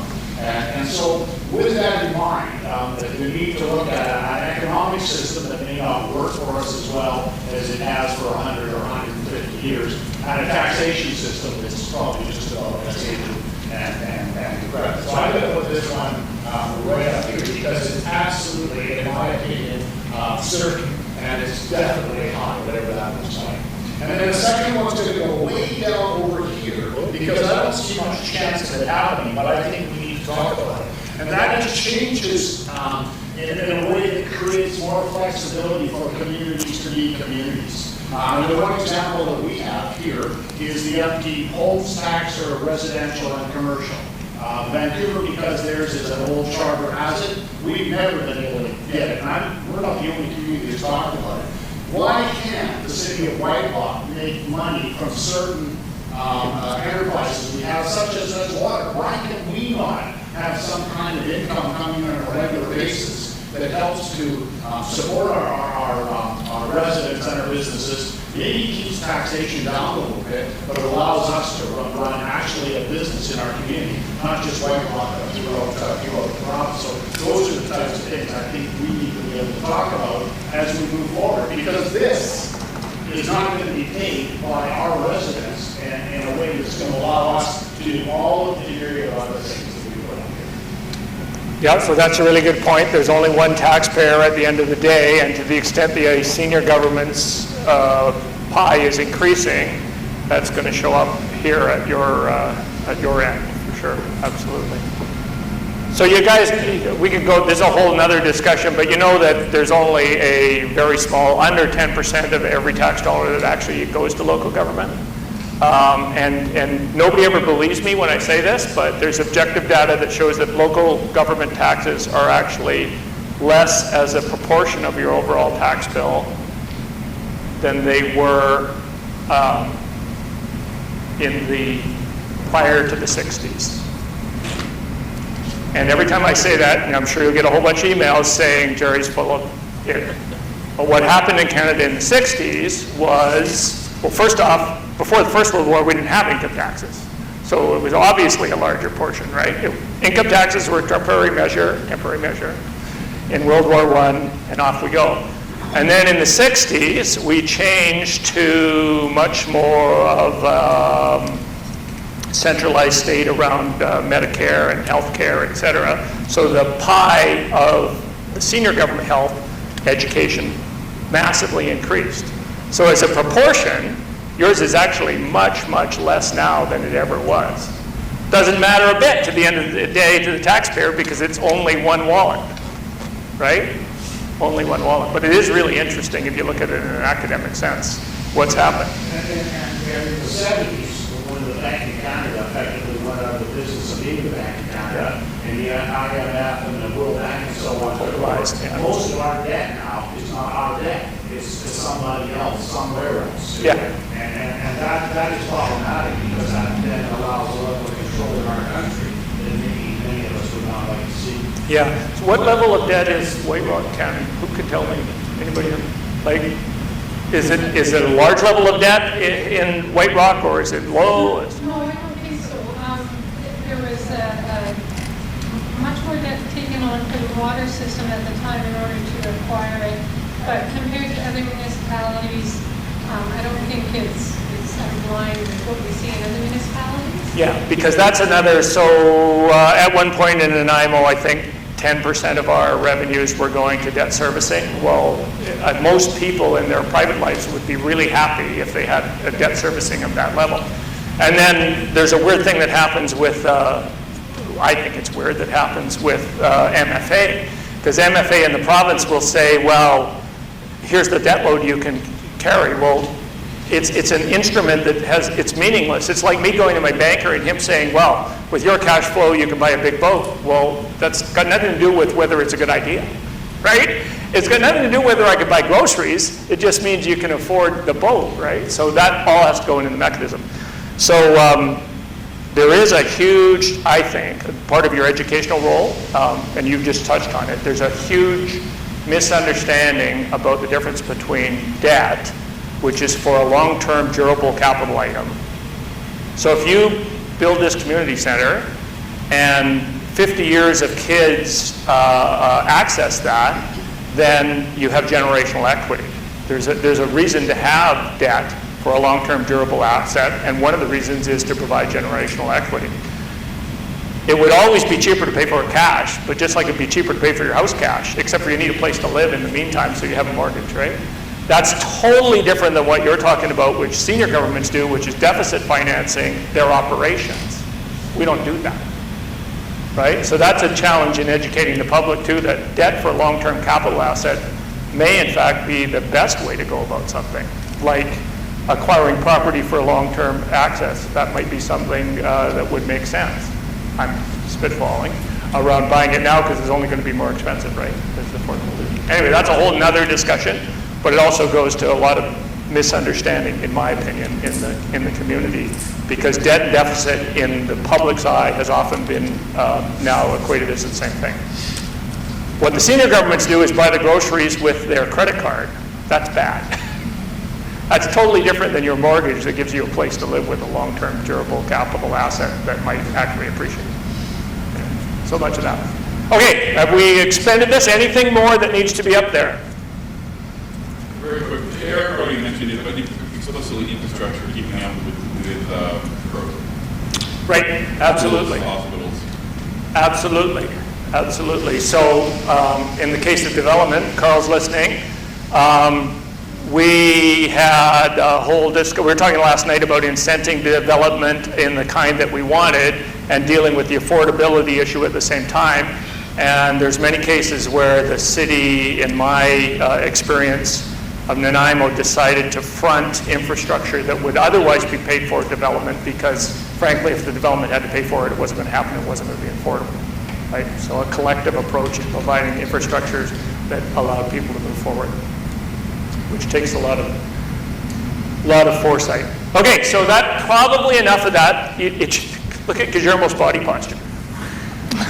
Because that's what this kind of discussion does to you. Like, yeah, there's a lot of stuff happening, and you're responsible now for all of it.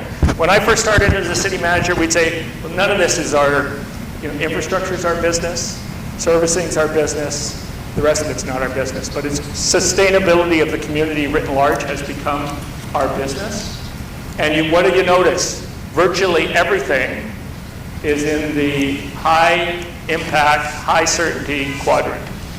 And that what means that the strategic plan should be focusing on, if this is where we're going, we need to really think about what we're doing about either mitigating impacts that we don't like or promoting impacts that we do like.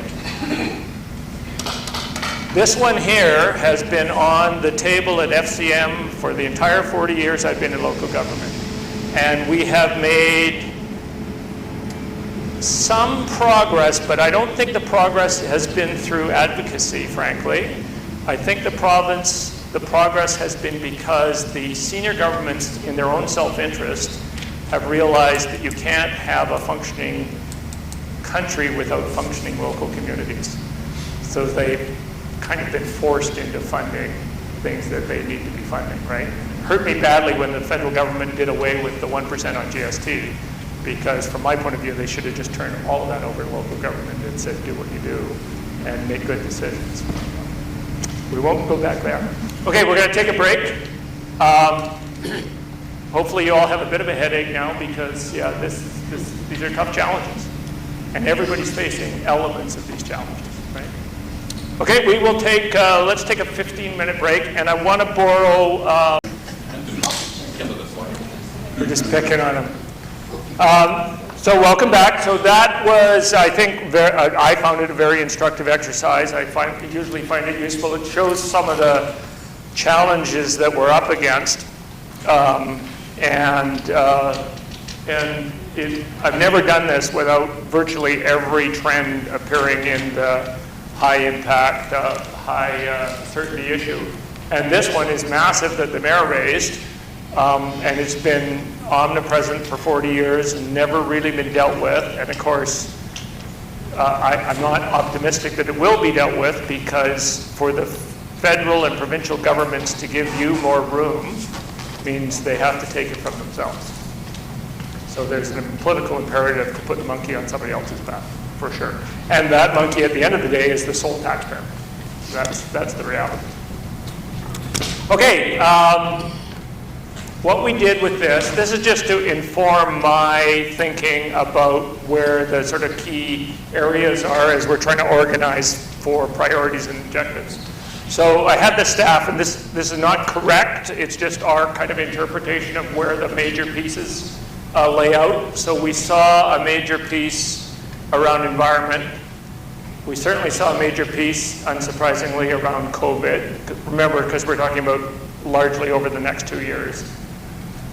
We saw a big piece about community, which includes what you could call subheadings if you wanted to. It includes stuff about access, about building form, about demographics, about economic vibrancy, about retention of neighborhood spirit, about involvement with our neighboring communities with First Nations. So that was a big piece, and you can see that community really is what Council has said White Rock's all about, from my perspective. We put under infrastructure, and again, we can discuss this, we put both physical, traditional infrastructure, like DIM stuff, and a big focus on infrastructure which is not traditional, like technology, and how that has to be addressed in today's world. And then I broke out of community a whole separate piece because in listening to you, and you can correct me, I heard a big focus on the waterfront reality and what makes White Rock, White Rock. Somebody said without the waterfront, what are we? And the rest of the upper hillside here, I'm sure the upper neighborhoods as separate. So community embraces waterfront as well, but waterfront seem to have a separate piece. So comments on that, or errors, or stuff that we need to add, or we mischaracterized it? What do you think? Yep. Well, I think it defines us. When people think of White Rock, what's the vision that comes to their mind? Waterfront here. Certainly not up on Johnson Road or Five Corners, which someday maybe they will, but... Right. I think so, for sure, absolutely. Yeah. Yeah. Okay, so this was just an exercise in forward thinking. Yes, go ahead. Hi, I just had Donna. a question. So you do a lot of this work, strategic planning work with different municipalities. Has anyone come forward yet to kind of check in on their plans as a result of COVID-19? Are we one of the first? You're the first one I've done. I was just going to comment that I think this is a very progressive exercise in terms of really looking honestly at the next 2 years and under the shadow of COVID. I think that's a really important component, and that councils to be commended for that. Absolutely. Are people able to hear Donna there, do you think, Chris? Are people able to hear Donna? Yep, perfect. That's amazing. Absolutely. So the comment was about COVID. So I think, well, first off, I haven't been engaged to do strategic planning that has involved COVID. And probably from March to today, people have been in crisis mode. So they were responding as opposed to changing plans. They were changing plans real time. And yes, so I think a lot of the instantaneous response was jumping in the pool without knowing how we're going to swim or how far we have to go, and now we know we have to swim a lot farther. So this is a really good exercise. Interestingly enough, a lot of the stuff we put around COVID here, and you mentioned this, Anthony, are things that you probably need to be doing anyway in the long-term interests of economy, around access to technology, et cetera, but they're accelerated because of COVID. But there'll be things that will probably persist. The one that you mentioned was the working from home thing, and how does that affect, for sure? Yeah. I would suspect most municipalities have been much more on the crisis response, and they have been on, well, how do we deal with this? So council is to be congratulated. It's good timing. Okay, so that just gives me some thoughts about what's prioritized. Anything missing? We discussed whether we should have a separate heading for economy. I think what I heard from you, and I think it's indicated in here, is that economy really is interwoven and inextricably linked with all these other issues, right? Particularly community. Which would be different than some of my clients where, they're a mill town and the economy's all about the mill, period. It's the mill is the economy. Okay, yep. One thing that's missing, I guess, is my pet favorite one is there, connecting Uptown and Marine Drive, whatever that looks like. Yeah, so, part of community? well, that's the kind of thing to put in the priorities listing, right? Because this community, so in my world, it's your community, but in my world, your community, that's the community, and this is the waterfront. It's a subset, right? And they have their, and then within this, you have your individual neighborhoods too, right? So it's how you link all of that together, right? Right, and the only So way- raise that one for sure Okay. as a, so what I'm familiar with is Nanaimo. People say, I never go downtown in Nanaimo. I say, well, that's really too bad because the waterfront walkway is beautiful. Oh, I go to the waterfront walkway all the time. Well, in our case, it's separated by the same distance as yours with no hill. Yeah, the hill makes. a But big they don't difference. connect, right? Yeah, so. Okay. This looks like some alien now, Alf. I wonder what the hell was that? What was I talking about? Okay. I found that very informative. Thank you.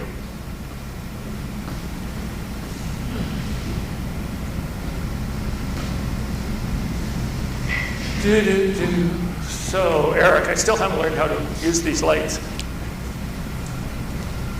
There! Oh, control. Push the right button. So here, let me tell you about the plan now. So I got a little piece. We're going to get into priorities and objective setting. But I don't really want to start that till after the break because I'd like to do it all as one piece. So I've just got a little bit of commentary about strategic planning basics, some of which I've already touched on. And then we're probably going to break a bit early from the midday break, and that'll give people the chance to check in with home and feed the cat and go out in the sun, whatever you need to do. Okay?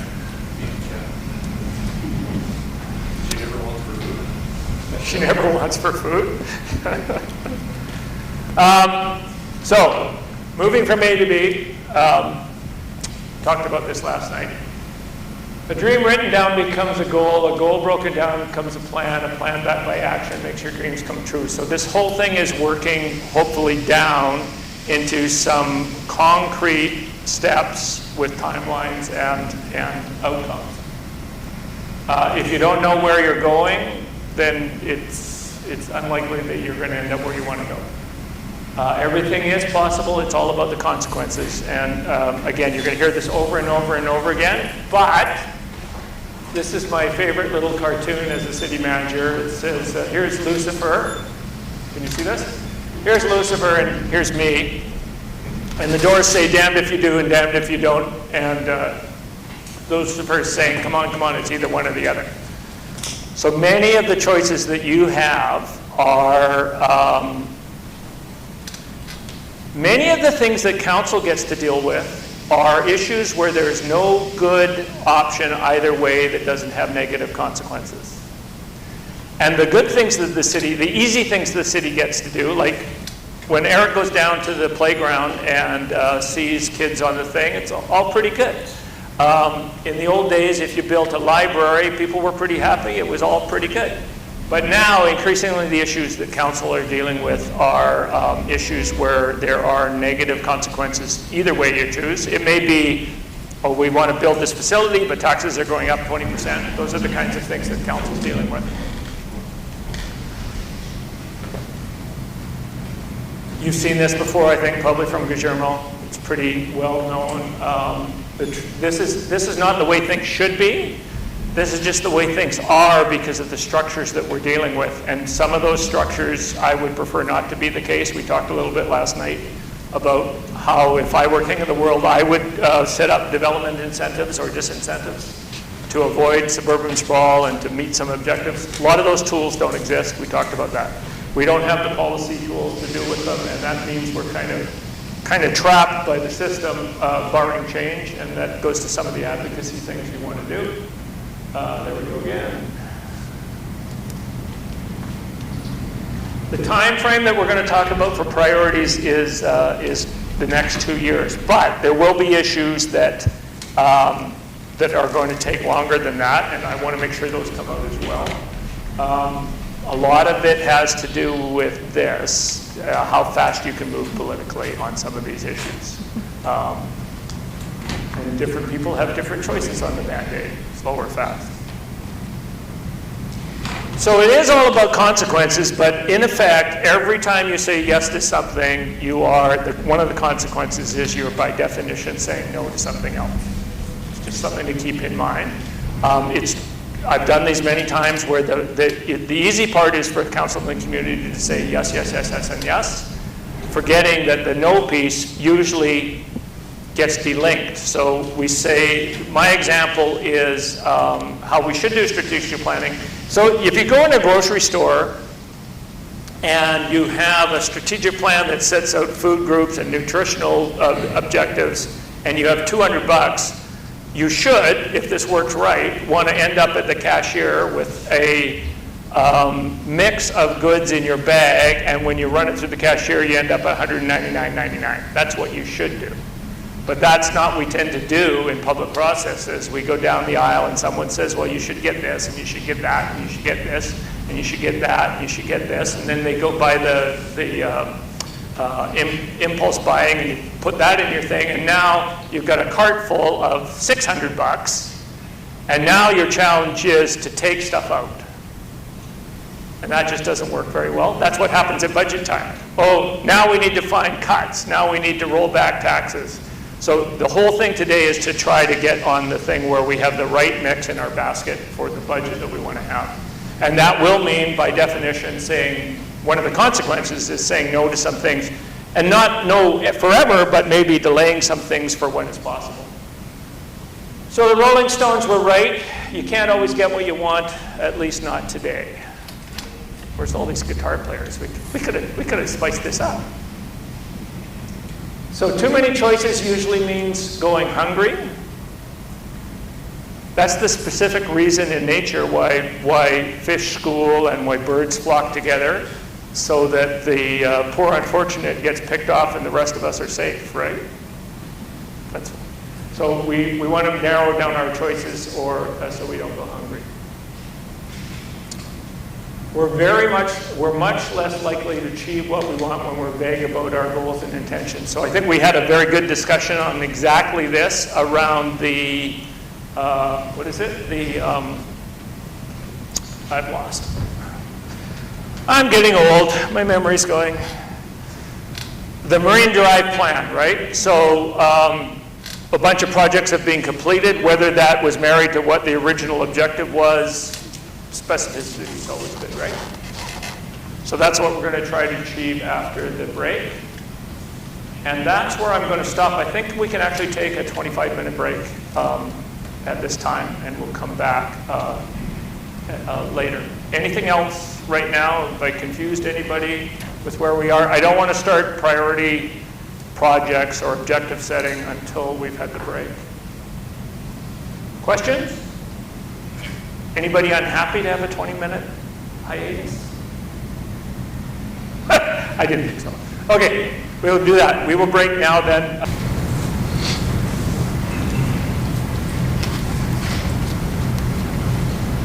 Okay, I think some people are somewhat ready. So what I'm going to do is invite the mayor. I know he's got some done. So this is the same thing. Please come up, place it on the board. It doesn't matter where now.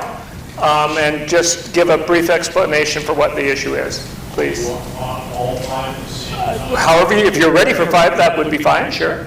That'll be good for COVID purposes. I know this isn't rocket science. I think probably most of us are somewhere in this realm. Our infrastructure upgrade, redevelopment that actually respects the needs and the interests of the community. Yep. Affordable housing, Dave spoke quite eloquently on that earlier.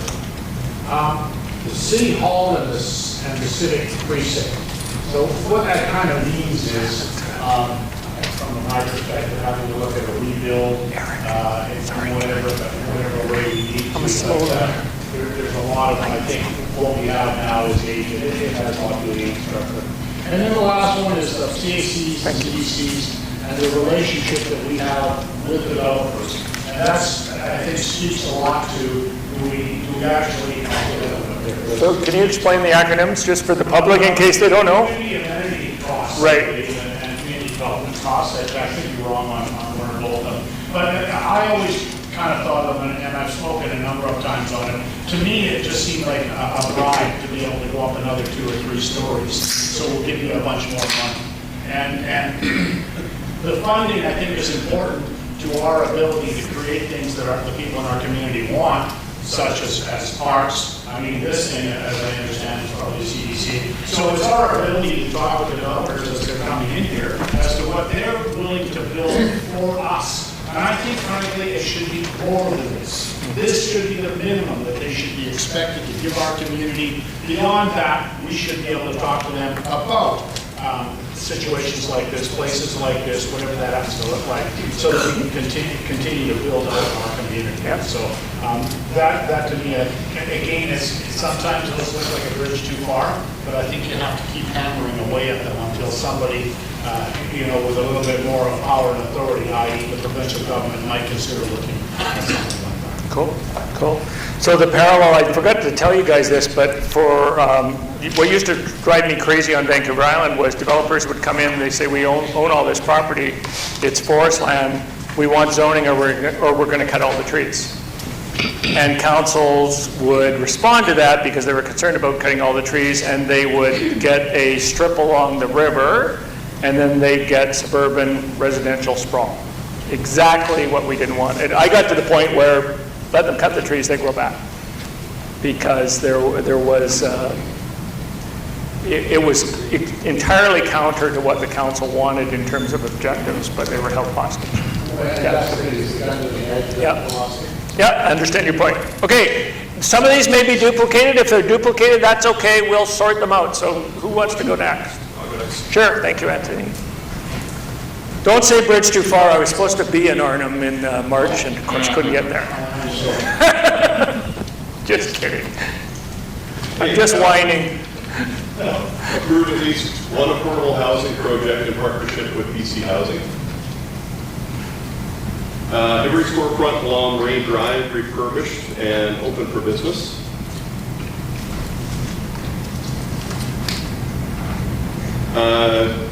Many thanks to Jim and his team for the work that they've been doing on our parks. I'd like to see that continued. So continued maintenance and small improvements of our parks and gardens. I have to complain with create a permanent event or gathering space at Five Corners. And complete lean study to improve efficiency and realize cost savings with city operations. Great, thank you. Everybody understands all those, I'm sure? Yeah. Good, thank you, Anthony. Who's up? Erica?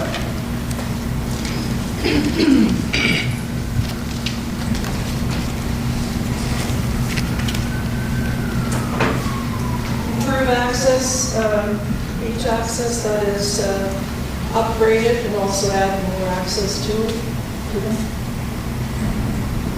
Playground at the beach, and the reason why I'm saying that is when you look at the CAC feedback that we got from the residents, if you look at the individual comments that were made, overwhelmingly playground at the beach.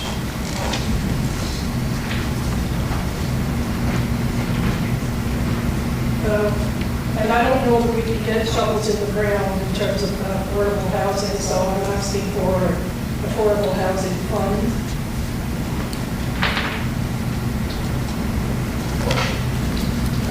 Definitely multi-garbage pickup, multi-family garbage pickup, and commercial garbage pickup. This is something that we ran on. At least I did. And the OCP review of the zoning that goes in the lot and on and be completed. Whoops. Oh, the other side. I've never had that happen before. It's really cheap stuff. Thank you.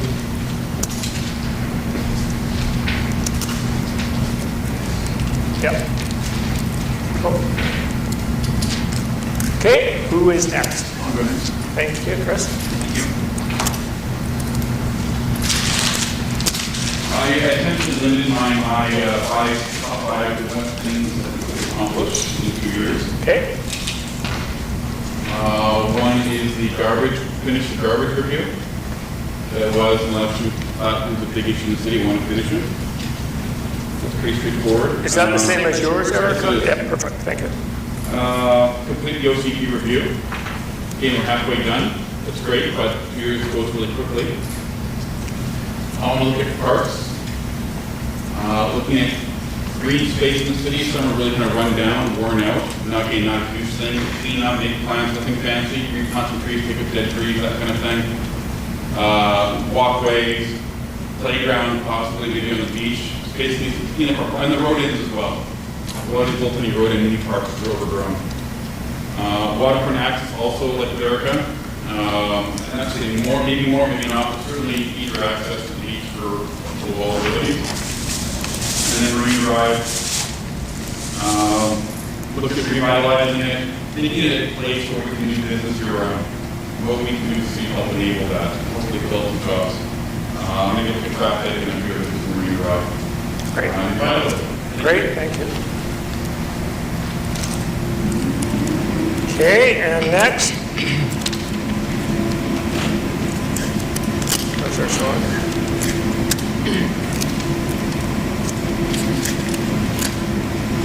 Okay, who's up? Scott.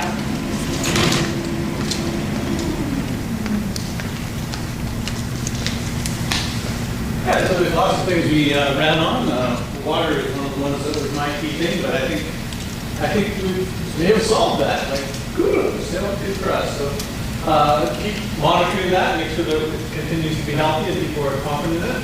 But we're talking about the next 2 years.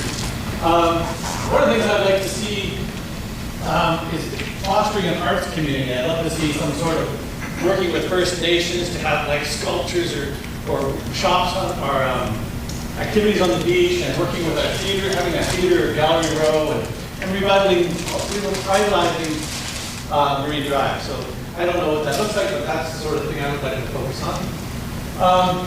For residents, it wasn't something I ran on, but it seems like we do so much for the residents, and yet they don't feel like sometimes it's connecting to what their concerns are. It's like, I think that's called tracking. Maybe that's all we need to do is have a better tracking system. It would be great to be able to see what the people are concerned about. It would help us connect better. But it would also be good to say, yes, you've asked about that. We've got all these issues and we've tracked them and we're working it, right? So it'd be nice to be able to have that. One I did run on was OCP having it updated. We've done the review. It's been 2 years in the works, I think, but love to see it actually get revised before we're finished. And for myself, I want to reflect residents' views of what they really want for our city in the future. Whatever that looks like, I'm happy. I think they want us to live at heights so they have some guarantee that their views are protected in the long term. I'd like to see that nailed before we're finished. My personal pet, I want to connect uptown and downtown, uptown with Marine Drive. So I think that looks like a funicular, or maybe it's escalators, I don't know, but it's something so seniors, we have a lot of seniors in here, asking them to drive down there, it's really too much traffic.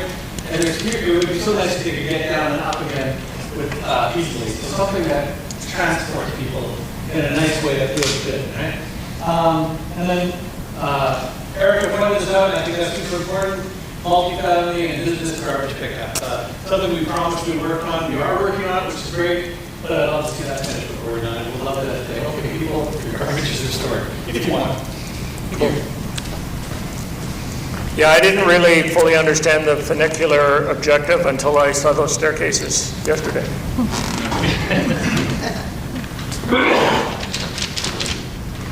Didn't even have to be asked.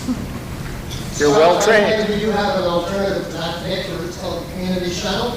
It's $1.90. I've seen that in action. Save ourselves millions of dollars. I would like to see something that works. CACs, I agree with what Darrell says. I was looking out here and I couldn't find the original proposal. This is supposed to be a natural amphitheater. It looks like it's a series of planters, if you ask me. So as far as our community amenity with a beautiful gathering spot, a natural amphitheater that we could use, which would greatly support our arts, I don't think that's what we end up with out there, but it might not be too late. We've touched on East Semiahmoo Bay water, high on my list, like everybody else. housing. We may not be able to get shovels in the ground, but let's make that commitment. Let's get it. So, I mean, we've got a war chest of CACs. Who knows who's going to be here next term? They may have a complete different priority. So, let's get that money spent. Let's get something moving, as far as I'm concerned. Increased rail safety we talked about, and the health of Semi-Ample Bay.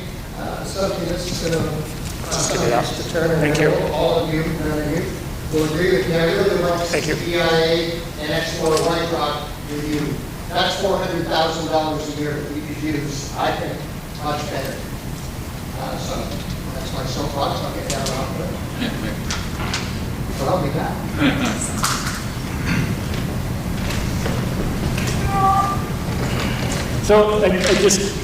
So there is a BIA right now?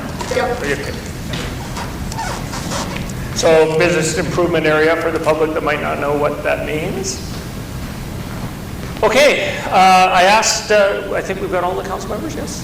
Yes, I asked staff to do this too, so throw up your ideas for me, please. Why don't we start way back there with Stephanie? Look at the body. No. Okay, well, let's start with Guillermo. I have Carl as well. Thank you, Carl. I think I'd like to recognize that we really need to work in carbon recovery. That's definitely going to affect some of the projects that we're working on for sure. I think somebody mentioned already City Hall, but City Hall affordable housing combination to be a way to do two things in one. Maybe we can find ways to do a civic facility that also serves as affordable housing. I think the minister would be very happy to support us on that endeavor. Nobody mentioned the citywide parking review, and I think it's an important priority of parking, so I'm just going to put it here. I think it's important to consider that. Completing the citywide transportation study, I think is also a priority, and council really wants to have. I'm going to add something that may be controversial, but I'll put it here. So I'd like to see a committee's review and see how we can meet the committees or structure the committees to achieve what we want to do in the term, on the rest of the term. And clearly this has been done several times by the OCP review completed for sure. And I'm going to put my tape over here, and I'll bring your stuff, Carl, because I already know this already. So the OCP review is underway right now? Yeah. So that must present some COVID challenges. We're pretty well advanced on it, so. And obviously, you know better than I know, whether the OCP is critical to this whole building farm issue and where you're going. So Carl, I don't know if you can hear me. So I have your adoption of town center urban design policies. Yeah, and that's a component of the OCP review, so very related. I think that's a key one in terms of it being a growth area where there's interest in growing the city and ensuring that the policies align with what the community wants. I also have a very similar to mine. You said replacing, renovating the city hall. Yeah, accessibility, customer service, healthy staff working environment, those are the kind of objectives of that one. You also mentioned affordable housing, so I'm going to put it next to it over there. Yeah. And then I have two more, implementation of LIDAR notices and adjudication. Yeah, this is also related to probably the parking review. It's the way of doing the parking complaints in a more efficient manner, which would actually add quite a bit of efficiency to our parking enforcement, I believe. And then implementation of energy code and EV charging. Yeah, I think these are some of the big levers that municipality has in terms of sustainability and greenhouse gas reduction, so that would be something I'd like to see it advance. Great. Thank you, Carl. Thank you, Guillermo. Who's up? Yes, please go ahead, Colleen.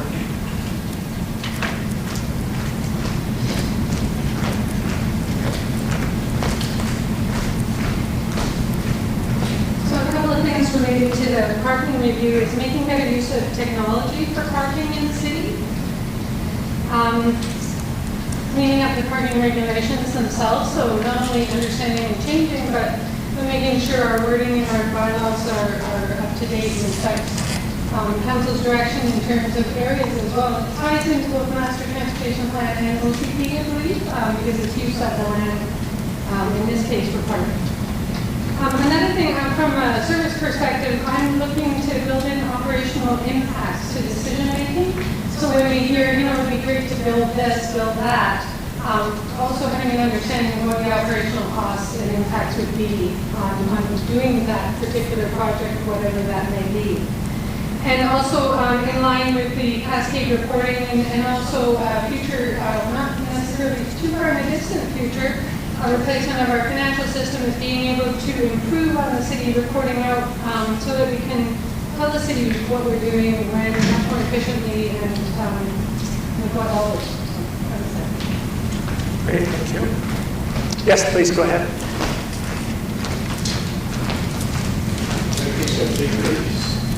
Yeah. Kind of segue to what Colleen was just saying. I have a lot around the commitment to organizational effectiveness. One is support in looking at not only a financial system, but an enterprise system which reaches out to all departments and feeds into the financial system. Looking for necessary resources for continuing RCMP level services with the transition from Surrey going from an RCMP to a municipal level. So we have to fill those gaps that are currently being delivered from Surrey and they're not continuing for us. Let's see here. On the side of the environment, integrate the environmental capital assets into our strategic planning and budgeting process. Storm damage puts us back every time. I think we should be a little more proactive in planning for those. Around COVID, commit to develop innovative strategies to deliver high impact assist the community to recover from COVID-19. I think we need to be thinking ahead about how we can be ahead of the others and making sure it's a tourist destination, we're still open and we're ready when COVID-19 transitions. And same thing as Carl covered, I think we need to make sure that our city hall is, the renovations and changes need to happen so that employees are most effective in their positions and in an environment that is healthy. So that's great, thank you. So someone, I hadn't thought about this RCMP issue. So you have RCMP by contract, but Surrey's providing some common services. That's right, IT support and dispatch. Yeah. Dispatch, so they're doing 911 dispatch? Surrey is themselves, not Ecom? Ecom is a little more expensive. Yeah, so you've got some issues, yeah.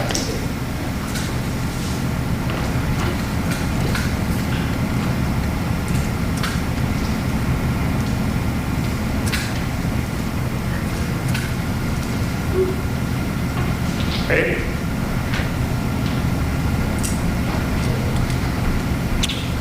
Jim.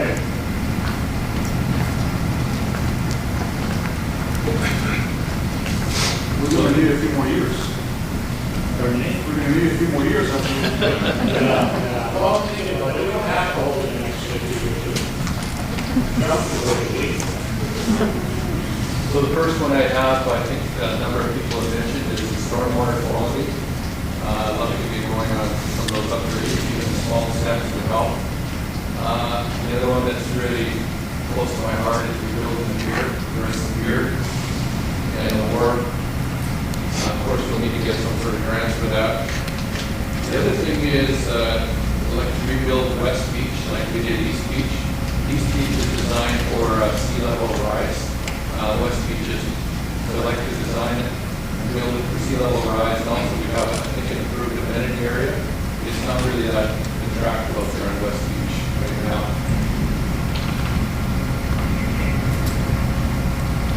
And as I mentioned before, I'd like to slowly make walking improvements throughout the city, make it more walkable. Mayor and I talked about that today. You know, it's awful when you go down a narrow street and you see some poor person in a wheelchair in the middle of the road.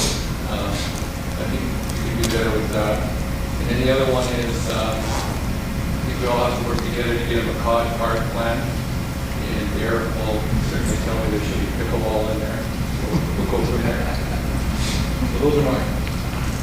So help the local, non-local guys. So is West and East Beach either side of the pier? Is that, yeah? I've got it here. Yeah, there we go. Yeah, West Beach towards the west. Yeah.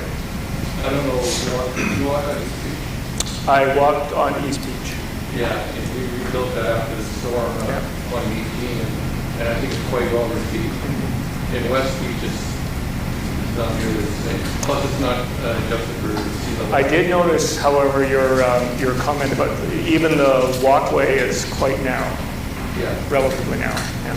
Hey, Jen, when you talk about walkability, you talking about more sidewalks? Or what are you talking? Talking about more sidewalks, first thing we need to do is, of course, get the space for them, and then put them in. Yeah, some of our streets, like Victoria Avenue, that's a 20, 30 year plan, but there's nowhere to walk there. Do we have a plan in place for building sidewalks as it is, street by street, slowly, or? We do. We don't have a lot of money in it. Yeah. But the challenge is we need to have a better plan. Identify the priorities, go from there. Thank you.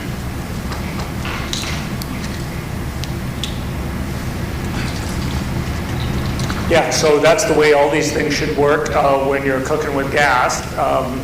Sidewalks is a really good example. You have some sort of mechanism that says we would prioritize next to hospitals, next to schools, next to whatever, next to the beach. And here's the projects, and then depending on how much money is allocated by council, you can move further down the line quicker. Okay. Who's done?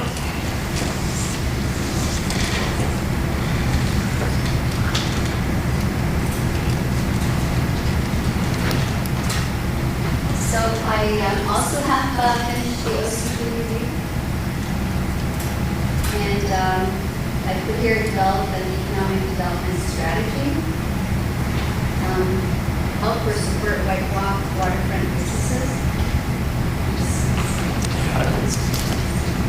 It's hard to separate and hold these up at the same time. And get funding for redevelopment of the White Rock Pier. So the part that's widened with the voluntary plaques, that's the new part, correct? Yeah. And the last one is create a framework for community engagement. Cool. Very good. Eric's hitting all ready to go. Here, see, I tend to watch the right instead of the left. You go ahead, Tracy.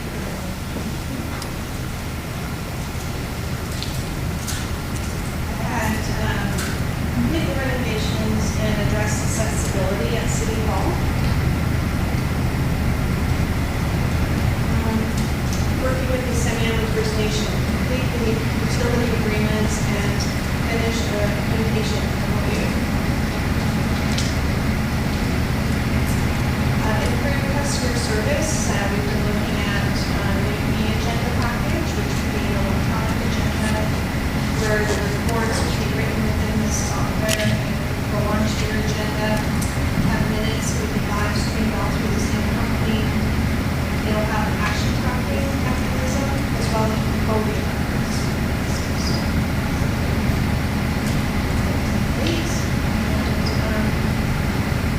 And continue to advocate for social services, homeless, and White Rock. I was quite touched by the agenda when I was sitting up here today again. And then we are working on the policy review, hoping to have it finished the end of this year. So I think that's a given, but I don't know if we should put it down so it doesn't get taken off. And then something else we're working on is video streaming here in the center, so it's running through this program as well. So we could have meetings that accommodate a larger public audience and get it streamed within our website. Great, thank you, Tracy. And who's Eric? Are you?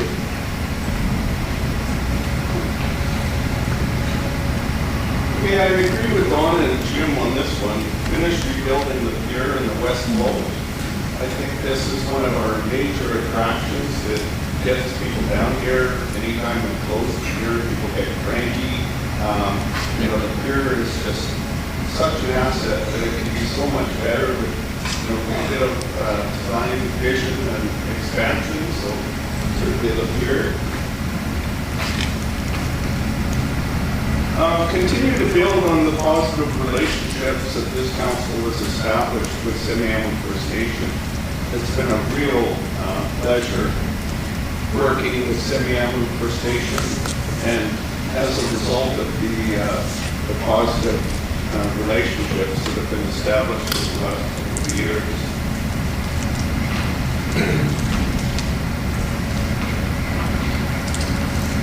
Reopen all municipal facilities with COVID safety protocols in place.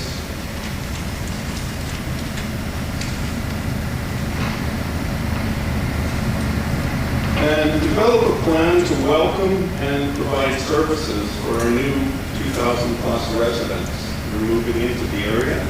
We want to be ready when they start occupying these various buildings in that area.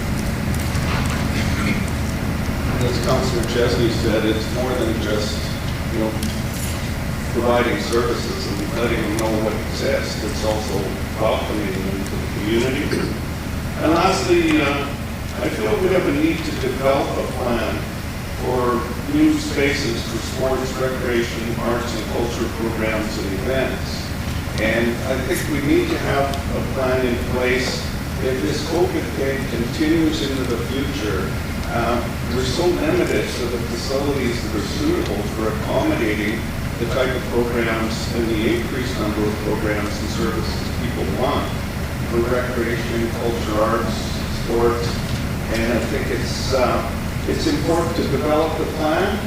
And, if COVID goes away and we can get back to using the spaces that we have, that, we will have that plan in place.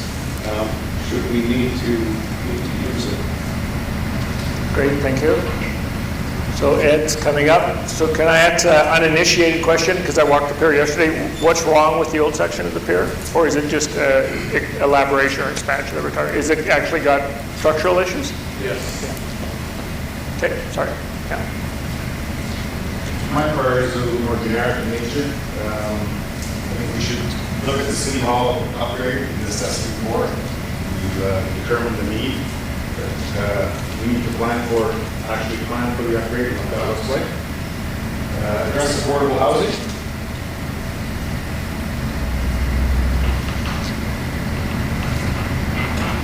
The revitalization of Marine Drive.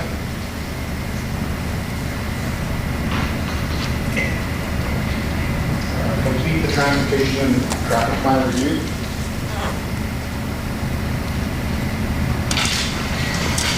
And review the need for infrastructure upgrade and plan coding.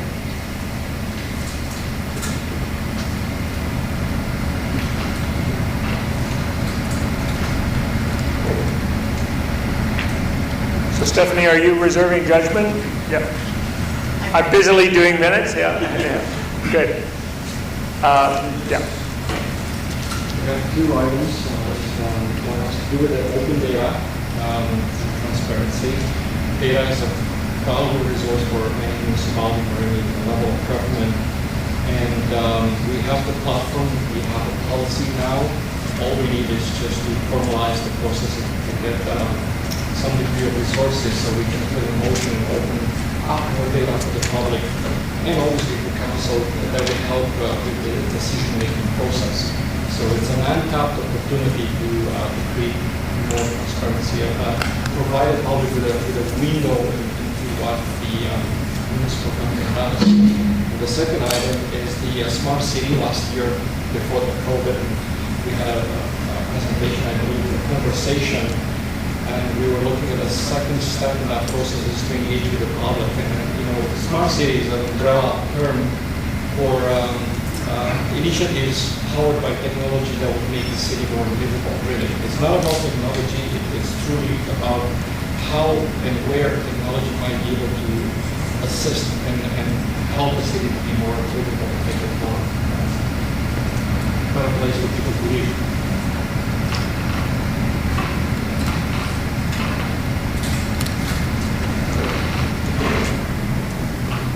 Great. So that's the top 5 from, I believe, everybody now. Is there anything that you need, you feel a pressing need to make sure is up there in addition to that? See, Eric is reaching for something. Do you want to bring it up? Well, they're happening anyway, the housing needs study. Oh, okay. So let me say that this is just to get everything out, and this is my little sheets of those items that are in the current plan. So I'm going to put those up on the board too. These are the 11 items that are in the current plan as the major headings. Those will go up here too. Some of them might be captured. Some of them are up here, which is awesome, if not all of them. Yeah. So, but please go ahead. I just want to make sure that I said that I was going to throw those up. And the other was the CAC review, complete that. And is that captured already, you think, up here? Not really. How are we going to spend the CACs? Come and put it up then, please. Yeah. Thank you.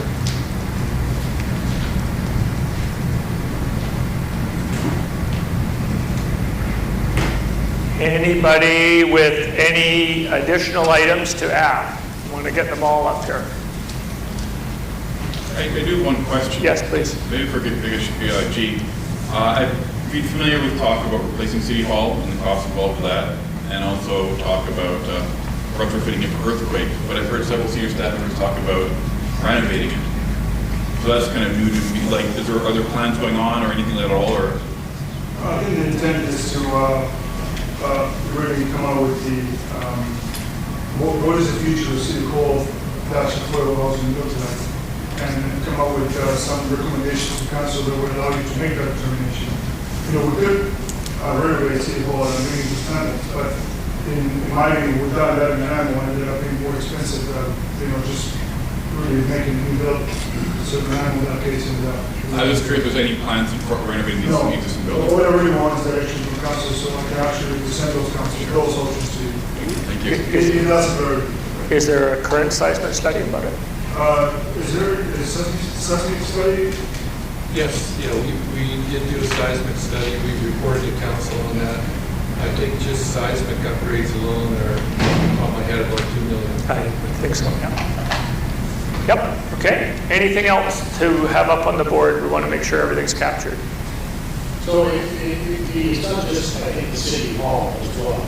It's the annex. Yes, yeah. When I'm talking about City Hall, I'm talking about a building that allows most of the staff to be residing on, including mayor and council. Right. So that means the annex included with the City Hall, some engineering staff as well, and all that. And the daycare is leased as well, with these sides and upgrades on that. Yes.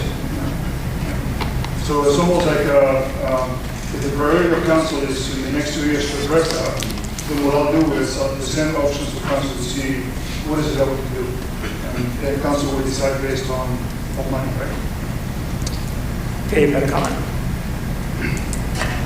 I must be in bizarro world, ladies and gentlemen, because every single person in this room got a copy of 6-8 months ago, I believe you were even there, of my pie-in-the-sky idea of 3 floors of housing above a new city hall, a community theater, a library, retain the police fire department, take the annex, the cenotaph, build a decent park. Jim Gordon is the one person that replied. So, great, I'm glad we're talking about it now. Good. So I was there. However, I think the decision for council was to wait for a week, and then after we got this process to have a clear direction of where we want to go with there. I think that's a great idea, but I want to make sure that it's a great idea for all council to go there. Some people may be okay with the idea of having a city building housing. Some people may not be okay with that idea. So that's kind of the options that I like to present to council and have a concise council direction to work with. This is a great time to get going. Yeah, I'm glad that's come out. So if we're done with that, I'm going to ask for another break, Chris, just so we can take a moment, and I could borrow you again if I can, please, to organize, and it'll be about a 20-minute break. So, okay, so Are we offline? Okay, welcome back. So what we've done is we've taken all of those priority items that were identified by council and staff, and we've organized them based on the headings that had come out of the future casting that we had done. So as you can see, not surprisingly, this always works quite well. We have 5 headings, but the clear focus of the council is around community, around organizational capacity and infrastructure, and around the waterfront. That's the real focus, which I think is very much reflective of the discussion that we've seen, so that's not surprising. And then we also have elements in environment, and certainly COVID is something that we can't avoid dealing with right now, and it comes up. So what I'm going to invite you to do, and please respect social distancing, is we, the staff, and I have organized these as we thought best by category, and we've also consolidated them where we thought there was overlap and duplication, but we might have it wrong from your point of view. So can you come up individually, take a look. If you have an issue with anything, hold it. Do not move sheets on the because everyone may not agree, right? So just come up individually as council members, take a look and see if you agree with the categorization and how we've consolidated issues, and then we'll go on to the next phase. Are we just looking at categorization right now? We're just looking at categorization, and yeah.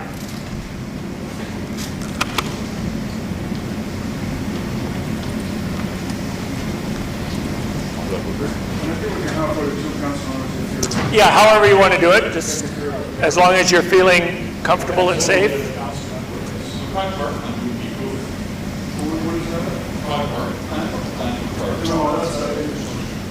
Oh, I read it as COVID, not McLeod.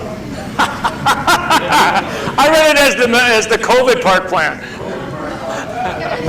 Yeah. That's why we have council doing oversight.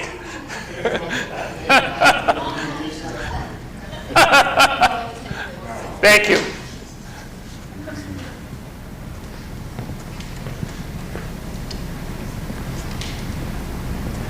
Now, I should have also explained one other thing while Chris is up there. Those that have the red circle are those items that came out of your existing plan, and many of them were reiterated. And then there's some over here that didn't really fit. Some are finished. Some are, there's items in what were identified as next that are up here as priorities, so they're all sitting out here. You can take a look at those too. Would electric vehicle charging also be infrastructure? I beg your pardon? Electric vehicle charging would also be infrastructure? It certainly could be. There's elements to that, absolutely. Absolutely. Yep.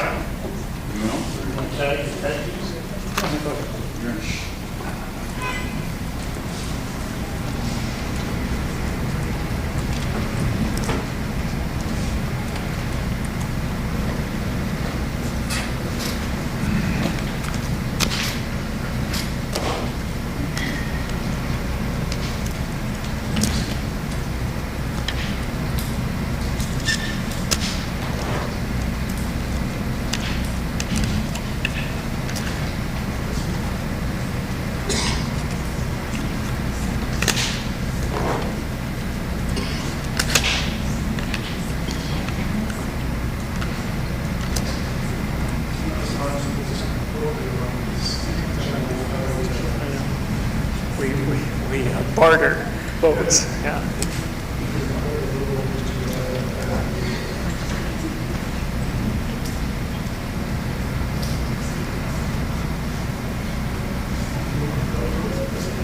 These? I'm going to trust them to, you know what, I'll just get one for each of them. No problem. So let me get two more.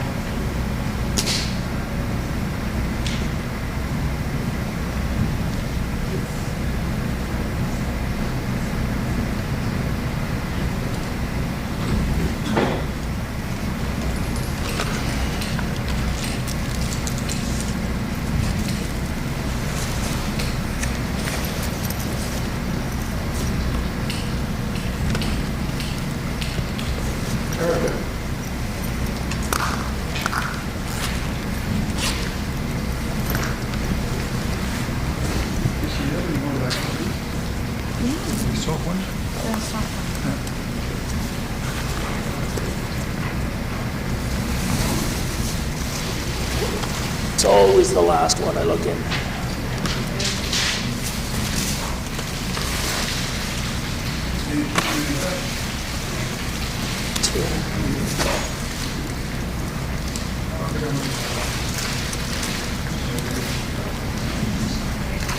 Okay.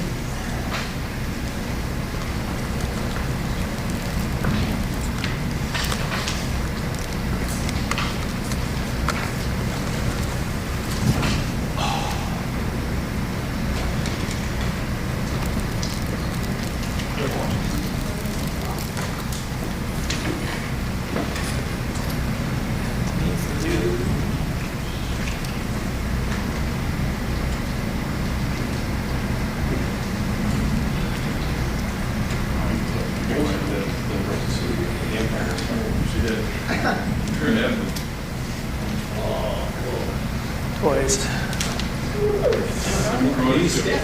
Wars fans here. Just a few. So we're just checking categories, are we? That's how you guys know each You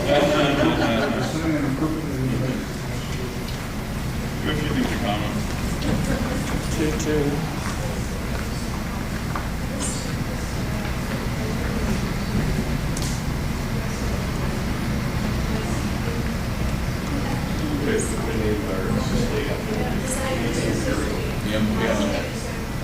I love good art. I put up list size nowadays. I love good art. The Empire might be doing something like that. Law and Order and all that. I'm not really sure how to take over. Maybe it's going to be about how many points. Yeah, you can go back. It's going to tell you right here to give them a priority. You're not going to get done, but when? Just look at if you agree with the categorization. And nothing is written in stone, but so we'll come back to this. Which profile is man looking? No, it's not like a friend. Acquaintance, I should say.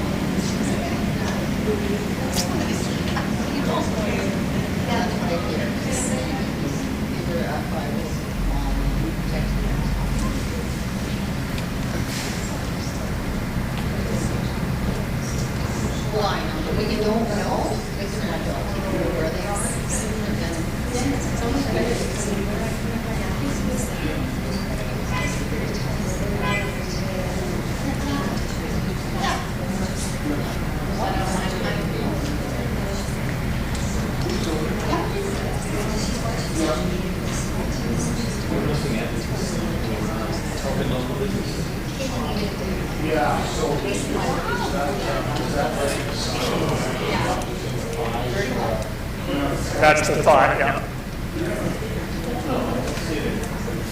It should be under COVID.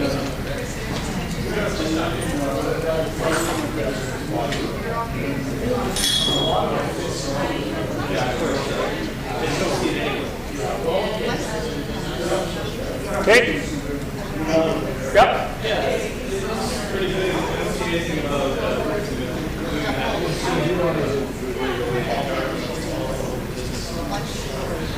Okay.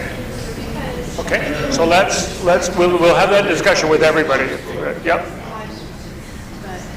Has everybody had a chance to take a look? Oh, there's Anthony. Sorry. I'll work on it over the weekend. I've never heard a fire chief advocate for City Hall before. Good for you.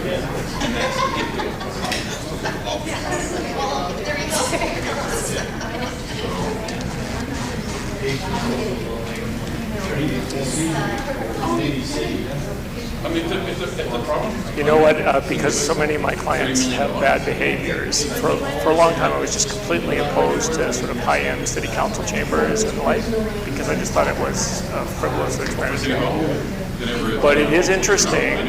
I worked for a while in a building that was under renovation, and you could see how people who got along well were on edge just because of the physical environment. And I've come to believe that better council chambers leads to better decorum, because it's kind of, that's why you know, the judge sits on a pedestal and things like that, but people think, oh, well, this is actually someplace more special, as opposed to having a public hearing in a gym, and then they're like everywhere, right? It's kind of interesting. I know, but I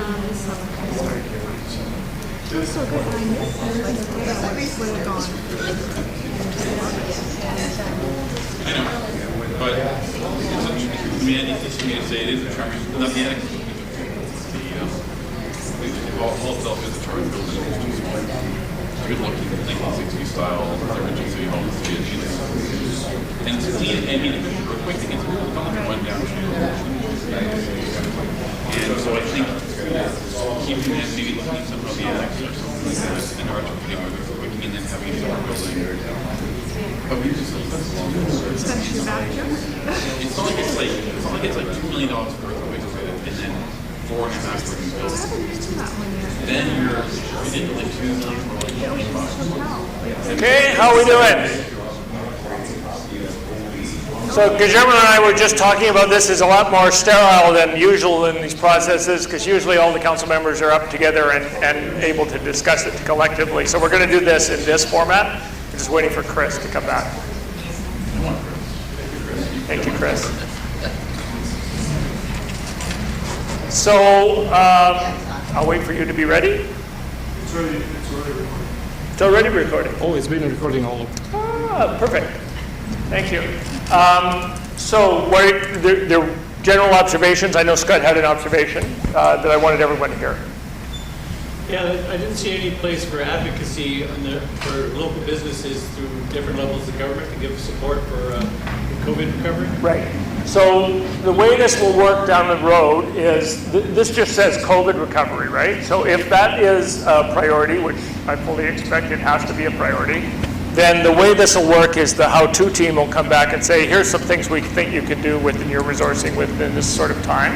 And that kind of thing, I think you've already done some stuff like that with the picnic tables and things like that, right? So absolutely, yeah, absolutely. COVID-19 task force, recovery economic task force. Yep. Yeah, so some issues here fell out, not because they're not important, but because they got shown up here. All the items that were in and are in the plan, not surprisingly, got included in here. Any other comments from people or observations or omissions, excuse me, not admissions, omissions or additions? Yes, sorry. Yes, Erica. Community seems to be a big It is. chunk. Is infrastructure, could it be split into? It absolutely can. Economic is Yeah. a separate There- category perhaps. That is one of the issues that we talked about, whether we needed a whole category for economic, and that's well taken. Normally, I try to keep the headings under 5, and in this case, that would give us 5 plus COVID, which seems to make sense. So I see a lot of nodding heads. Can we add a economy section? These are working headlines, by the way. Once this comes back, I had a mayor who was very dissatisfied with these sterile headings because he wants them to be much more aspirational. And through the process that staff can have and wordsmithing, you can certainly state these. I would want you to state these in some goals that are aspirational about the future case of the community, right, with these things. So I'm proposing to add another section for environment or for economy. People okay with that? People okay with that? Okay, I'm going to take 5 minutes to do that and separate it out, and then we're going to do some prioritization. So again, 5-minute break. We're up, please.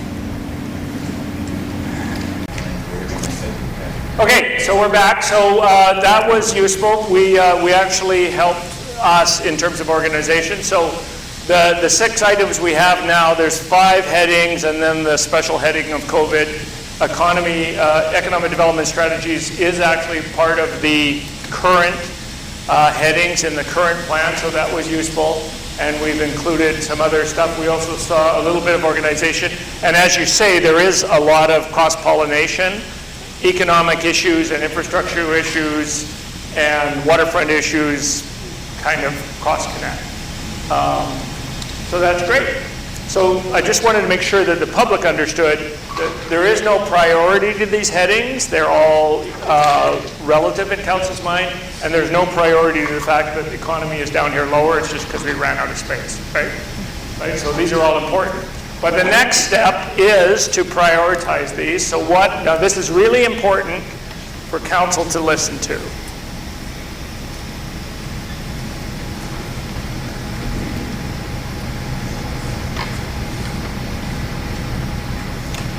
So now we're going to have you vote in the Jerry Berry version of Dotocracy. I'm sure you've all done a Dotocracy exercise before. In the Jerry Berry version, some local government facilitators like the staff to vote as well, because they like to see the potential gap between the staff's thinking on priorities and the council's thinking on priorities. I don't do that, because I think it's completely inappropriate. The point for staff input is, as we've had, as is public input, and now council is supreme, and it's council that makes the prioritization decisions. They're the what-if team. So we're only going to have staff vote, we're only going to have council vote, which I think is appropriate under the governance model. So what you've each got is a little sheet. And the way the sheet works is from the red to the bottom, as it's shown up here, they have different values. So if you really, really feel strongly about a topic, if your big thing in the next 2 years is a playground at the beach, then you would use the red sticker here. And the reason that it's more higher valued is just as a relative indication of your passion for this. But the way it works in our system is, at the end of the day, it's about majority and plurality. So the fact that one council member is passionate about one issue is interesting, it's valuable, it's informative. It doesn't get us there, right? We have to see the relative points of view. So there's all sorts of, we could have a technical discussion about the problems with this kind of system, because it's one person, one vote, and why is yours more about, blah, blah, blah. This is to give us a relative indication. When we get to reporting back to you about the tweaked or updated plan, every single thing up here is going to be in there.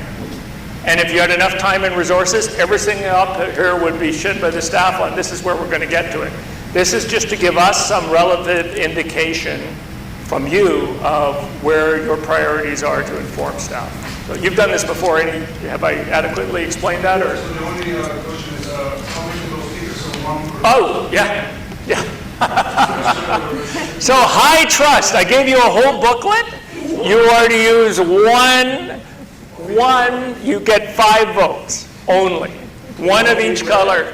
They cannot all be red. You cannot buy them from your neighbor. You can't steal them from your neighbor. You can't slip them up your arm. You'd be really surprised when I come back with some councils and I go, well, there's 6 of you and there's 20 reds. We're not doing that, right? Okay, so you can go at it with COVID safety. It's always a lot more fun to have everybody up there, but the idea is 1 vote per 1 item, and you can see how we've consolidated items, and then we'll do some tabulation, and we'll see what that tells us. Are we voting on a particular yellow sticky or a column? A particular yellow sticky, yes. And so you know what we've done is Sorry. we try to group them. This is all about OCP related stuff. So if that's your focus on the next 2 years, then put the rest of it over here, right?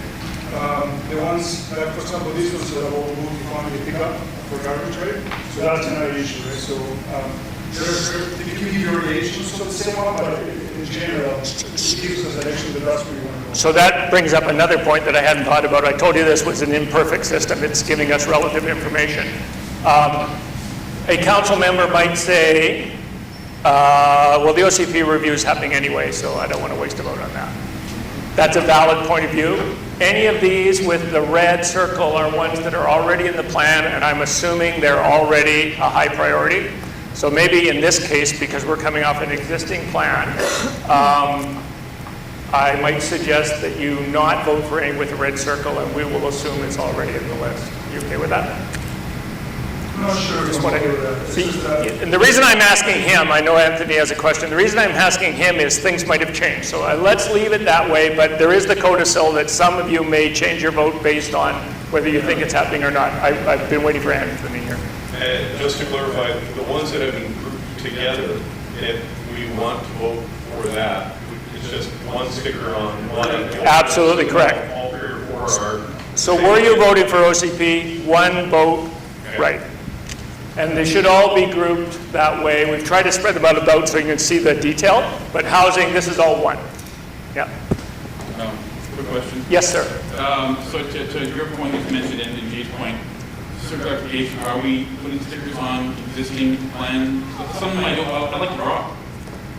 So that's what I'm thinking that you should put on if you like consider this. That's why we should. Initial plan. If you really think that in the next 2 years you want to complete the OCP review, put a sticker on it. Because my goal is to get back to council after Jerry giving the skeleton, have a discussion about. In Anthony speaking in stone, by the way, it doesn't mean that today you put a red sticker over here, that council later on can shift gears, right? But at least it gives us an indication of where the priority should be for the next 2 years. And what I'll do is I take that and I take all the red stickers and say, okay, well then I concentrate on that, but given my available resources, I can also do all the other stuff as well, and I present that to council. That's the idea. So I think it will be valuable to do. And I agree, I misspoke, I think, because it will not only reiterate where an existing priority is important, but it may show us where someone disagrees that should carry on. Yes, Dave. So just to be clear, Jerry, you want us to take 5 and rank it in level of importance to us? To you, yeah. But you want us to have one sticker. So my highest of my 5 will be the one I give a 10. My lowest of my 5 will be one I give a blue or a 1. So we're going to identify those. Yeah. All those top 5 and then rank them. Right. Correct. Again, just to clarify to council, that doesn't mean that even though the other projects are less important, I will continue to keep all these projects on the list. It just means that we'll have a little bit of a guidance in terms of what is more important than other projects, right? So we can concentrate on a couple of years. Yeah, it's all, this is just a relative litmus test. Okay, everybody understand it?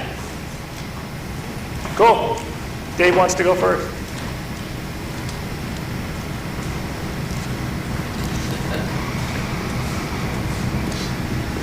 That's the other part of this game, right? Oh, yeah, see where the other guy is and blah, blah, blah, blah. Well. You want to go last? There's always the game theory guy. Can you move stickers? No, please don't do that. And please put your vote on the yellow thing because the board will drop the 3M stuff. I have to put in a complaint.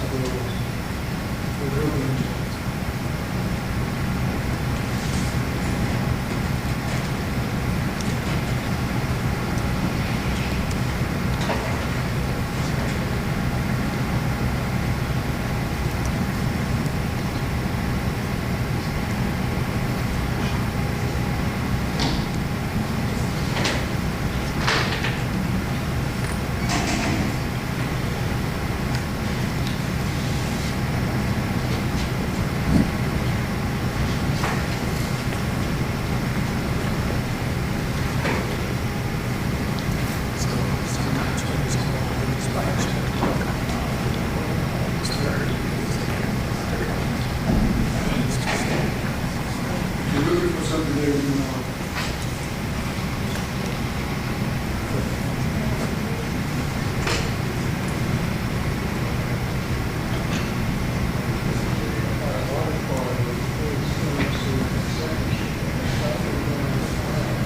the end of the infrastructure, so what if I this one here? What do you,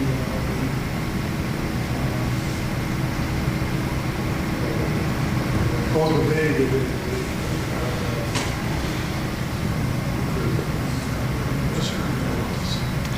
GD, like goddamn, Barry.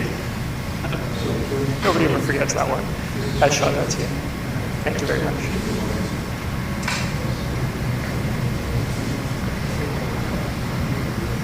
but we didn't go anything else, so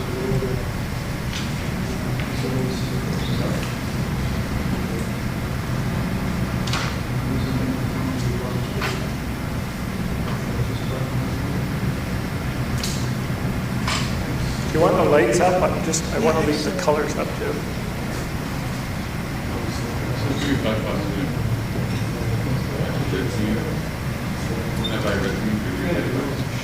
Wow, he can be taught. It's just a little slow. If you want to save some time, so just send you a picture of this, so you can actually look in your email. Switch on the. Yeah. Don't put a sticker. It was just Well, it's the model, my super tanker. You can't just push it. You got to hold it and keep on it. Keep on it, yeah, and then you. But I'm not sure like you can change the materials as of the one bank, but not the other. So right now, at this very moment, you have some members of the public concluding that the staff is telling council how to vote. You are. That is not the case. Very started during the election, we told them. Just about I'm close to read out, right? So that's just good, because you know what the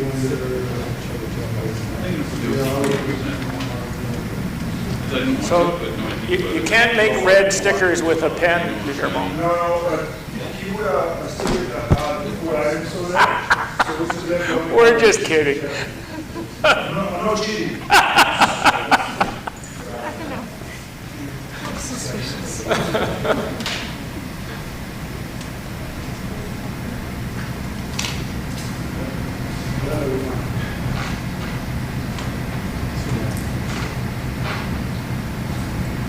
This is an American presidential test. I give you a whole book of ballots to see if you'll only use them once. We're supposed to use them twice.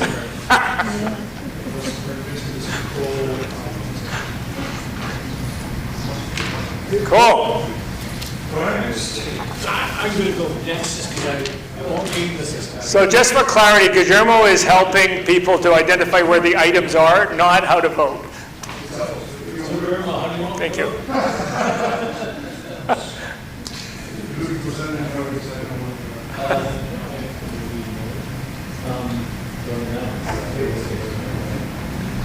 Yeah, cool. Jerry, COVID is like table stakes. It seems like a cruel waste of a vote. I think that's fair. So we have gamed the system. We're going to leave COVID out of the mix because it's unique circumstances, and we'll use our 5 on the end. Good point. Yep.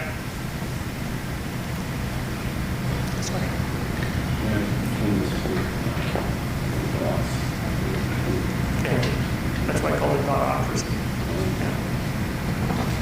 But I've changed it to get some relativity.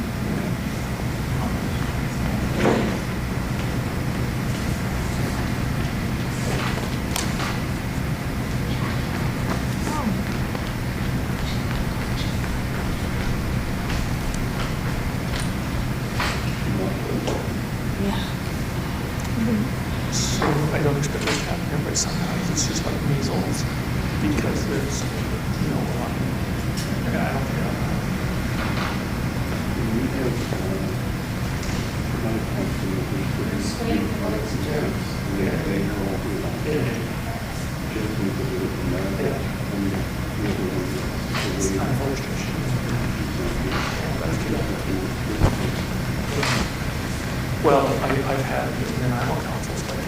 just like a shotgun. And then they go, okay, we're done. And I'm like,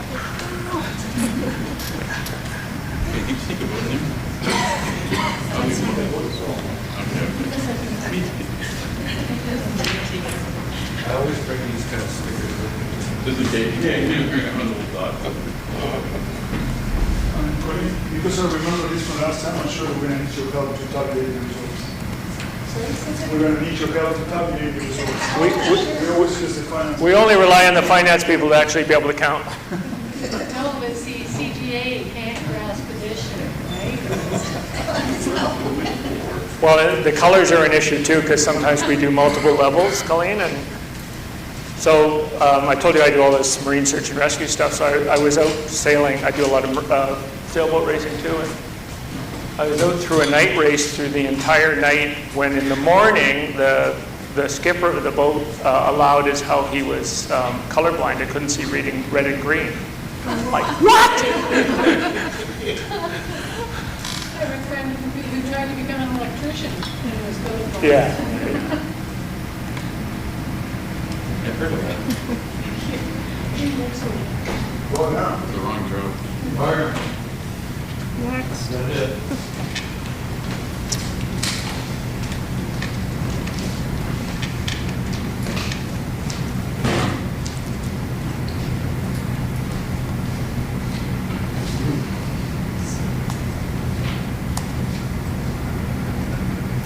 So just while people are doing stuff, so you guys have limited experience with Guillermo. How long have you been here?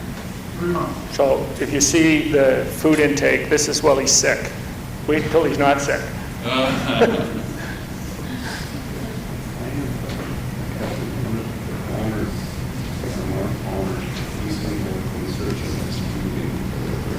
Oh, really? Yeah, I don't know him, but yeah. I'll run across him. Is it land or marine? Yeah. Well, they do have a marine base too, but they're not. My brother is Mr. Land. He probably knows it for sure. Yeah.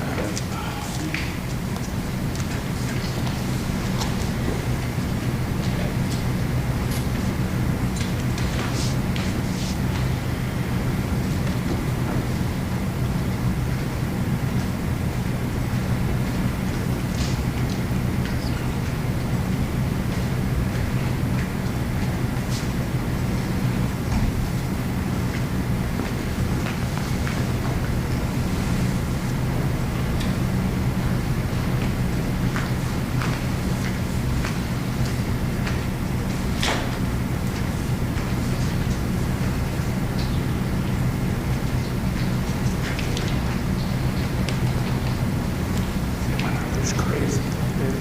Like we get a long call and maybe up for 6 hours. There's another 2 or 3 weeks where people lost their lives. And it's all volunteer. Crazy.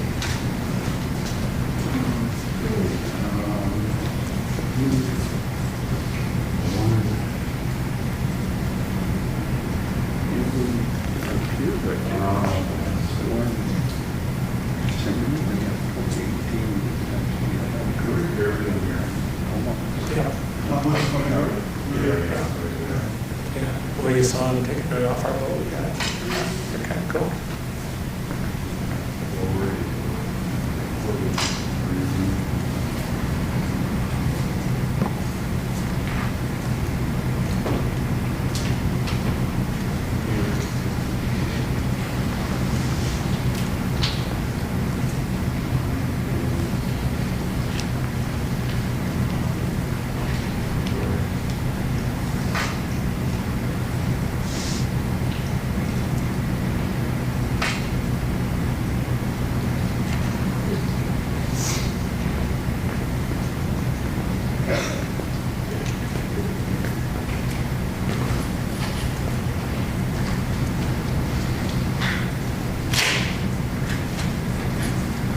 Put some music in the middle.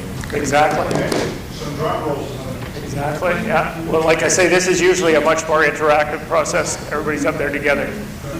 Yeah. Bartering votes. The Jeopardy music.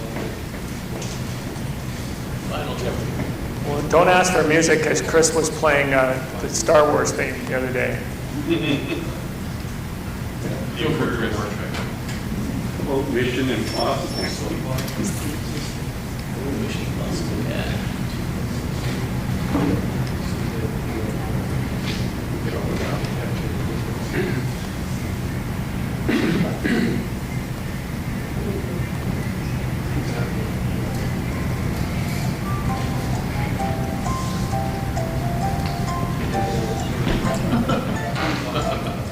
Okay. Very good, Chris. Mission Impossible. I've got it.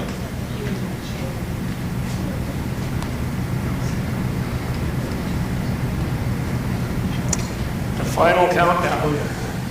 The final countdown.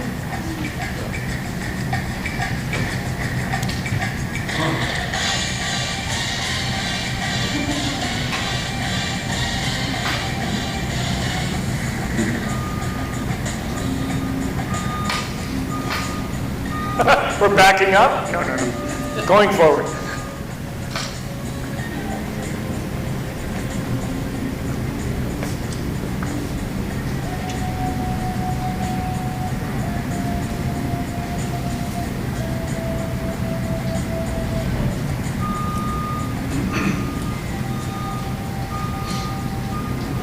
Cool, thank you. Who hasn't gone? Good, everybody? Good? Okay, so I'll give you a 5-minute break to stretch your legs, and we'll get Colleen up here because Sturmo and I can't count.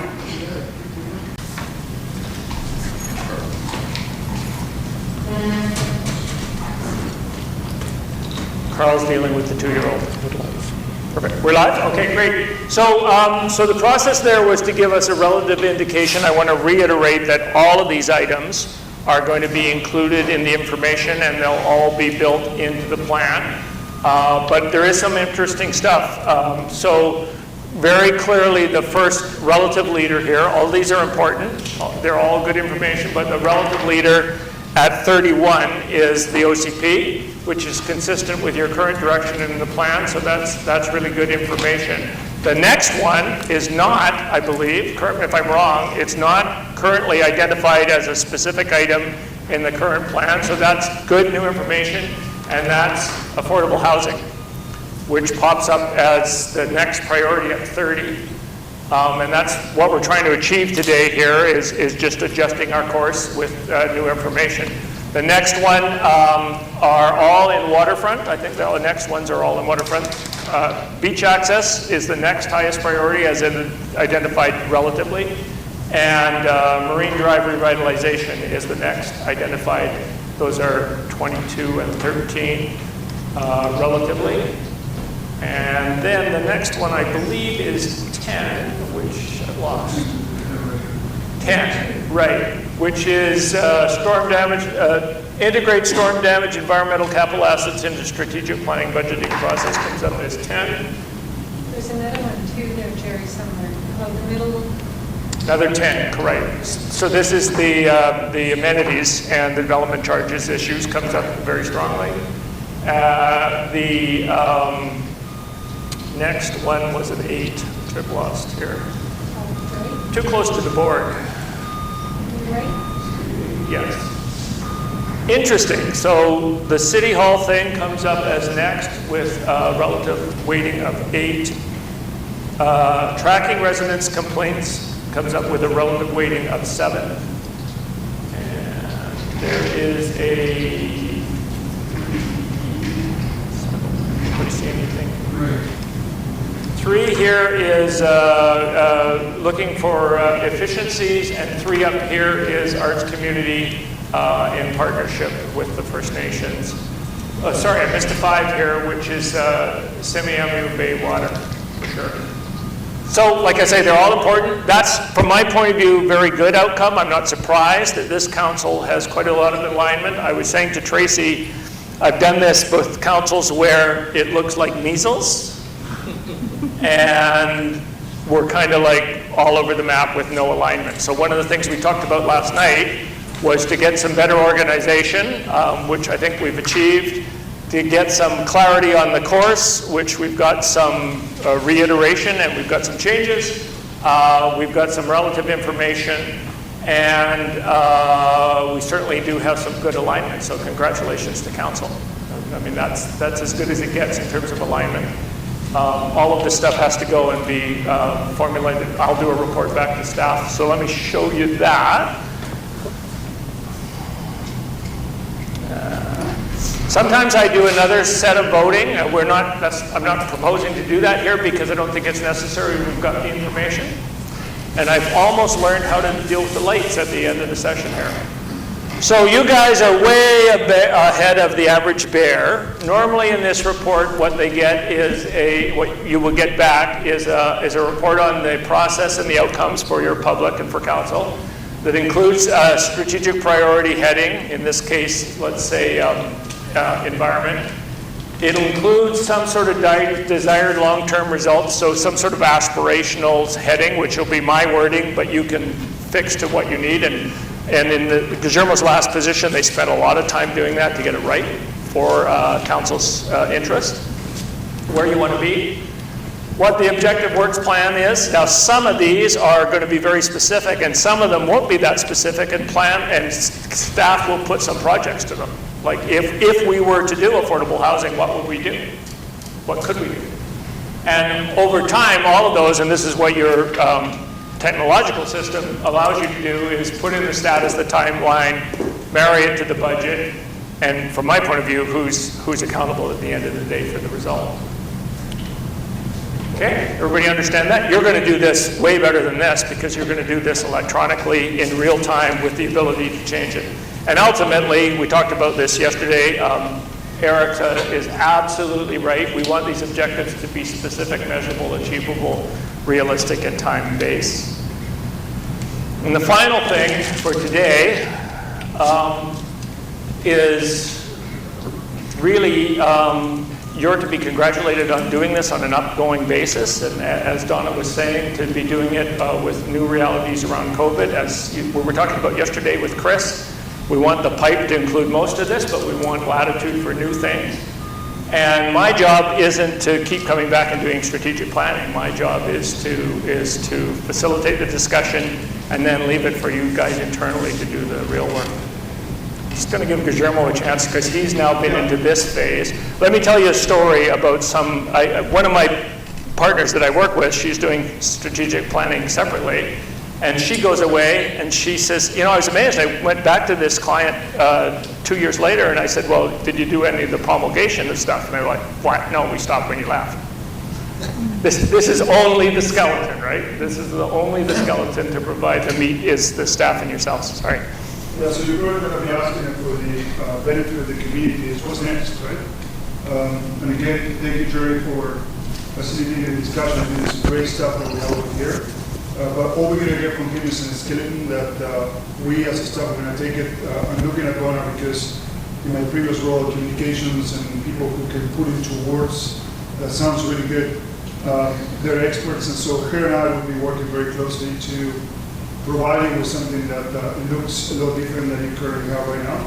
So I'm expecting, I think I was telling you, Erica, that in Ladysmith, it took me about 6 more workshops with council to come out with something that they all agreed.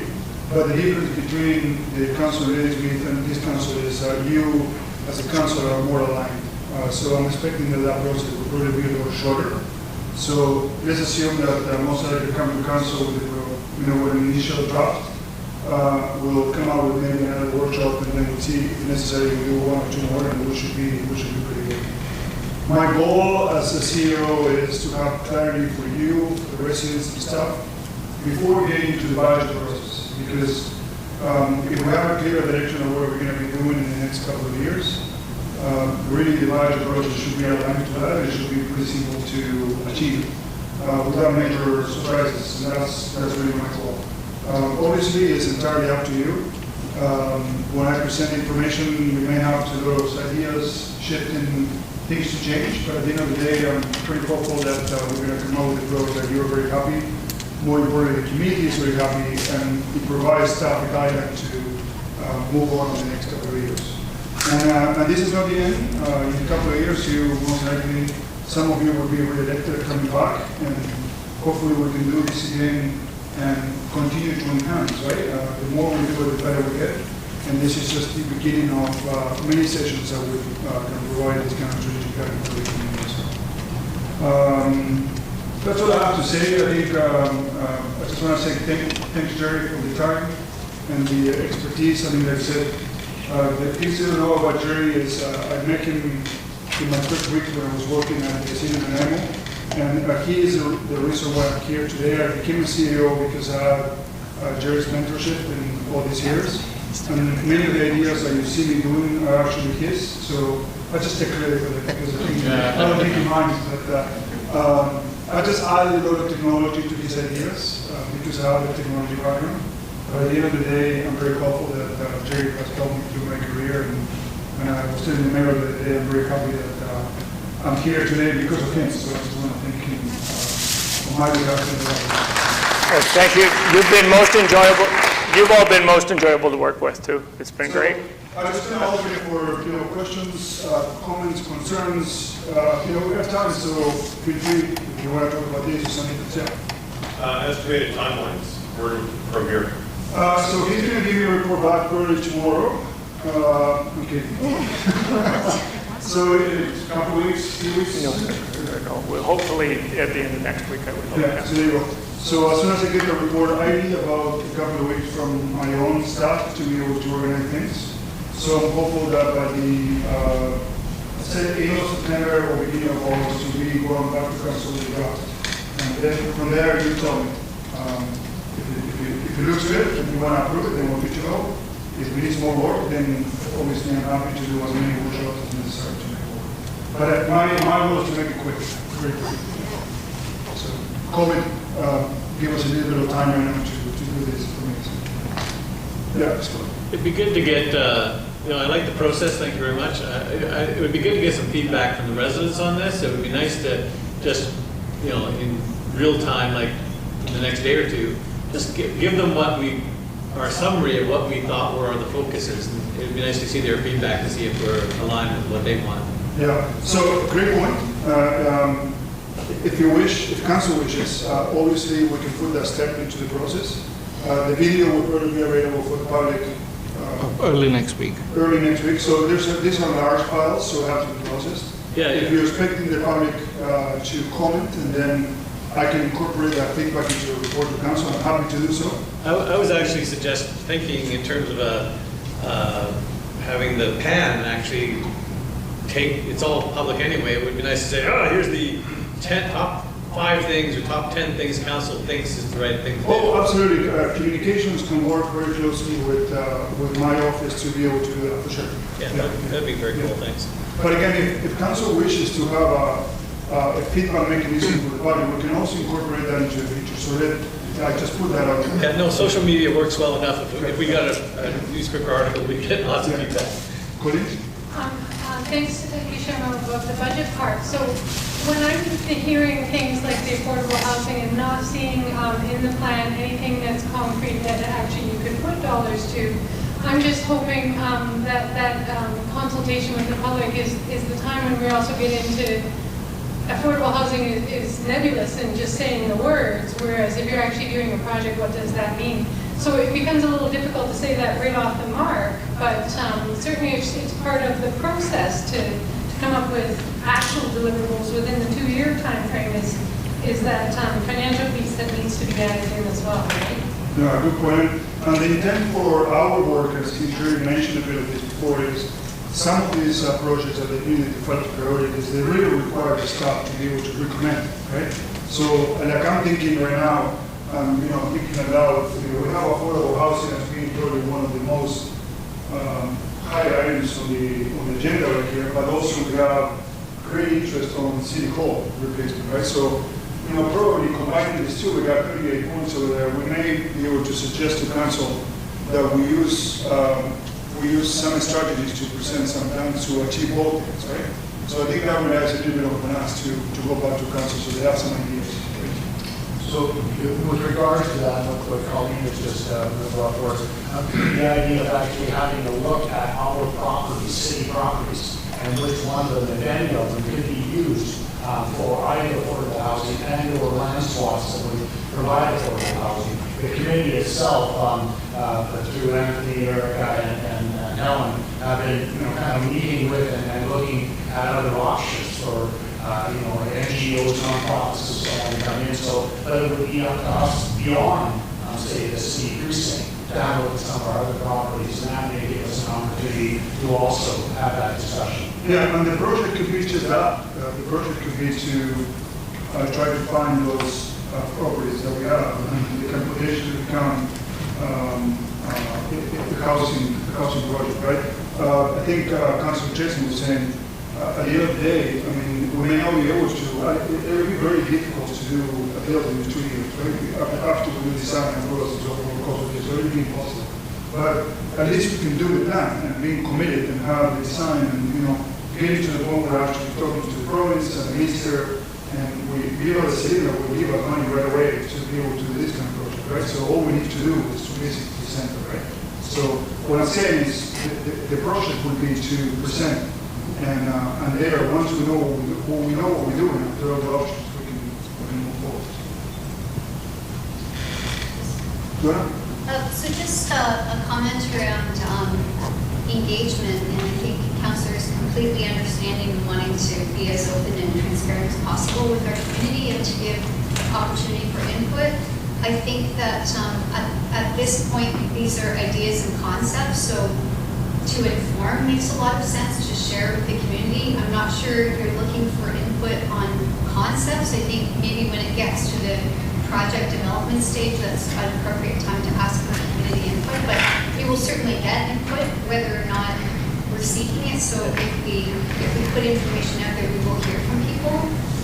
A very fruitful time to do that would be when staff come back with some tangible ideas or when council is looking at. Yeah, I totally agree. What I was trying to get at is this has actually been a very positive thing. We're setting direction. It's still got lots of work to do before it's concrete. We have real objectives. But if we plot something out to the paper like that, at least it shows the community that we are listening and that we're trying to be engaged with them, and I think we're on the right track there. Yeah, I was going to mention just that, Scott, that I think this shows that you are in the right track. I mean, I don't see here a project that says, let's build a theme park, right? That is completely 100% away from what you said you would do in 2 years ago, right? So I think this, if anything, out of this process proves that you have done a very good job, planning for 4 years, and right now all you're doing is just adjusting that. There's nothing here that I see that is completely out of the blue. Oh my God, we never thought about this. It's a completely different project that we never thought. There are some aspects of affordable housing that they came up as being a bit more important, but that's just the situation we're on. Right? Affordable housing has been coming up to the list of any municipality priorities for the last, I'd say 10 years. So it's good that we're in there. So. Anyway, that's all I have. So if there's no more questions, it's Anthony's meeting, and we have to formally close so out. So turn over to you. Thank you. Yeah. Anything else from the floor? Anyone else have any comments, thoughts, feedback for our facilitator? So, first of all, thank you very much. You've done Thank you. a tremendous job, and it's been great that you brought us together in this way. My comment is more around the involvement of elected and staff. And I really, really like this process, and I like the fact that we're all sitting together talking about things that are common and are important to our community. My background, as you all know, is the labor movement. And we used to say there's two arms of strength in the labor movement. One was the elected people that work on the shop floor, the shop stewards and so on, and the other one was the staff that basically brought about the changes or facilitated the moves that the elected people wanted. I see that here, and I'm very, very pleased with it, so I simply want to say thank you.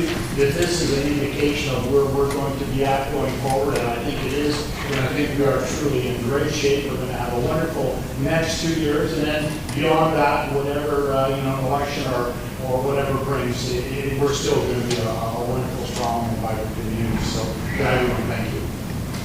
Thank you, Mayor Walker. Any other final comments, thoughts?